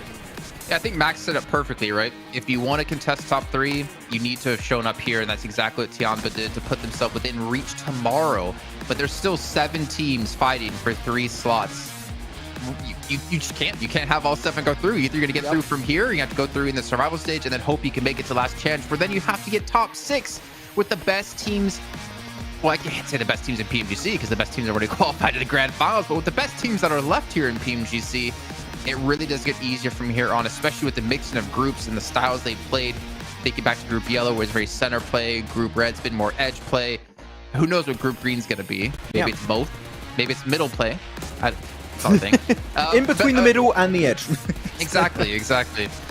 But it's getting tough times here for all these teams. And I mean, Fury, I'm curious to see where they're going to be on our overall leaderboard because they've had so many top finishes. But last time we checked in, they moved up only 1 placing because they had so much work, so much catch up to do to even make any movement in our leaderboards. Looking at the games here, especially Jason, when we're looking at how they're playing, it's not just, oh, we're going to play passive and try and get to the late game. They are taking really important fights. In this game in particular, Jukes, if we look back, that third party we saw happen from them onto the side of, I forgot which team it was. It was Virtus Pro and Na'Vi. That was the fight that allowed them to make it into top 3 in the first place. They are sending it so many matches in. Max, 24 points. The next closest is 9. That is a gap and a half. Goodness gracious, dude. They needed it so bad, too. They needed it so bad if they even wanted a shot at top 3. And they did exactly what they needed to do here. 24 points. I mean, clutch badge earned, right? I guess I'll give it to them for now. Yeah, Maybe. I feel like you got 2 for now. We'll see if it's true clutch when we get into tomorrow. Taking a look down the list, though, I mean, Virtus Pro, that was one team Furia was able to leapfrog, though I don't know if they're going to be able to maintain that leapfrog here. But even with Furia's, like, results with their late placings, I feel like they're not necessarily getting a ton of eliminations behind it, which means they don't make that big of movements in our leaderboards. It's looking on the list, though. You can see, I mean, FaZe, we saw the 4 eliminations they got before. Ultra Ego with Rosemary coming back in, only netting themselves 1 elimination here. I'd hate to say it, Max, but with the way Ultra Ego are playing, it looks like they're not going to make top 11 at this point. And then even IWNRX, who had a decent start to the day, started to fall off as the day went on. It was a PL-like day. After looking at who won and who keep making it towards the end, IWNRX were completely overshadowed by the Chinese players. And QZ, I said it before going into this tournament, I tell you, man, QZ is an MVP potential for not only maybe this group, also for the entire tournament, even though, of course, we're looking at Z-Wolf, we're looking at Flower, they've really been standing out. But yeah, it's a rough time for those bottom squads like Ultra Ego that I don't think they really know what to do right now, Jason, by putting Rosemary out and he's playing again, as you mentioned earlier. I think they're just trying to find something that works, but unfortunately in the pressure, that's really hard to find that kind of momentum. And they, as of right now, have not found it. Can they find in the last day? As of right now, I don't really think so, Jason. It's going to be tough. Well, we can see our overalls, and Tiamba with that 24-point match puts him at 109. So still a little bit off of getting into top 3, but very possible now. And even Falcons putting themselves 1 point away from getting through into top 3. But I mean, the spread between 3rd and 6th is 2 points. Crazy. 2 points. And honestly, Hot Jukes, what if tomorrow IWNRX is on the bubble and they have 0 chicken dinner, so they end up losing out on top 3? It's very possible. Every team on this top 8 except Getsoroy has at least 1 chicken dinner except them. It's unreal. It's unreal. When are they going to get that elusive chicken dinner? I have no idea. And it's so crazy because, I mean, even if they get one, it doesn't matter. They need like 2 right now. They got 4, 3, 2, 2 around them. Like, it's sure, like 1 chicken is great, but you're going to need more than 1 if you wanted to win the tiebreaker. Yeah. Oh my gosh, dude. I mean, this is ridiculous. This scoreboard. I mean, I just can stay here all day long and talk about it because I mean, yeah, you mentioned it. Just a few points away from 3rd to 6th. Anybody can make it into top 3. But I have to say it before we go for sure. TJB, dude. I mean, what a performance today. These guys, before the day started, where they have like 70 points, that means they doubled their entire score in one day after playing 2 days worth of matches. That's insane. Oh my. Well, what's also insane, 88, 87, 86, 85, 83. Like, dude, TJB scored more points today than IHC has done this whole tournament so far. Okay, man, you don't have to do them like that. It's true. I mean, that's how wild it is. But it's going to be tough tomorrow because I'm happy I'm not Tran and Blank because they're going to have to keep tabs of, oh, who's going to be racing for top 3? Well, wait, it's also super close for the teams trying to make in top 11 to make it survival. It's going to be all over the place tomorrow. You can have so many storylines could just... Yeah, keeping tabs on stuff is going to be rough going into tomorrow's matches. But you know what? There's still some room for these bottom squads to make it up there. It is not an impossible gap to close. It's definitely super close. As you said, 88, 87, 86, and even closer below. So tomorrow is going to be Hail Mary for a lot of these bottom teams. East? Oh. What? It was that grenade. It was that grenade on Miramar. How is that? How is it not a TJB player? Yeah, how There's is it no not way. a TJB? There's no way. These guys average 10 eliminations a game.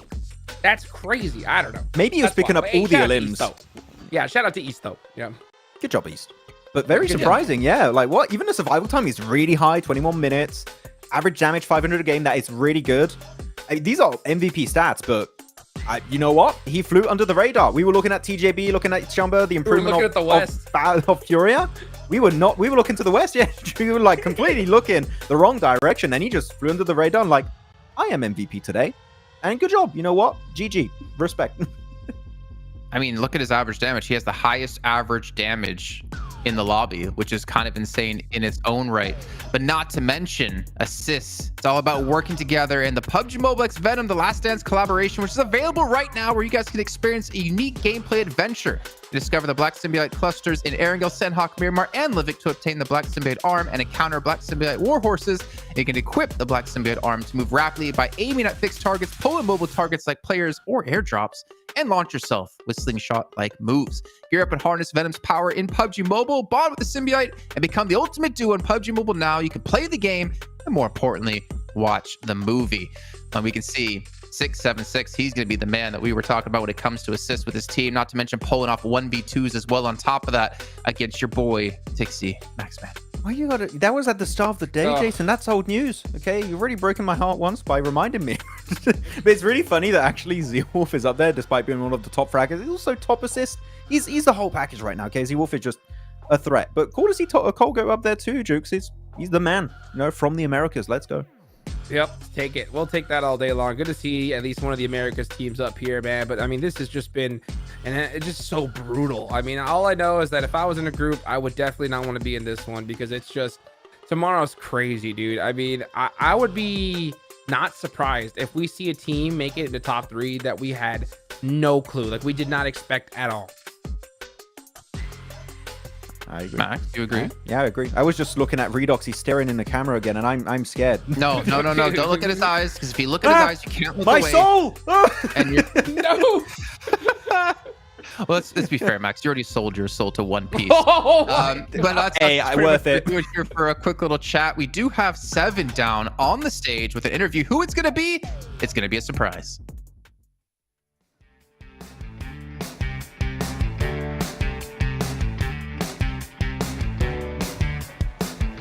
Welcome back as we finish the day number 3 of Group Red, and I'm joined alongside 2 great coaches here, Enigma Galaxy, Peko, and IWNRX Bluffus. I'm just going to start off with you. What are you guys going to be doing tomorrow to make sure that you maintain yourself within the top 3?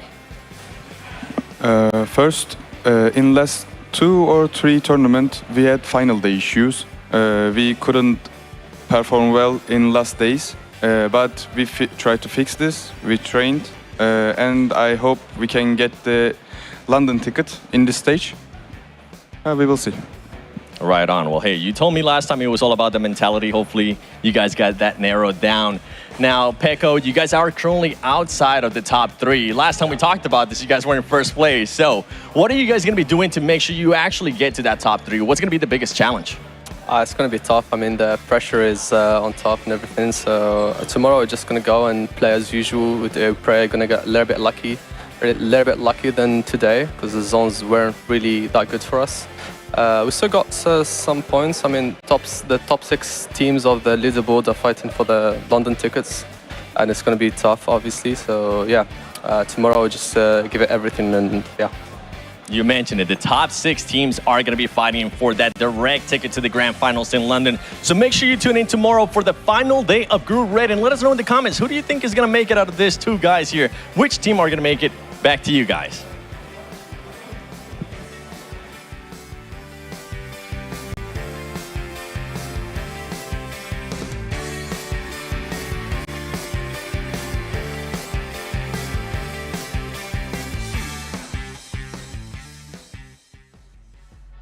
The viewers are going to make it 7 because they don't have to compete to try to get into PMGC Grand Finals. They can just click a stream and watch it, or they could even buy tickets and watch it live. We still have tickets available from the 6th to 8th over in December in the UK, in London, where you can watch the finals and see who will take the title of Best in Show this year. The best of the best, and honestly, you're not going to want to miss it. Not to mention, you get to participate in some activities. We'll be there. You can potentially meet some of the fans, the players, and potentially meet some talent as well. And maybe, just maybe, there'll be an Infinix GT20 Pro giveaway during PMGC. I don't know. It could be possible. It could be Maxman's phone that we're going to be giving away. No, that's mine. Get your own. Well, you know, other people, Max, want to learn to play like the pros. You're already playing Ultimate Royale. I still don't even rank high enough to be able to participate in that. So maybe I need to pick up another one. Pick up another one. Get good. Yeah. Well, it is hard to get good when Neptur just body slams you and eliminates you in the game on your own team because she decides to not rest you. And we don't have Hot Jukes carrying us like when we were in Saudi Arabia doing PMWC. Laying down on the ground, picking up like 24 eliminations. This man went crazy. One a day. Once again, dude, it will happen. Trust me, dude. I am ready. I got my backpack on. I will carry you guys any day of the week. Well, I mean, that backpack's meant for 7 because he can fit in a backpack. But gentlemen, what's your quick little recap of the day before we end things off? Dude, I don't know, man. I mean, tomorrow's going to be wild. I mean, I wish I could just pull up my analyst hat and be like, this team's going to make it for sure. But I truly have no clue. I mean, anything can happen for sure. Yeah.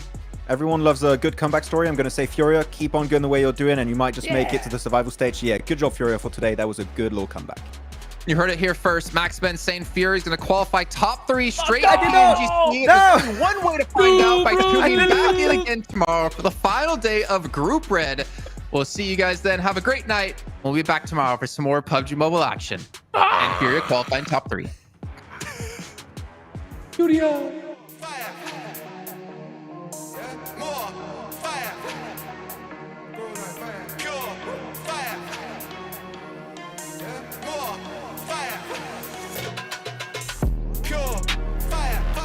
Come bring that fire, yeah? We could have gone lifted higher, yeah? Out of control, inferno, wild, more fire, fire. We're gonna come bring that fire, yeah? Wait, so lift that higher, yeah? Out of control, inferno, wild, wild, fire, more fire, grow that fire, pure fire, yeah? Pure fire, grow that fire. We've been getting real lit with the way we ride. Make a move and we dip, we can meet west side. In the dark as a bitch with the flame ignite, yeah. It's a bag full of bricks getting switched tonight. Pure fire, ripping the drill, bringing the heat and you know that the deal. Getting the flow, baby, you know that the real. I'm gonna confirm that I'm laying the field, yeah. We're taking the block, breaking inferno, we're breaking the lock. Selling our beats and we're selling a lot. Burning the heat and we're ready to pop. Pure fire, fire, we're gonna come bring that fire. Control inferno, wild war, fire, fire. We're gonna come bring that fire, yeah? Wait, so lift that higher, yeah? Out of control inferno, wild, wild, fire, yeah? War, fire,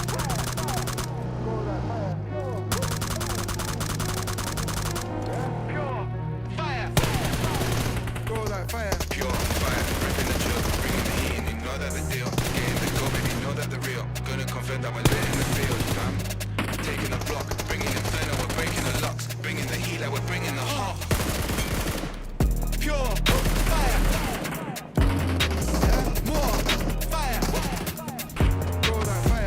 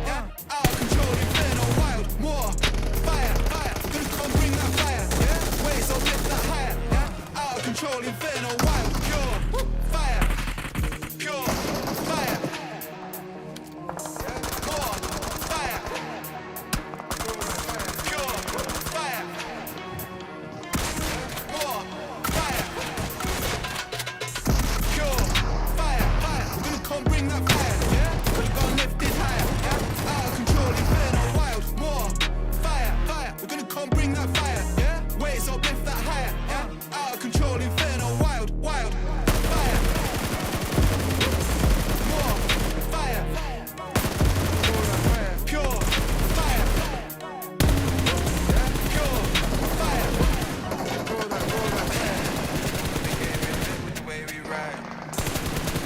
Make a move when we dip, we can meet west side. In the dark as a biz with the flame ignite, yeah. It's a bag full of bricks getting switched tonight.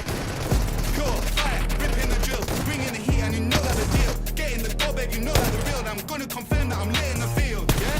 We're taking the block, breaking inferno, we're breaking a lot. Selling our beats and we're selling a lot. Bending the heat and we're ready to pop.